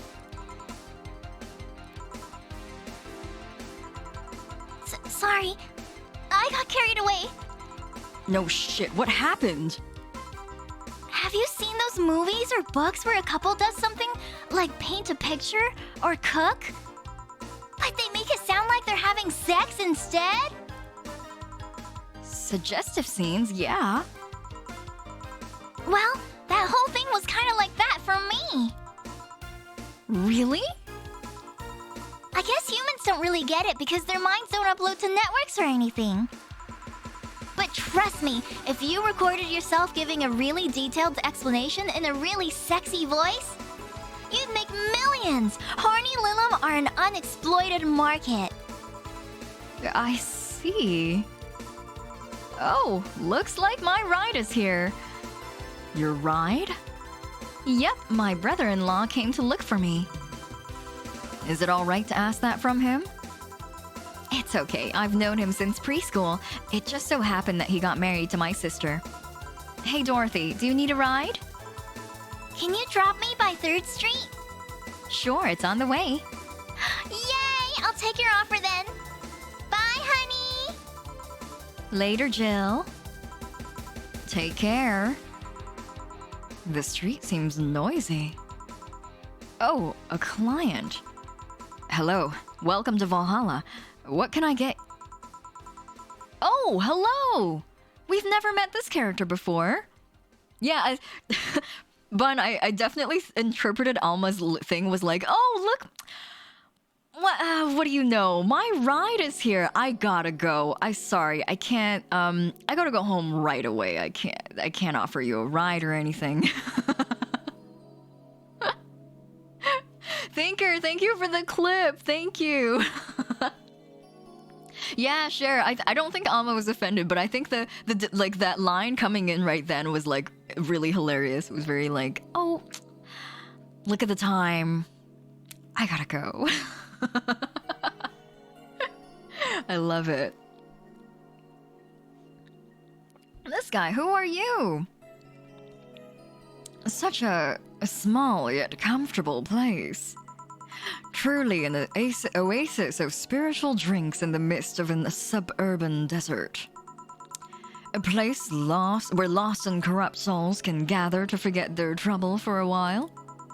A nest where everyone from the most pathetic scum to the vilest trash junkie can just sit to kill their insides. These orders will be cryptic and ominous. Do your best. Oh, okay. Yeah, they seem like someone who would do that. Oh, also before I forget, I have a redeem from Midori game that I put off because we were in the middle of our hacking conversation. Sorry about that. Midori game, welcome to the Starlight Host Club. 今日もご指名いただきありがとうございます。Sorry for putting your redeem on hold there. We were just so caught up in a conversation about hacking and backdoors and user privileges. Yeah, they seem like a fun patron.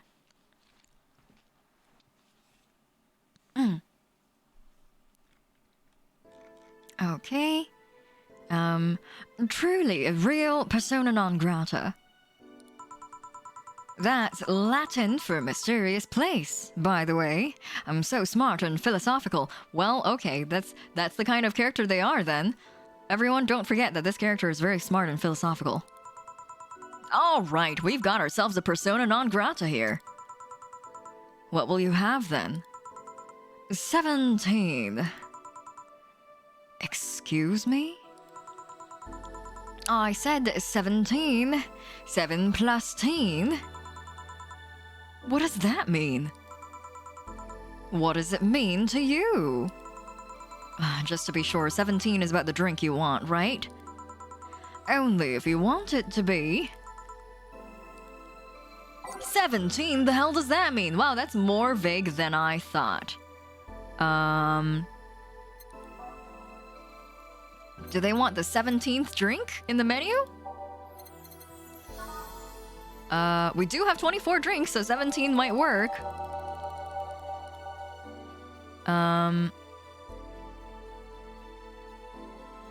Yeah, you know what? We'll make a piano man. We'll make a piano man.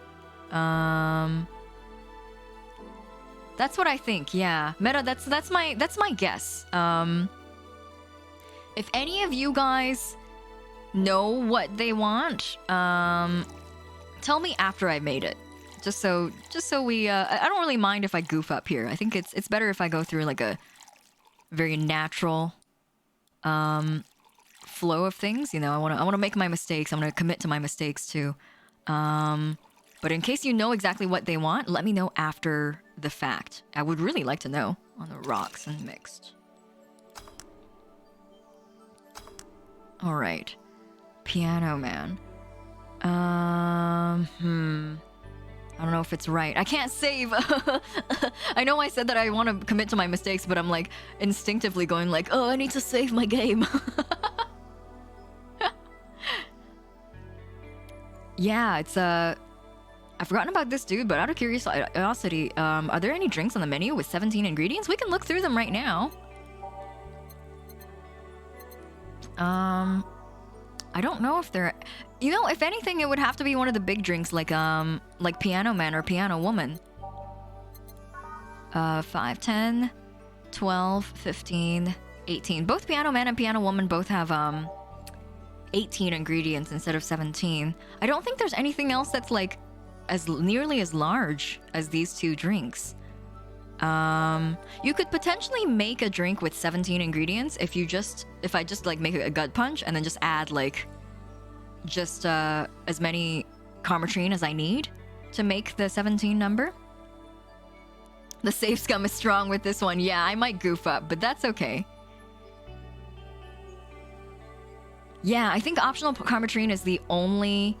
Yeah, but optional might not count either. I don't know. You know what? We'll serve the Piano Man. We might be wrong, but that's okay. We'll see if it works. We might get less pay today, but that's okay. How is this a 17? Okay, I think we goofed. It isn't. You said 17 would only be related to your drink if I thought it was. And I think it isn't. It's okay if we're wrong, we'll just beat him up. He's like, this is not the drink I ordered. Like, yeah, I know, you ordered a knuckle sandwich. Poof, poof.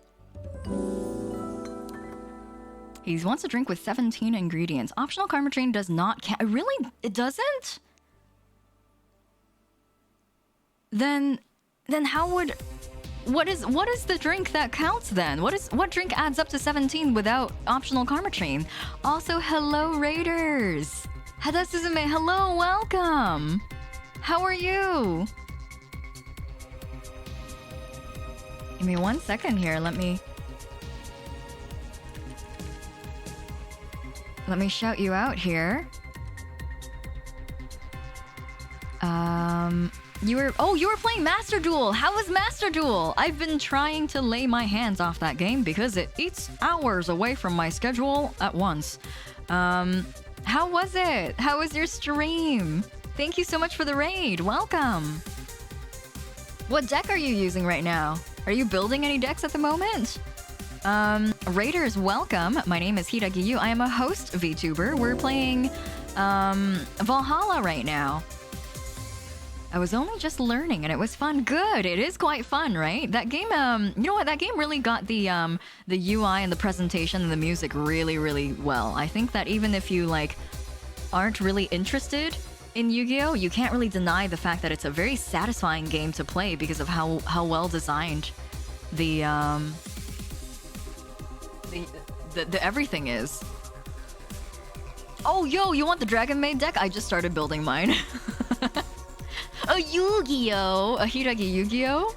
I can try. I suck. I suck. I feel like I'm gonna get backseated a lot. People will be like, what are you doing? And I'll spend half my time reading. And it'll be fun for me, but I'm biased.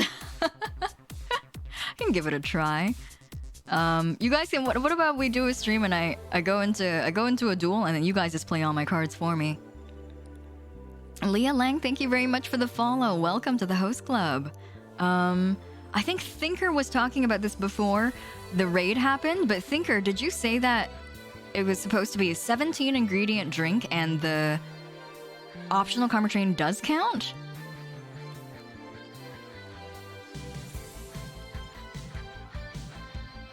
I might give up and make Dragon Maids. Yeah, you should. The Dragon Maids cards are so cute. I was only informed of this just earlier this week during my ASMR stream. We got on the topic of Yu-Gi-Oh! And then and I was like, if I were a Yu-Gi-Oh! Character, what deck do you think I would run? And multiple people were like, Dragon Maid deck. And I was like, what is a Dragon Maid deck? Yeah, apparently optional karma train does count. Apparently it does count. Have a good lurk, Hada Suzume. Thank you again for the raid. Enjoy yourself and have a good rest as well. And go get some water and some food. You can make a blue fairy and add enough karma train for 17 ingredients. Oh, so blue fairy, is that the only drink that would work then? Is that the only drink? Are there others? Can I make others and just add them all up to 17 ingredients? Oh, it's just an example. Yeah, so I can take any optional karma train drink and just add it to 17 ingredients then. Interesting. Okay. Fun fact, the English voice actor for Yugi in the 4Kids dub used to do voice acting in hentai. Who, Dan Green? Dan Green was in hentai? You got a title for that?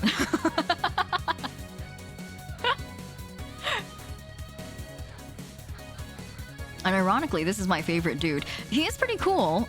Is that a dude? Is that a? I feel like they present themselves in kind of a ambiguous enough manner that I'm still kind of inclined to call them a they. Really? Dan Green was in hentai? Let us know the title. If anyone knows the title, let me know, because I kind of want to see it.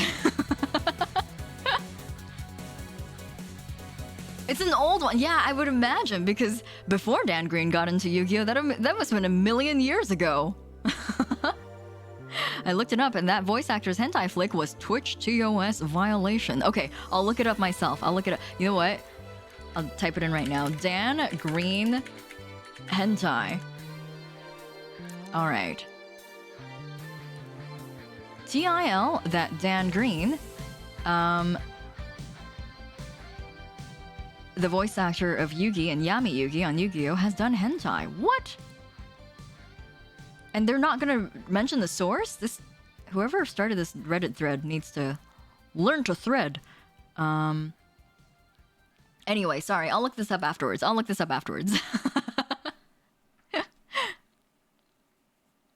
It's the same Yu-Gi-Oh! Voice. No!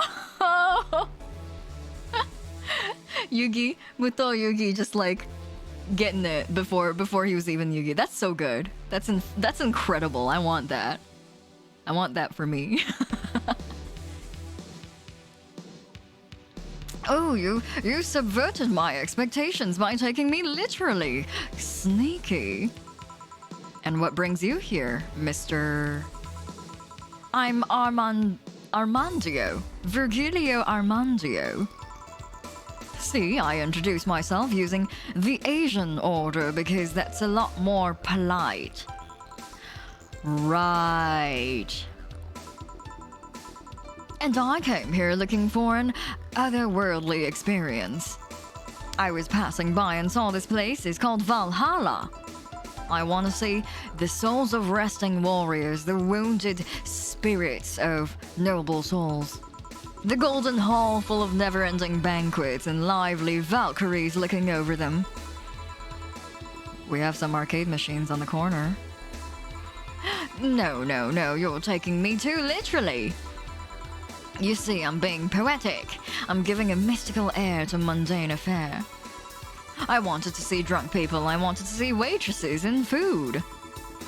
I wanted to see the bar in all of its decadent glory. Well, you are out of luck. Today's been quite the slow day. Not that I'm very surprised given how things have been going in the streets, though. Humans are a nasty bunch, that much is true. Virgilio, I could not agree more. Making a ruckus, coming at each other, but that's to be expected from the only mammal to kill its own.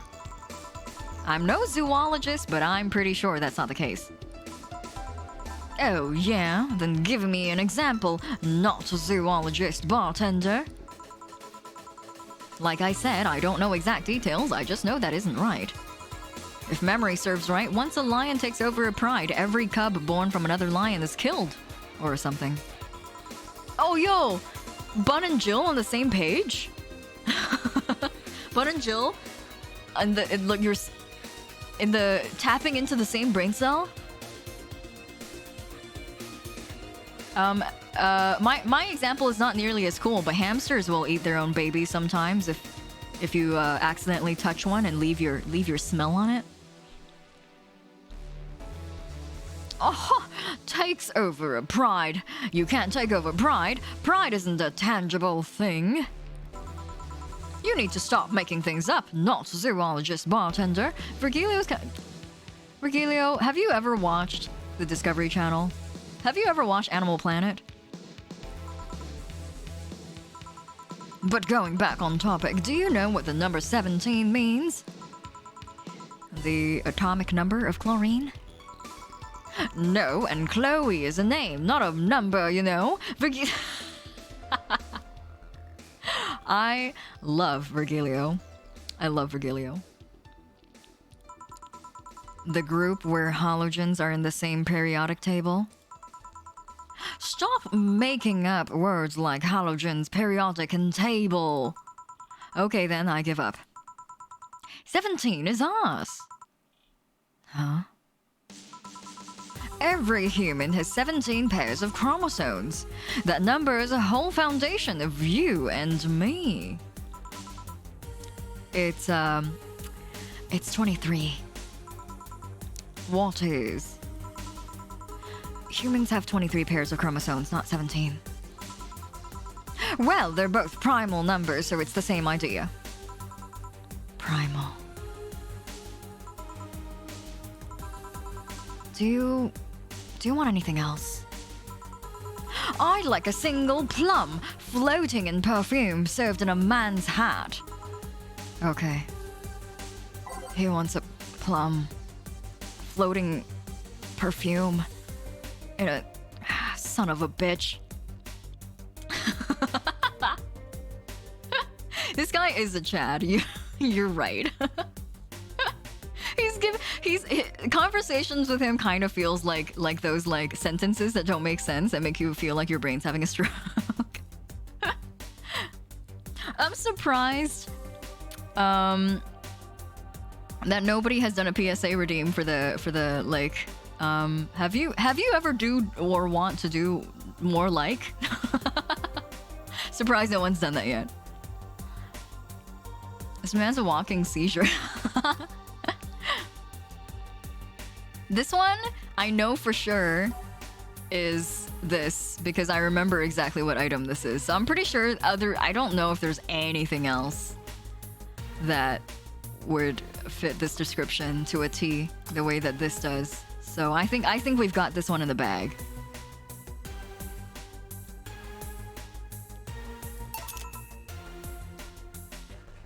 Here.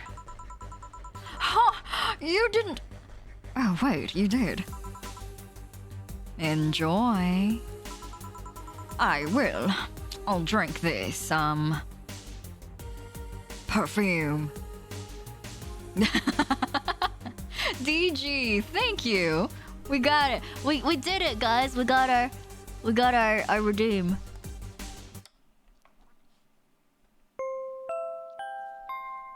This is a public service announcement from DG the Panda. Has anyone really been far even as decided to use even go want to do more like?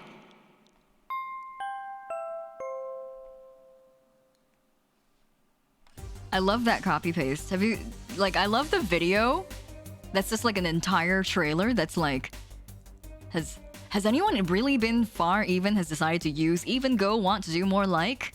You today, you can now been far even has decided to even go want? Have you wanted to do more look more like? That trailer's beautiful.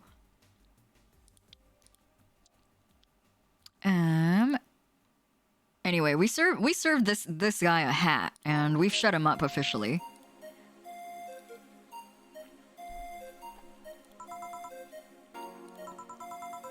You don't really have to. Yeah, that'd be silly. You win this round, bartender. Hey, bartender, have you ever thought about death? What a great question to ask after being served a drink in a hat. How? What if we're already dead? Both of us. What? What tells you I even existed before I entered that door?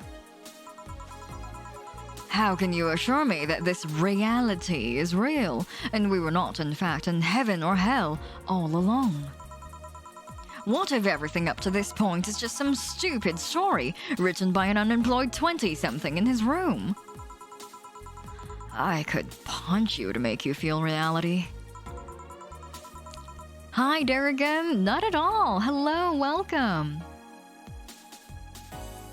I don't care about any of that, actually.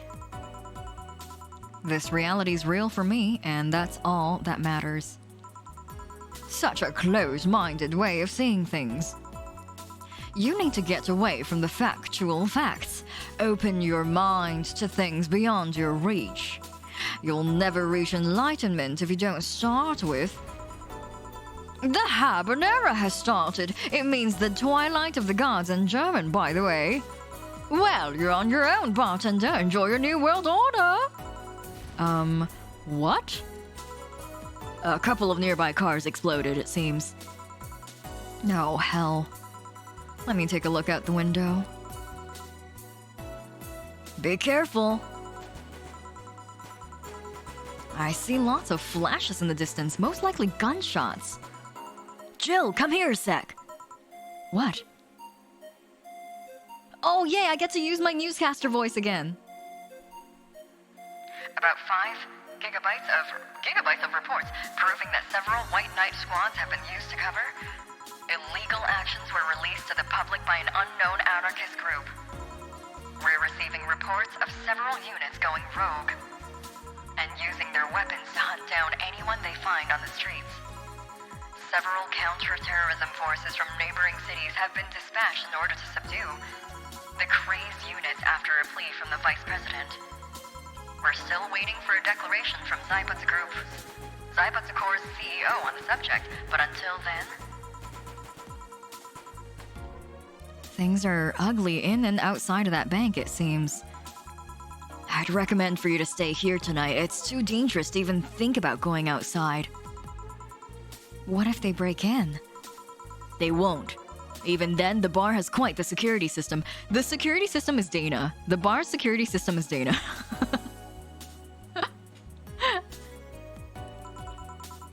Yeah, Say. DG and Garland. Say is stuck in the bank right now. Wow.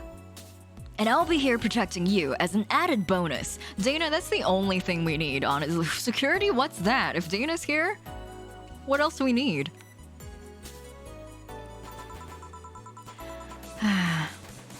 Yeah, I guess I'll stay the night. I'll get you the spare mattress I have. Do you mind sleeping in my office? No, I guess it's fine. Good. Let's hope everything gets solved by the morning. I'll have Zankanto? Zankanto? What is Zankanto? I'll have Zankanto on hand, just in case. The metal bat with the nails? There's nothing it can't bash! For such a powerful person with a modded arm to boot, it's really, really cute that Dana's defense system is a bat with nails on it. True Giga Chad. Say, Gil and 4. 4 still at home. No! far. Hope everything's better by tomorrow. Look at the message from Dana. Sleep tight, I'll protect you. Man, I'm gonna sleep so well tonight. No flawless service bonus though. Wah, wah, wah. Oh, I didn't make a lot of money today though. Damn. Made one mistake. Wah. Oh, Garland, 4 is our cat. 4 is our cat who lives with us in our little apartment.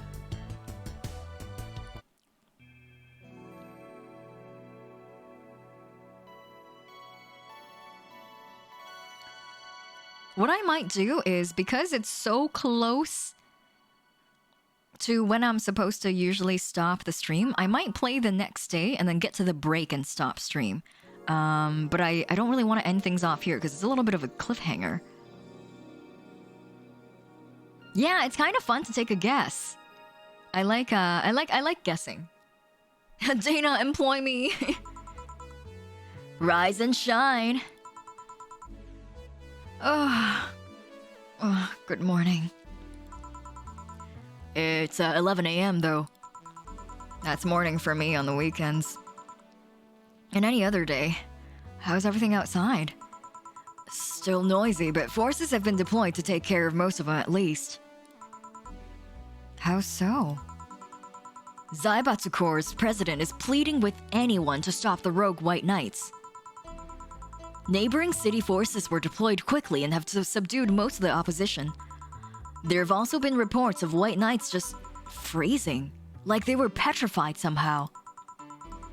You make it sound like God suddenly decided to put everything in place. Well, I'm just glad no bullets are flying in and out of the whole building.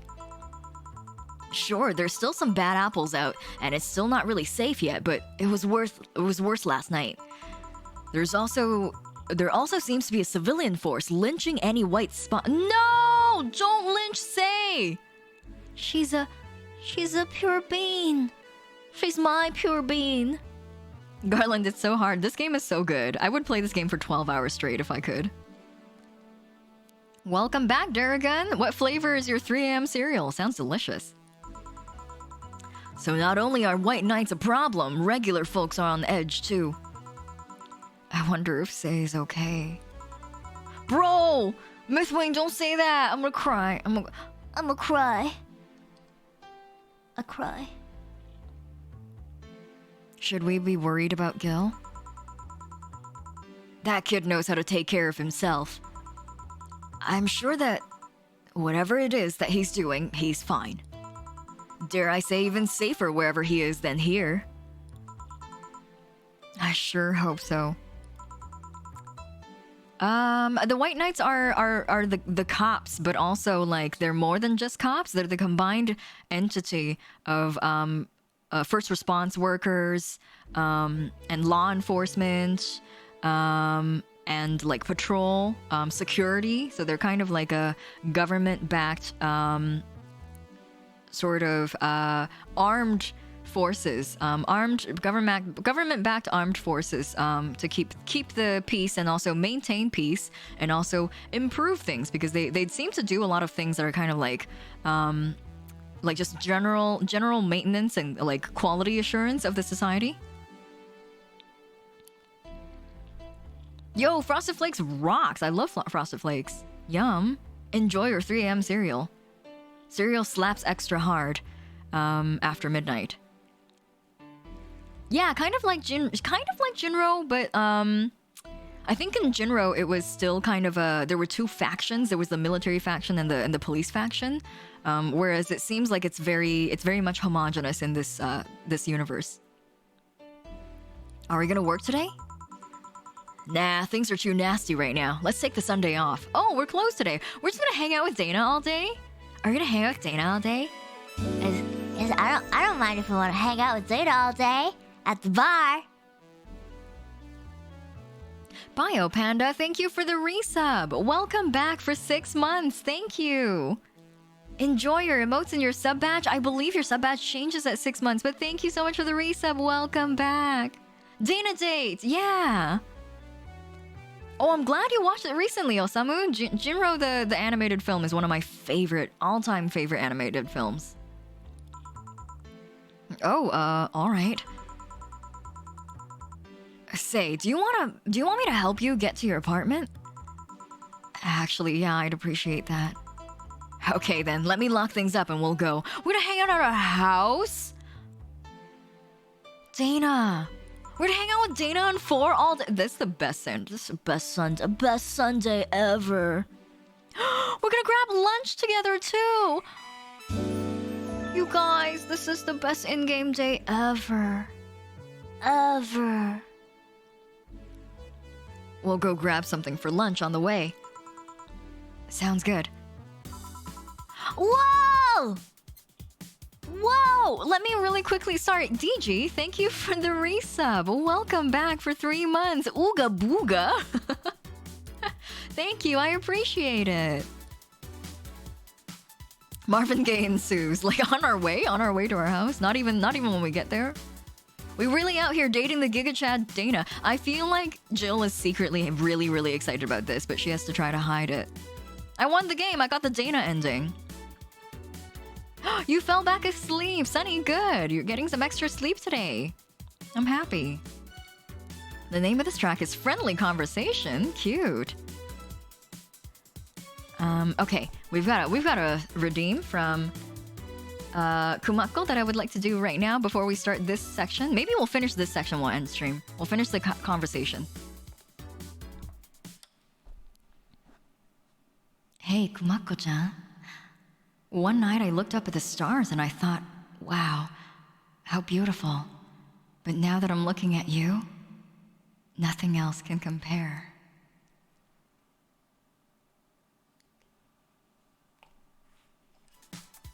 Ha. Ha. Ha. That one's very cute. That one, I feel like that one's like less flirtatious and more romantic. I don't know if this is like a pickup line. I don't know if this is a pickup line. I feel like this is just a nice thing to say to your SO.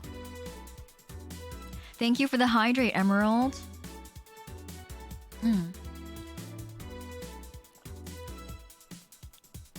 And here we are. Home sweet home. Thanks a lot. Hey boss, wanna hang out for a bit? Huh? Yeah, grab a beer, chill out for a bit. Mostly to thank you for helping me. Well, I don't have much to do anyway, so yeah, sure. I did tell you you should invite me to your apartment sometime, didn't I? Oh, yeah, you did. What worries me a bit is that beer always leads to something else. To more beer? I was gonna say to one of us going through the Spanish announcer's table. But I think we're safe here. Come on in then. Excuse me. Want one? Sorry, I don't smoke. Don't mind me though, smoke if you wanna. Thanks. Say, how is the chilly weather treating you? It gets cold from time to time, but nothing the kotatsu and the heater can't fix. Oh right, boss. You're not very good with the cold, are you? You know it. You didn't bring your jacket here either. Yeah, I left it at home when going to the bar yesterday. It wasn't that cold and I didn't expect to spend the night at the bar. Would you like a sweater or something? Oh, don't mind me. I insist. I have this hoodie from some time ago and it was too big for me. Why buy it then? It was dirt cheap. Jill. Oh, Jill. Oh no, you're right, Kumako. Hide your poster, Jill. Hide your best boss poster. Maybe Dana gave that to her.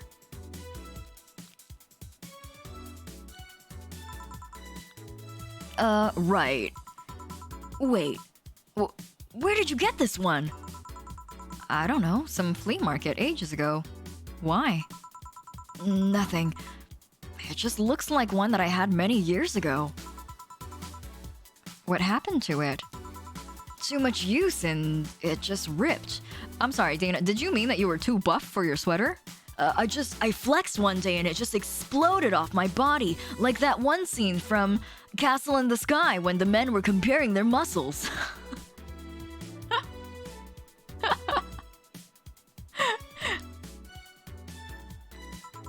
I see.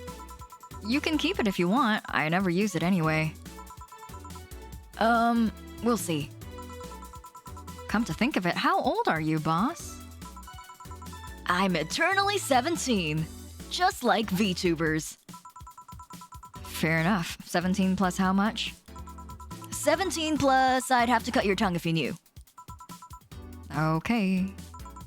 Let me go change into something more comfortable. Jill puts on her slut shirt. Let me change into something more comfortable. Slut shirt.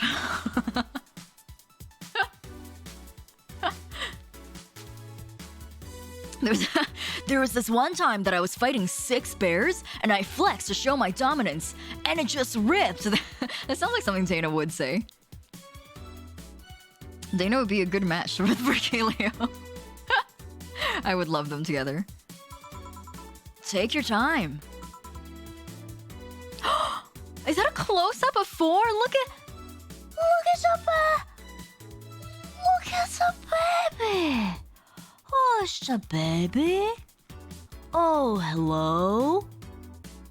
Og, hello, baby. Look at how unimpressed 4 is. 4 is like, who the hell?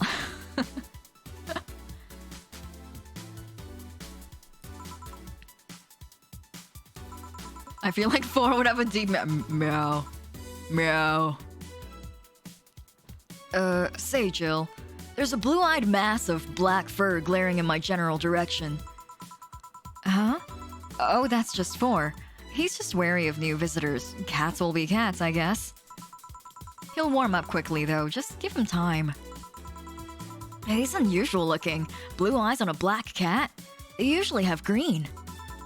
Yeah, weird, huh? At first I thought they were like that because he was small, but they never changed. Do you have any pets, boss? Back at home, we had a bear.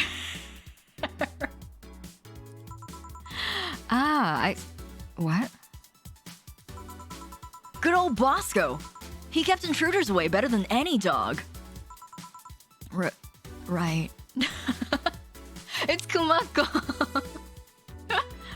Kumako before Kumako-chan became a VTuber. Their name was Bosco. Dana truly be Mother Russia.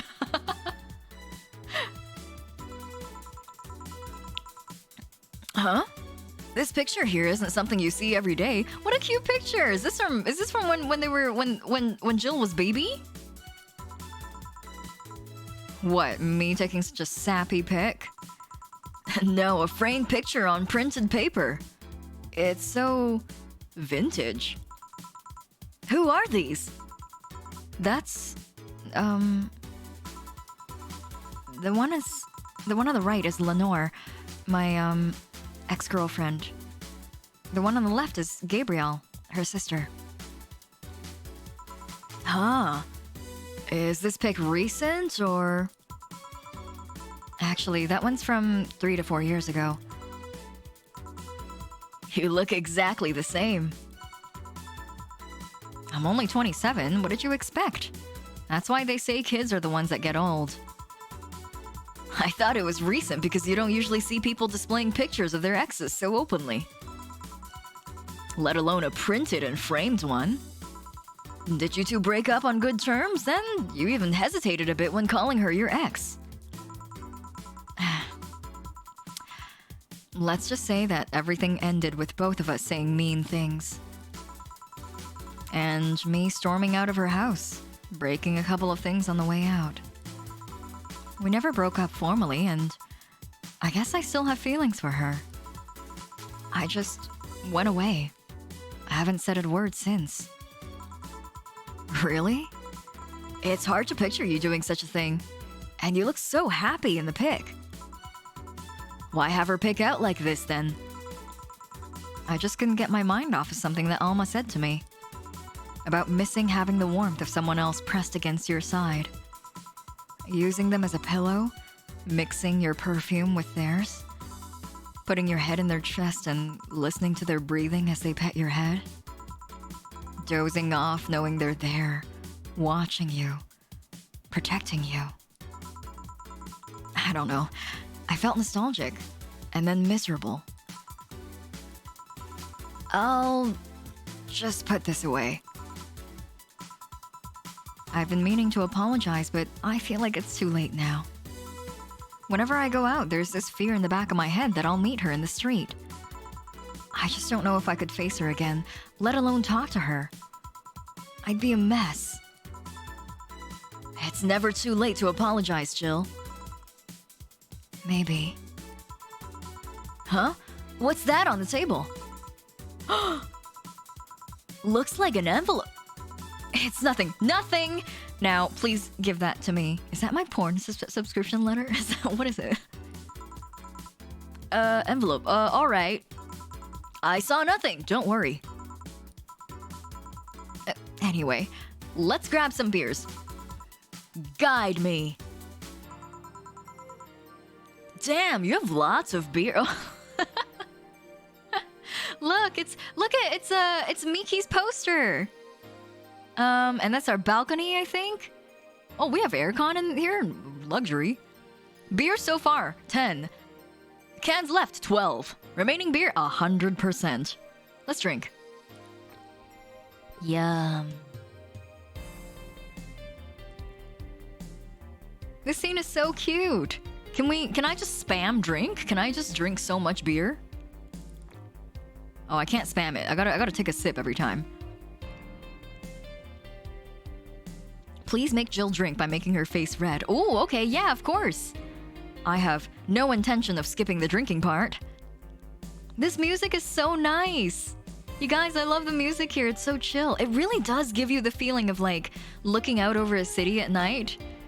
Chill, cool air on your face. I love the little chug noise too. Damn, you have a lot of beer. Well, the BTC gives me discounts and a points card I can use every time I buy their alcohol. With that, beer is actually the cheapest drink I can get. The can ASMR! Did you guys hear that? Let me turn it up a little louder. Glug. Oh, the glug noise changed too. The glug noise changed after I opened my second can. Is there any difference between the drinks at the bar and these? The drinks at the bar are more addictive, flavorful, and also stronger than the ones we sell in stores. And besides, the one in the bar is more of a double IPA. This one's more of a Pilsner. Oh, Jill's into beer too. In English, please. Emerald, thank you for the hydrate redeem. This one's lighter in color and lighter in flavor. Dunno, it doesn't taste like a lighter to me. Is this one made with that, what was the name of that base liquid you use at the bar again? Nutriogenic dichometrical lidogenol. Nutriogenic dichometrical lidogenol, or NDL. A non-disclosure agreement. Little sleeping owl, thank you for the stretch. I love your name, it's so cute. Thank you for the stretch. Oh.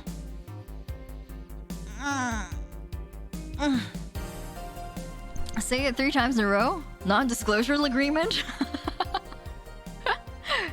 Nutriogenic dichometrical lidogenol. Nutriogenic dichometrical lidogenol. Nutriogenic dichometrical lidogenol. I can't say it fast though.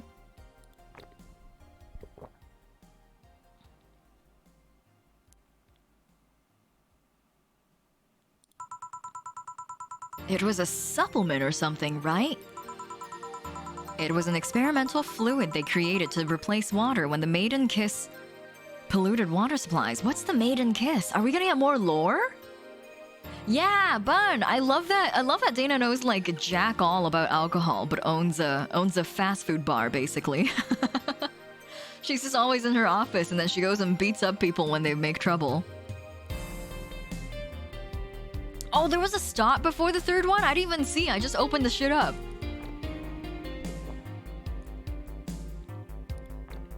Let me take a few sips.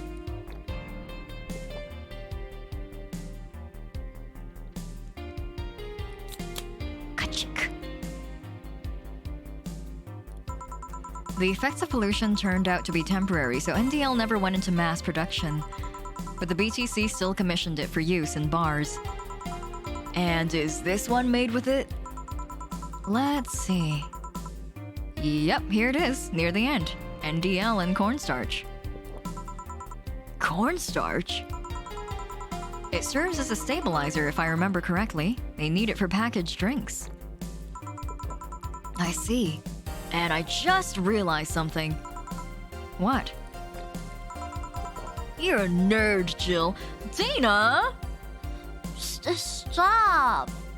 Stop it. No bullying me in my own house, Dana. Guilty as charged. I still have that bottle of rum somewhere around. Do you want some of it? Will you have some too?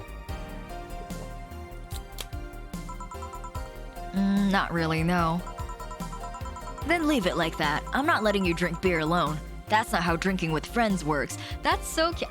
Dana. Dana. That's so cute. Dana's right. Dana's right. Never leave your friends to drink alone. If they don't want to drink, then you don't start drinking. And if they want to drink some more, only if you can handle it though, then you take a few more sips with them. So cute. Dana's so cute. Do you consider me a friend then, boss? Why wouldn't I? I don't know. What with being my boss and all, I was never too sure. Well, in case you had any doubts, yes, I consider you one of my best friends. Dana! Dana, I'm gonna finish this can because that made me so soft. One more drink for the road. One more sip. Besides, you and Gil are always so diligent and responsible that I'm boss in name only anyway. That's good to know. On a side note, it surprises me you kept that poster of me in the... The poster! Here it comes! And even more than that, you hung it in plain sight. Why I gave it to you was more or less a joke, you know? Does it make you feel uncomfortable? If it doesn't make you uncomfortable, why would it make me feel uncomfortable? It's my own face. I'm still wondering why you did it, though. Aside from filling an empty spot on the wall... Oh, sorry, wrong voice. Aside from filling an empty spot on the wall, I don't really know. I thought it was funny, too. I guess it's like that if someone gave you... I don't know...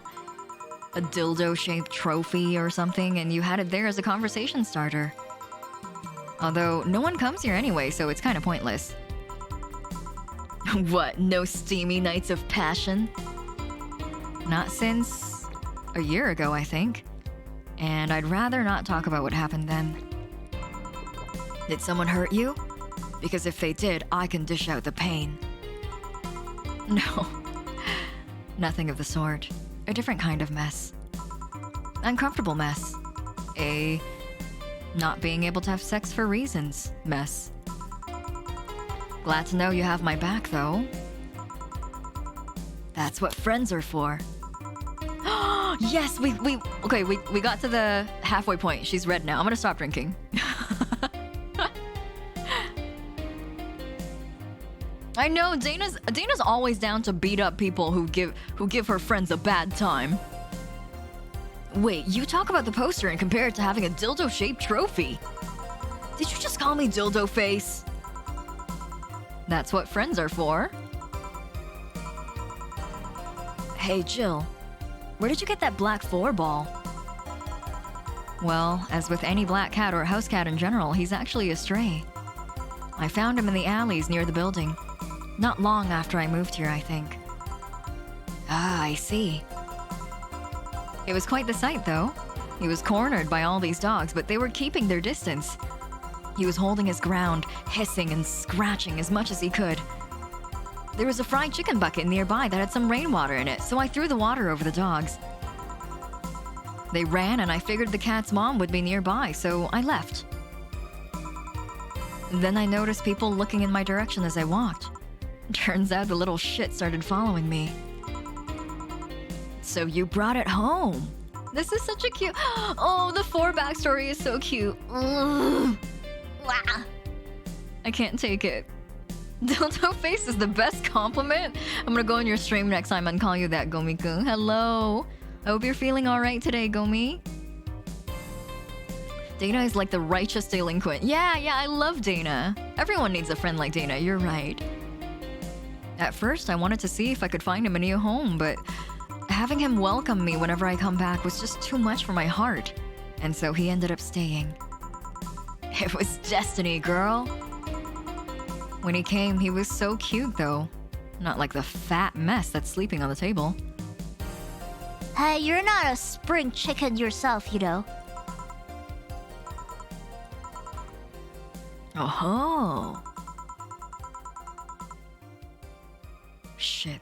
I actually did that in front of someone else. Oh. Anyway. Don't anyway me. Do you normally speak for your cat like that? Maybe. I wonder if Gil's alright. Way to change the topic. That warrants a drink. I think we need to take a sip of our drink. Emily, welcome. Good morning, Emily. Plot twist. It was Jill all along speaking on behalf of 4.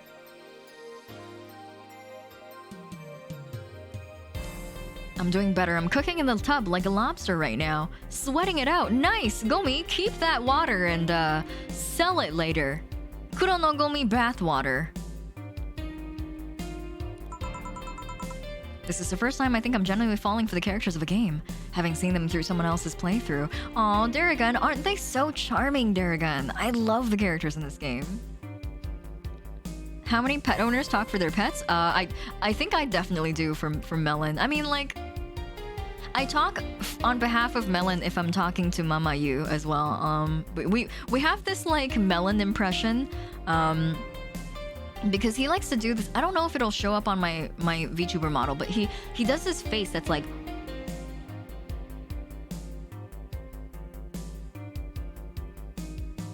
Where he like squints his eyes and he looks at you with his snoot in the air.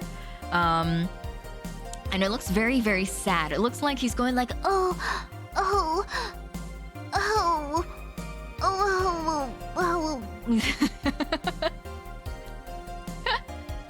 And we like to make fun of him when he does that, because he likes to do it when I come home from work, because he hasn't seen me all day and he gets really, really like sad and wimpy about it. He's very like, oh, yeah, Koban, yes, exactly, the PN face, He does the literal real life version of the PN face, where he's like, you've been out all day and no care about Melon.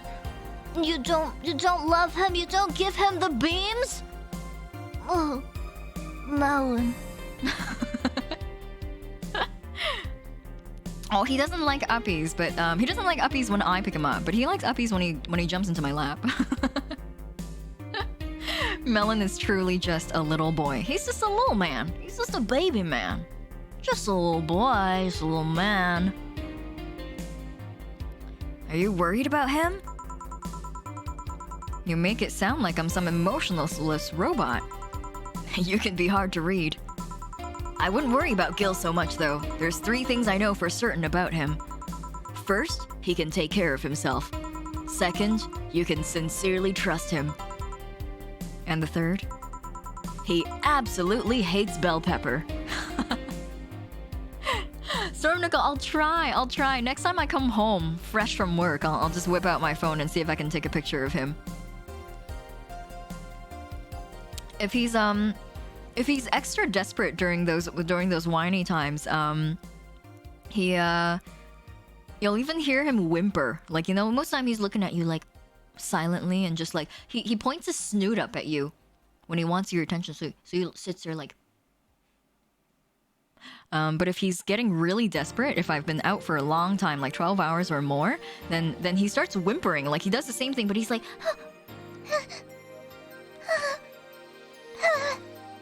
And then if I get close to him and I get ready to pet him and my hand is hovering over him, then he'll sort of like jump up and bump his head with my hand because he like can't wait any longer. He's like, gotta have the pets.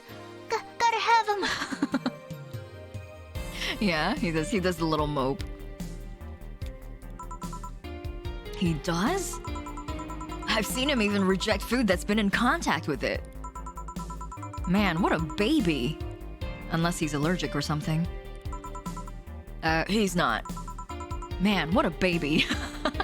We're just out here bad-mouthing Gil? How did you meet such a guy? He showed up in the door of the bar. He what? Well, it was shortly after the whole incident with Robert and the levitation potion. Right. Levitation potion. It was a slow day and he just showed up at the bar.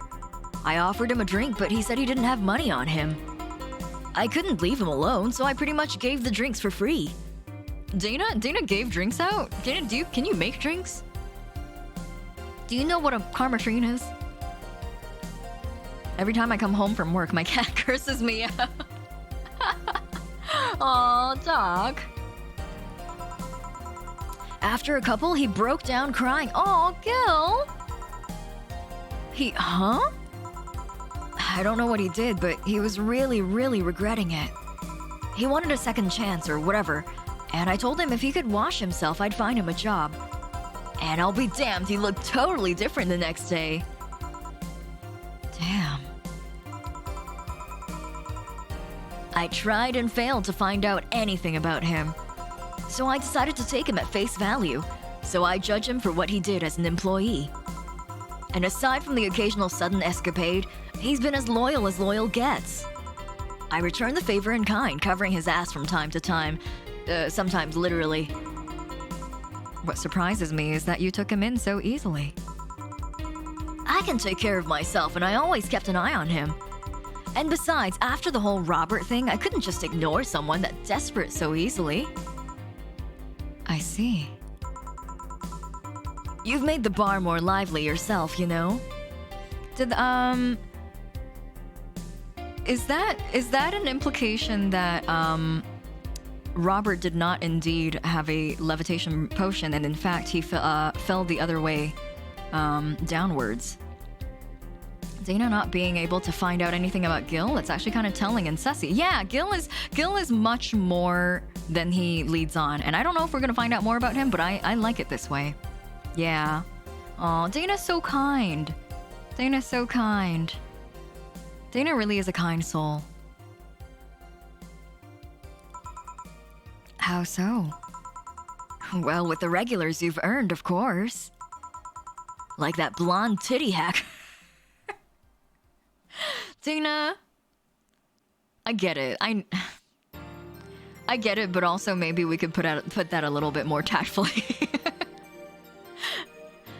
Like that blonde titty tacker. I don't remember her name. Alma? I was gonna say Armitage. Well, she's hot, I'll give you that. She's also a nice person in general, but damn, she's hot. Jill! Are you alright, Jill? Yeah, why? It's weird to see you say that so openly, that someone's hot. What? Even you can see she has a hot body, boss. You'll find no objections here. I mean, I'd be lying if I said I hadn't thought about taking her to a room and... Jill, are you sure you aren't drunk? I am. I mean, I'm sure I'm not. I mean... But those are thoughts I leave to myself. I don't think I could handle her in a relationship. She has weird standards. That and she's as straight gets. Yeah, she is. She's still a lovely person though, and she became a regular is a blessing. Any regular is a blessing when you get down to it. There's also that sex worker robot girl. Ah, Dorothy. She intrigues me though. I've seen a lot of sex workers over the years and she seems pretty giddy. It's not that she likes her job, but rather that she takes to it with such childish excitement. Dawafi! That's right, Wrath. Our favorite. Dawafi. I've kind of noticed that too, but then again, Lilim can be weird. You think? Lilim operate in some really foreign logic. I mean, they don't really share our fear of mortality. Even if their bodies are destroyed, their minds are already backed up in the collective source. And if they lose an arm, they can reattach it or replace it.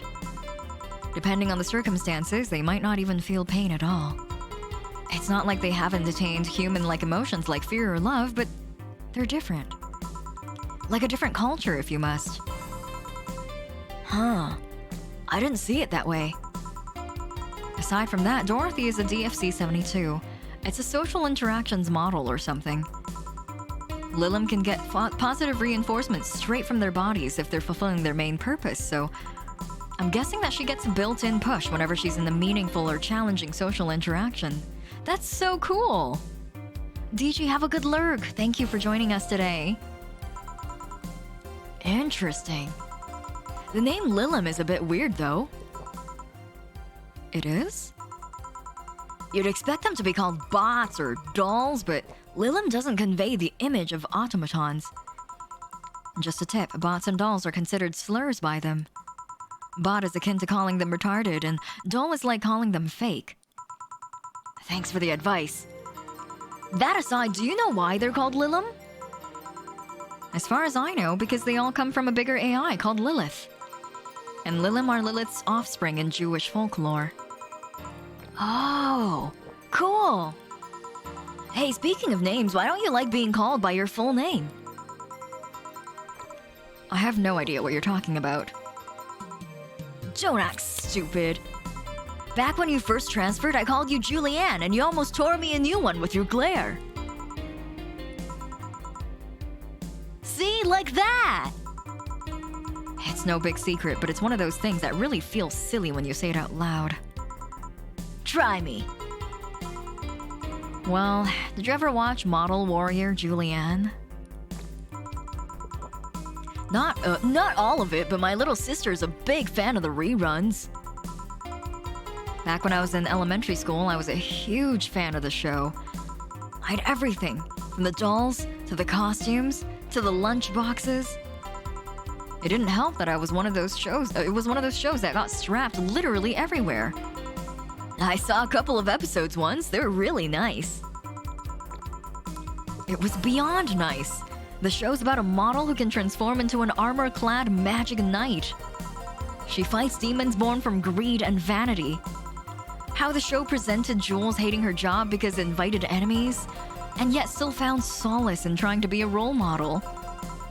Hell, the main character wasn't a kid. Julianne was an adult that became younger when transformed.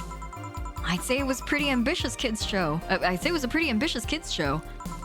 Even by today's standards. Just the fact that her enemies were literally issues dealing with beauty standards of body image? Challenging as fuck. Whoa, you got excited there. And that is the problem. Back then, I was obsessed with Jules. I sang the songs, dressed like her. I could even recite full chapters. Something tells me you still can. That's beside the point. It was nice while I was in elementary school, but then I went to middle school. And what a surprise. Tweens are jackasses. They went out of their way to tease me about the things I did back then. I don't hold it against Jules. I always hold my grudge against those fuck jobs. Sounds rough. You know how most girls worry about their thighs at that age? I worried about jerkasses singing the theme tune of that show, mocking me. Anyways, every time someone calls me Julianne or Jules, I instinctively react negatively. Pavlov would be proud of me. I never talk about it because I find the whole thing too silly in retrospect. And yet it affects you even today. There's nothing wrong with it, though. It's actually kind of reasonable. I sure hope so. Come to think of it, what kind of kid were you, boss? When I was a toddler, I was the kind to always fight with kids bigger than me. I mean, you still do, Dana. Then puberty happened, and I became the Merriam-Webster definition of shallow jerkwad. Around that time I turned 16, I realized what an idiot I was and went on to become who I am today. Still somebody who fights kids who are bigger than me. And the less I talk about those years from 12 to 15, the better. Yo, Dana, spending 3 years being an idiot is really, really short. You could have been an idiot for much longer. I sure was an idiot for much longer than that. 3 years is a really good track record. Fair enough. Say, boss, how do you like them? How do you like the men? Jill, why did you phrase it like that? How do you like the men? 2D. Oh man, I love this conversation. The men folk.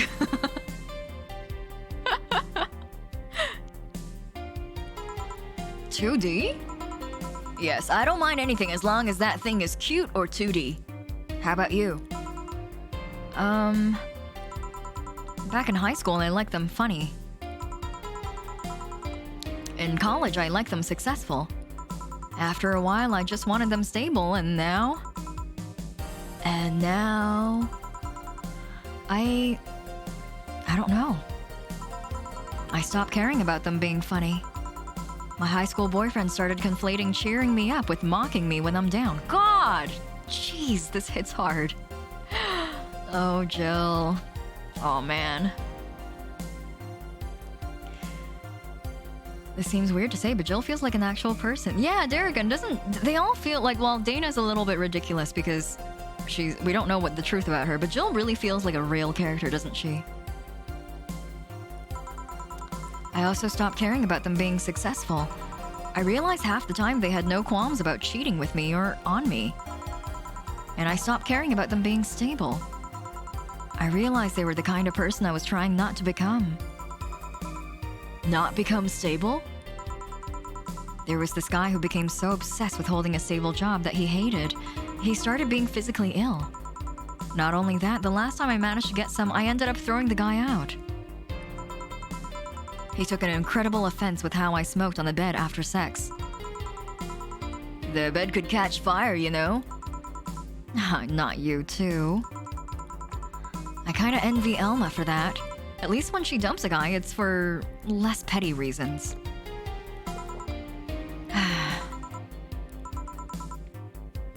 Are you okay? I'm fine. It's just... It all boils down to the fact that I can't get my mind off of Lenore lately. She was all of what I just said. She made me laugh, she had a good position, and she was stable. She was also smart, caring, and why can't I get my mind off of the whole thing? It's maddening. Maybe I should go and apologize. Maybe I should. Maybe that'll make me rest easier at night, get my mind off of things for a while. I don't even care about going back to her, but...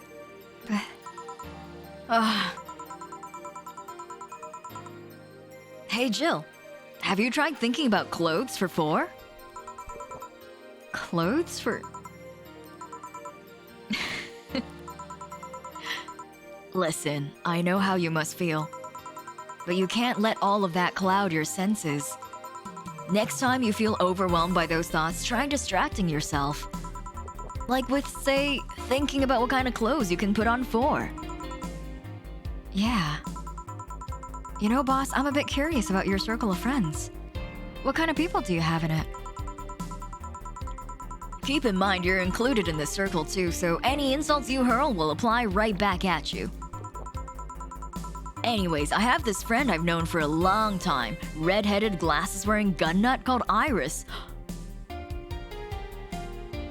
Again! Hello, Dana! Hello, my old friend! Have you tried my new G Fuel, blend? I got signed by G Fuel lately. Officially. candy. It's called Turnabout Tangerine. Have you heard of it? I'll mail you some. I can't believe Iris is in this game. Lesbian Plague Doctor, thank you for the hydrate in this stretch. Let's give Jill a hydrate too.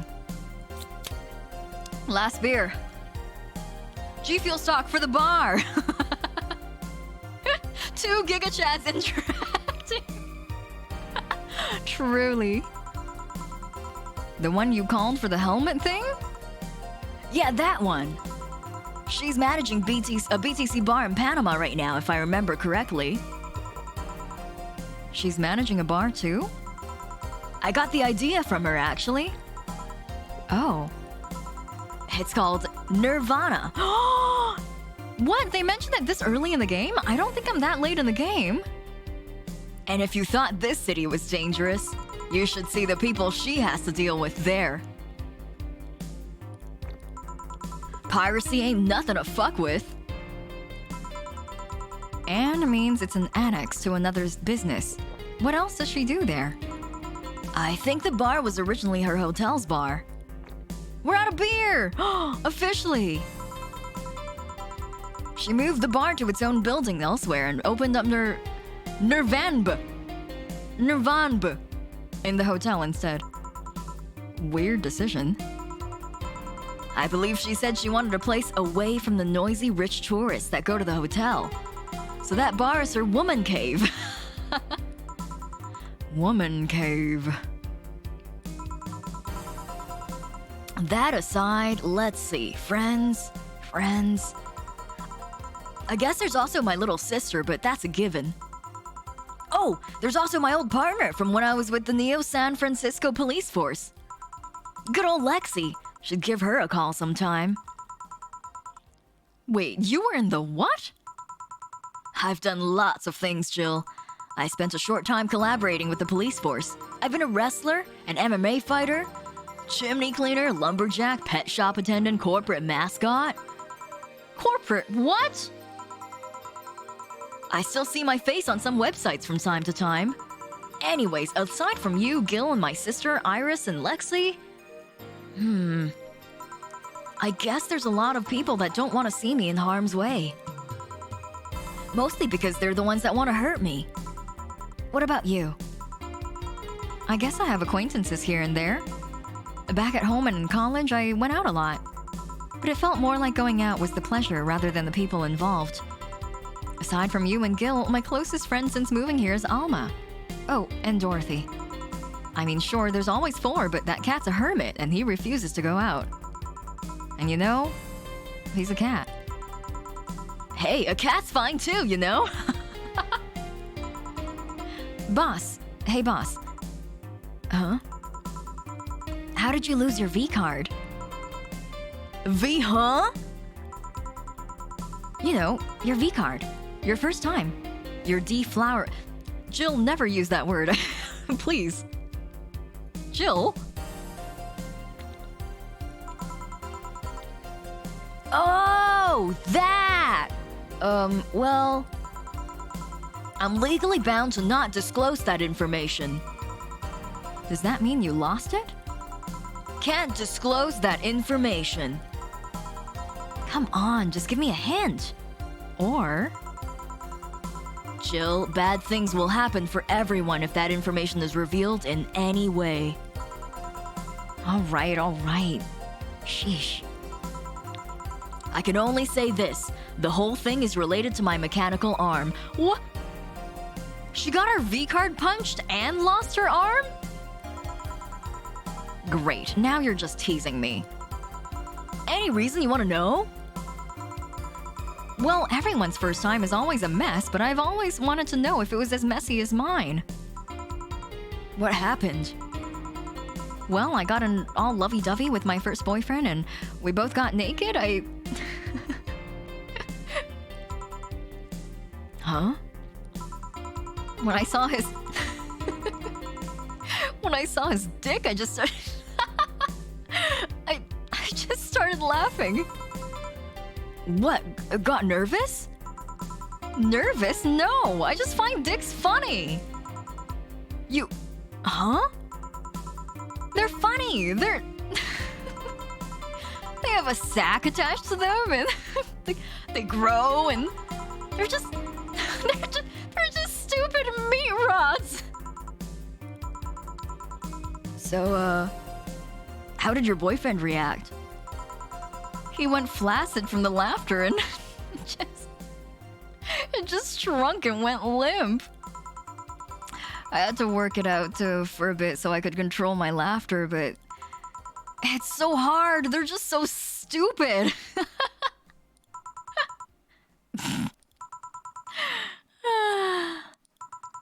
Stupid meat rods.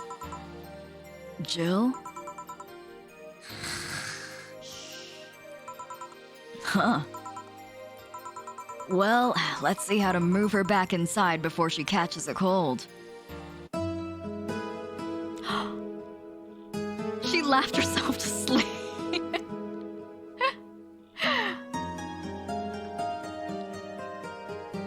Oh, this is beautiful. It's snowing.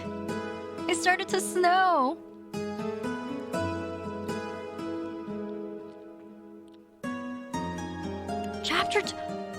Chapter 2?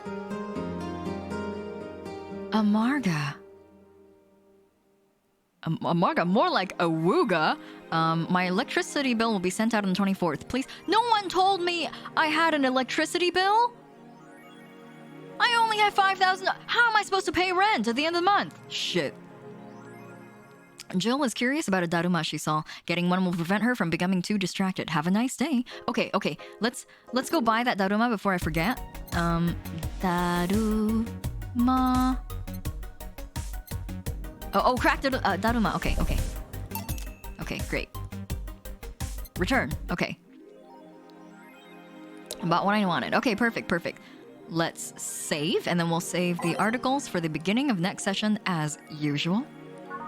There we go. All right. Meat rods are pretty funny. You know what? What a good note to end on. Hilarious meat rods. Electricity is for chumps. But I have a kotatsu. I need it, please. That daruma is cracked. It is. Look.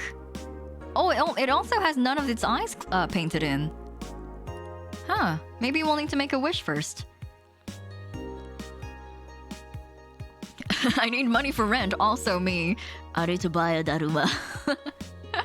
Thank you for coming and hanging out today, Fish. Shayla, hello, welcome. We're just about to end. We've been going for 5.5 hours. Oh god.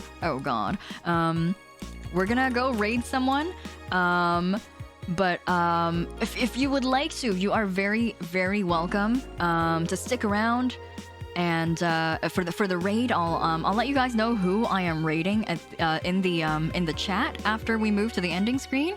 Thank you for hanging out with us. I'm sorry, Shayla. Oh, I'm so sorry.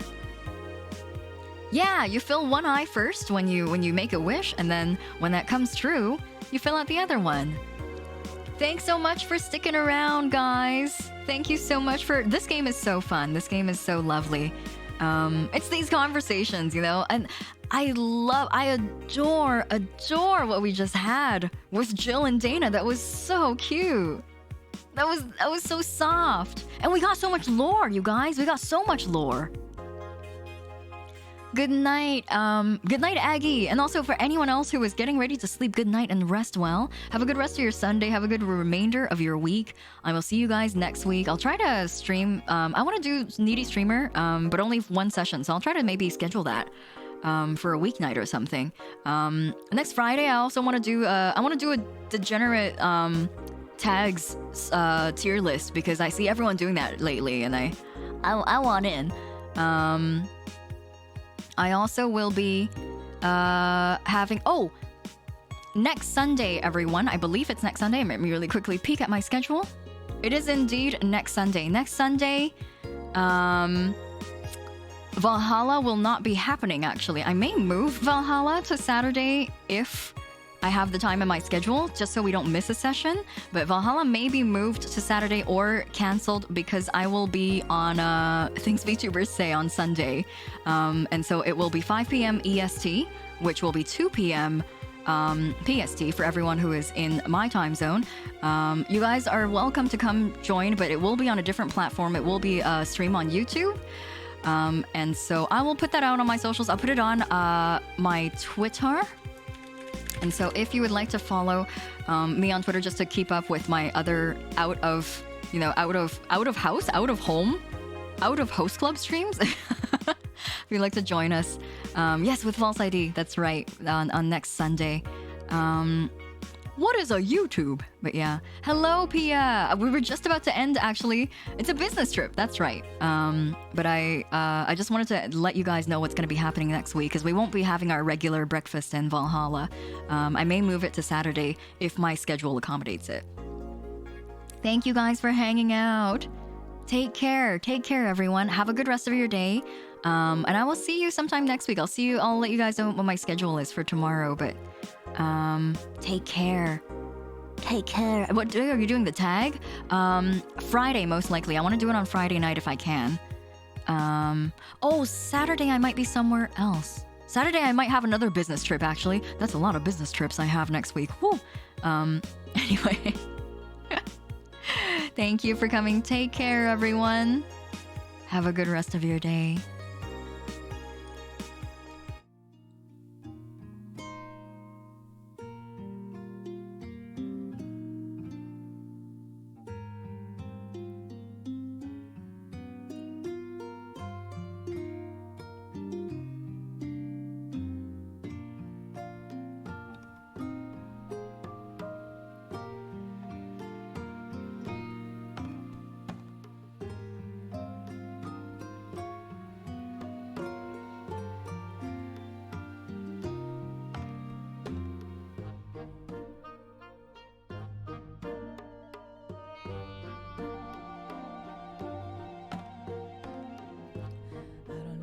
To do it.